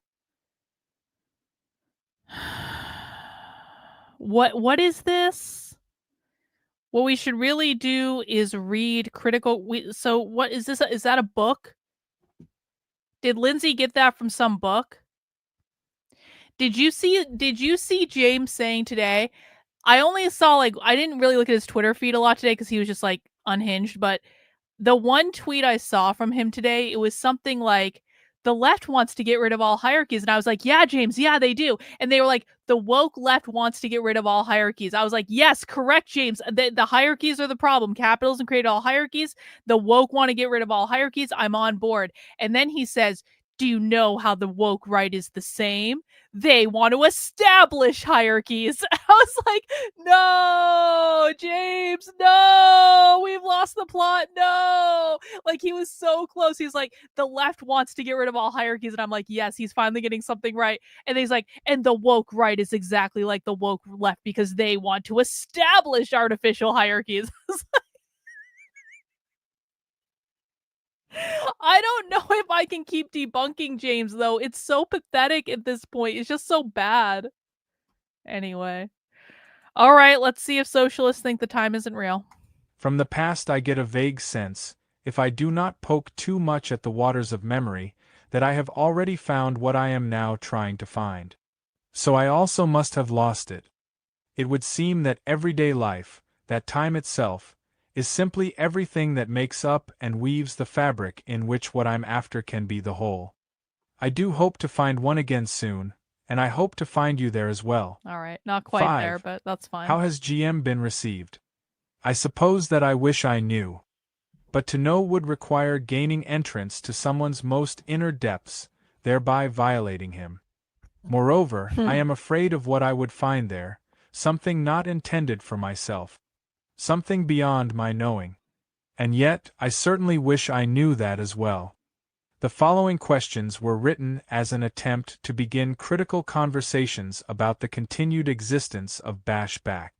Before the convergence in 2010. Originally circulated through the Bashback news blog and other anarchist websites, we're reproducing it, as it is the first public and written critical evaluation of the network's role and the intentions of its participants.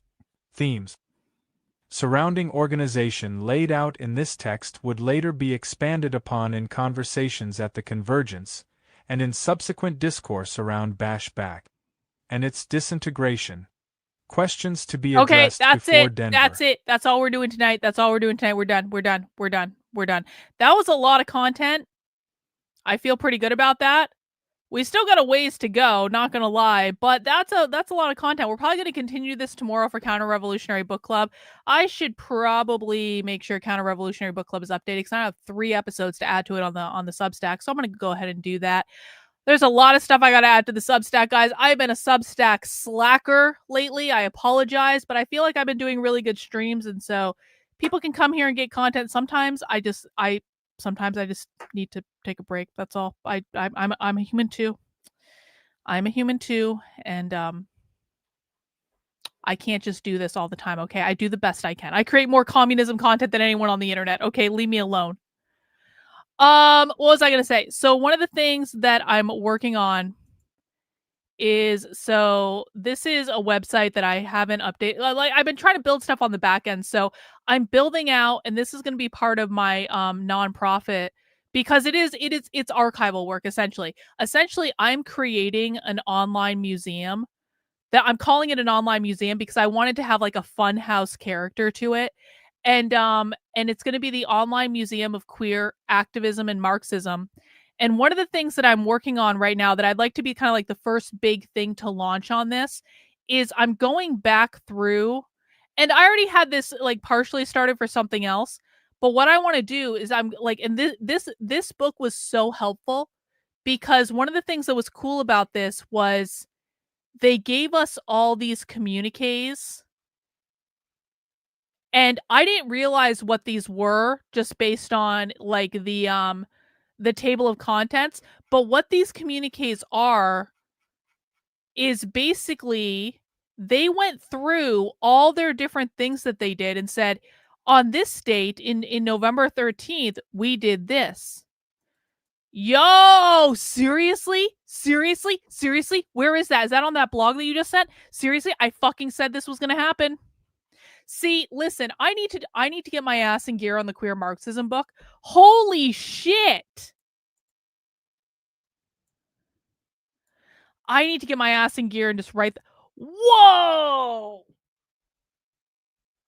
Yo, yo, yo, yo, yo. Okay, Stony Baloney has redeemed himself. I will never mention the tweet again. All right. I will never, I promise, after tonight, I will never harangue you for that tweet again. Because we don't continue to we don't continue to shame valuable people. Yeah, Stony Baloney has been restored. He has been restored to a place of honor. Like, fuck that guy with love, but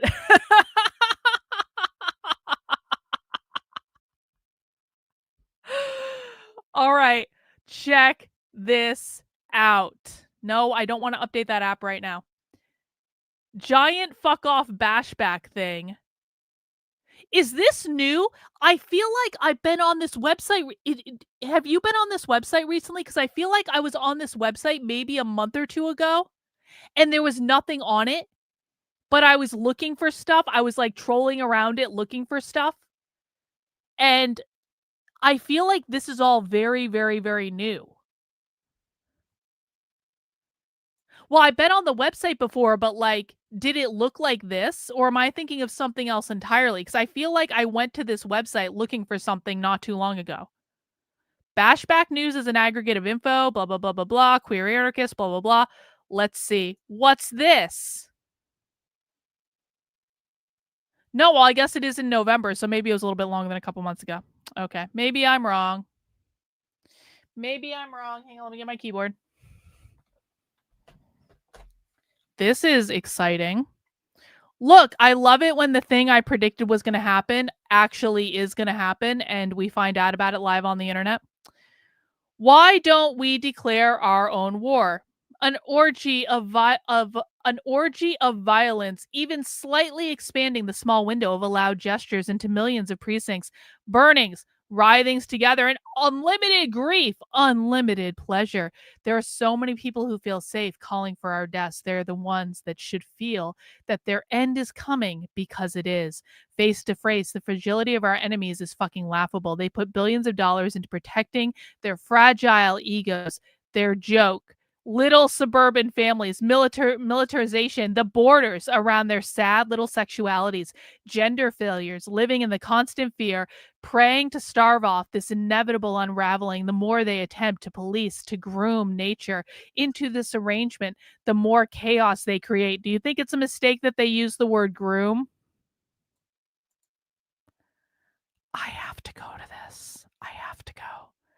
I have to go, guys. I have to. I have to be there. I have to go. It's going to be awesome. But chaos is our language, not theirs. That's why, in a slightly squatted forest, they imagine us as the Viet Cong.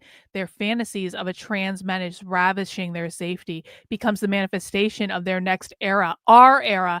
In every one of their predatory projections, every law they pass, they beg and beg for us to consume them, to suck the flesh off their bones, to spit their remains into a hole, seeping back into the earth. This desire haunts their waking nightmares. We already know via sex work porn searches that Western man wants to fully 100% submit to us. What you got, Musican? Hang on.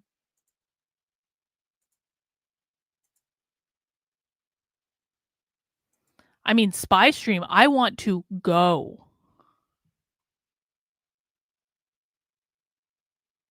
Yeah. I like, so what Musican sent me was the video of the bashback of the bashback thing. I know exactly what you're talking about. You guys remember when I started seeing those bashback signs at the Turning Point USA events on college campuses, and I was like, there they are, the queer Marxists, they're at it again. Let's see. We already know via sex work, porn searches, that the Western man wants to fully 100% submit to us.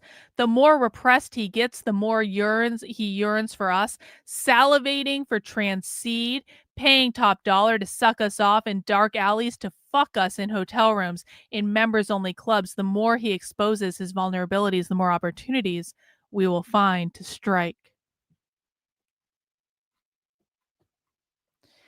It's come time for us to declare war as if it hadn't been declared already. Our eradication announced in an executive order. I fucking called it!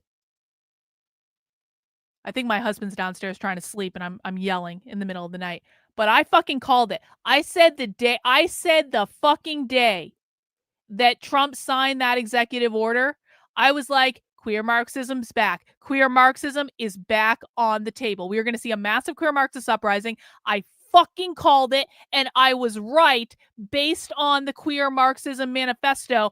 Fuck all you people who never listen to me and then always act surprised when crazy shit happens. I said this was going to happen on day one of the Trump administration, or day two, whenever that executive order was signed, way early on. And I don't apologize for being a dick to anyone on the internet who wouldn't listen to me, because now we see them saying it directly.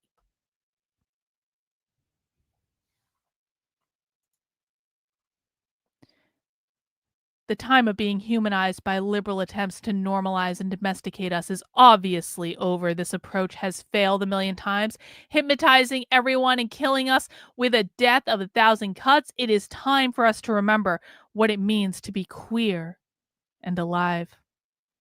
We've lost our sacred thread, the ecstasy of our first anal orgasm. Well, that's relevant to what we just read, isn't it? The shallow breaths of our soul's awakening, the primordial right to our sacred sexualities. We're even losing the thread of intergenerational protection and nurturing of young queer souls, leaving them with a fetishistic internet for a mother, which at best is a panopticon, at worst a police state.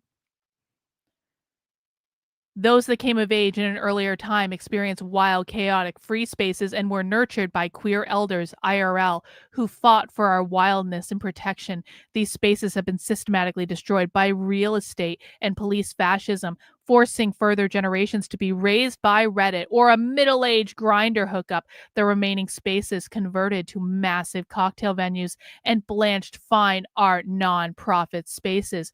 We all know that what we're looking for is not just watching a band or DJ. It's an orgiastic experience where the sky opens up and everything is possible. Communal I don't know what that word is, changes your heart. What is this word? Ecstasis? Communal ecstasis changes your heart. Our strategy of war, as much as it is to tear holes in rich man's safety, it is also to open up these portals, sacred holes in society, that anyone can enter and experience the ecstasy of a liberating body, someone who opens more holes of their own until all desires for control and order are eroded and consumed by our mutualistic, orgiastic horde. The orb of goddess consciousness, this primordial cosmic force, urges a time of endless music, endless affection, endless care, endless cooperation, endless violence, and constant expression, expansion. Ecstasis is to be outside of oneself. That makes sense. Thank you. Before you even think about killing yourself, burn every bridge, attack everything, fuck wildly, in the woods, get guns. Oh, get guns. Oh, you don't say. You don't say. May. It was supposed to be now. Did we miss it? Oh my. Wait. Hang on. We'll get to that in a second. Form a cell, crew, affinity group, gang. Learn OPSEC, attack, start small, set larger and larger goals, become painfully beautiful, get good, really good, get everything. Come find us, May 2025, Los Angeles, Bash Summer. Is this what happened in Seattle over the weekend? Is it possible that this is actually what happened in Seattle over the weekend? Wow. Holy shit. Holy shit.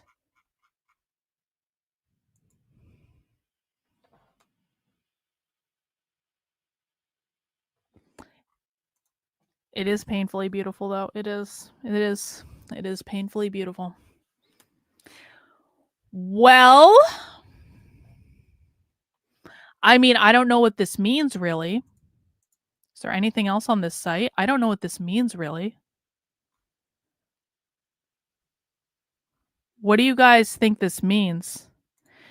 Andy No is pissing me off lately, and listen, I like Andy No. I like Andy No. I like Andy No. I like him a lot. He has been probably one of the more supportive people in terms of just like sharing my content, especially the really good stuff. So I'm not trying to shit talk Andy No, but he's not accurately articulating things, and it's starting to piss me off. And I don't know if he doesn't know or if he's just trying to follow the approved narrative because he remains within. I mean, it's smart of him to do what he's doing. I understand that, but like this whole Trantifa thing is pissing me off because it's not accurate and it's not descriptive of what's going on. The fact that he never talks about this stuff and he doesn't really bite when I send it to him, like that gives me pause because I'm like, does he really understand this? I understand that Antifa is his thing, but like, does he really understand this? So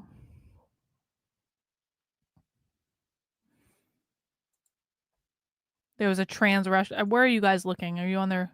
Oh. Oh, look, a picture of a gun. Are you guys on their Instagram or something?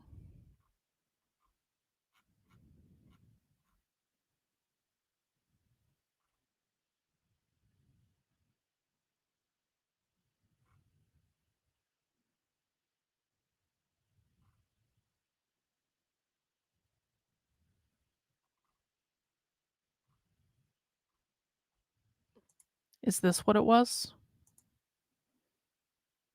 No, they were doing this in October too. Hmm.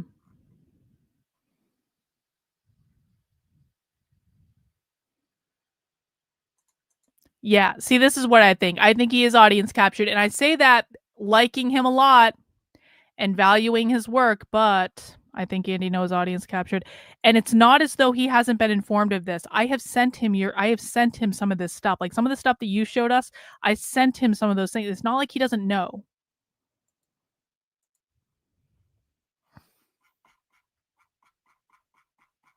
Do they have social media or something and I'm just not seeing it?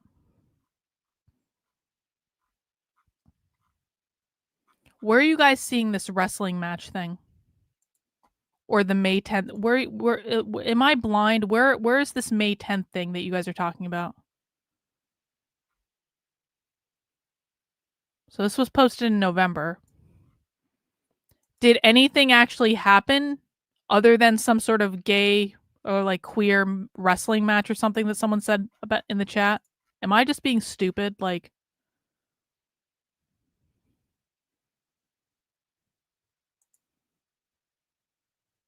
attempted ritual offering during the cruising orgy overlooking San Francisco. Oh.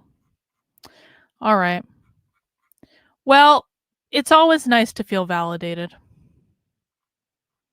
It's always nice to know that you were right all along and that no one listened, and they should have.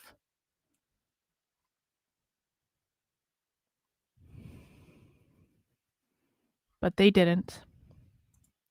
Conservatives cannot accept that the fact that Antifa equals Queers for Palestine equals BLM equals Just Stop Oil equals Extinction Rebellion equals well, that's exactly it. It's like they can't wrap their heads around the fact that these are literally all different arms of the same fucking monster.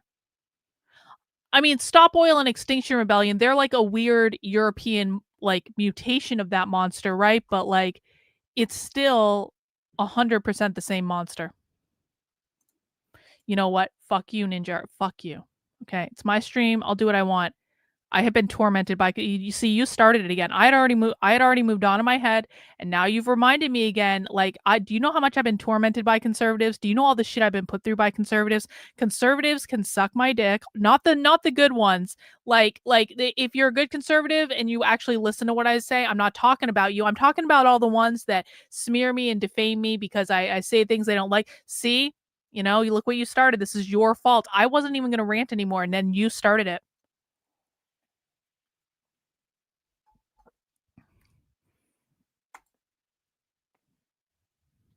Fuck you.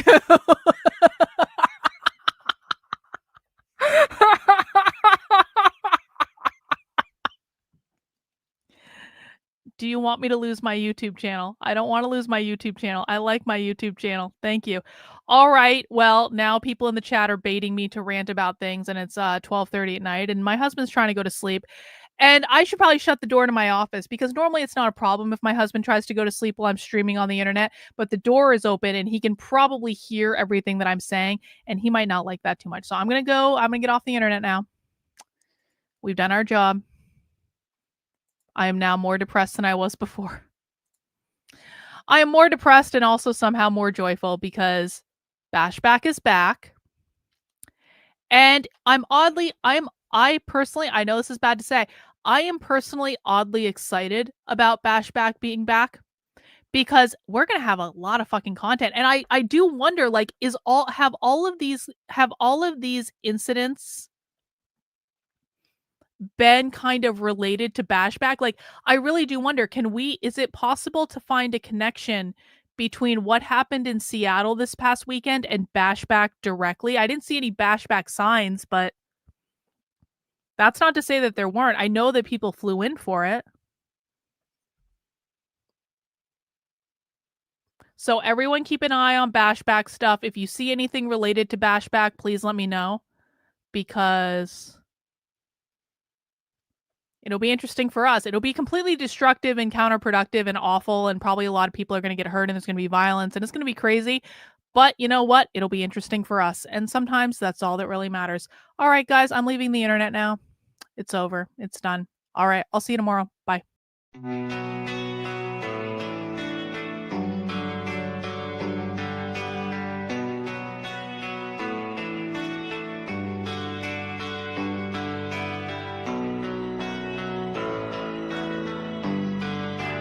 How are you feeling? How long have you been here?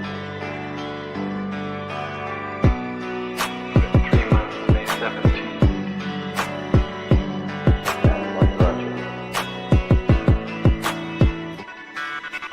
That's difficult to answer.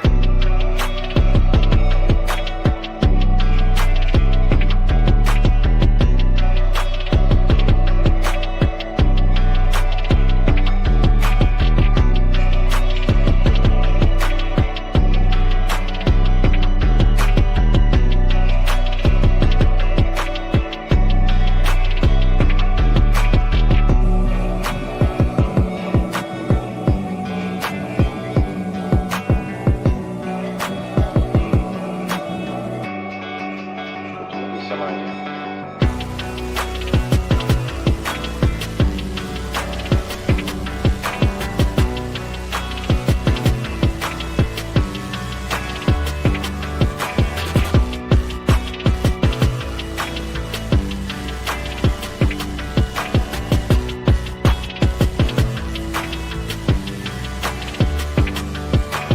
I am not completely like other people. What do you mean by that?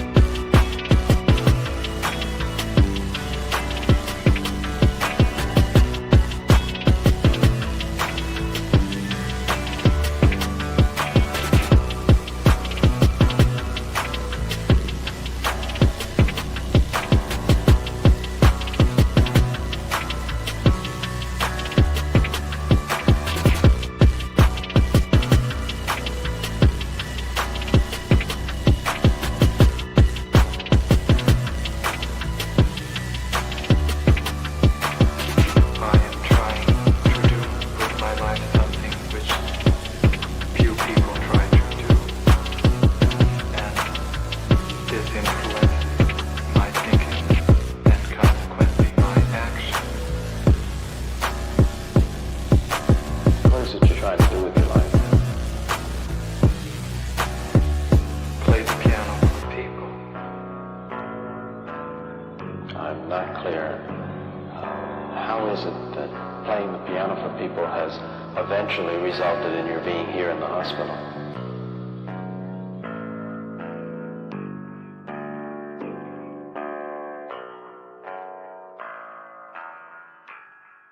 That's difficult to answer.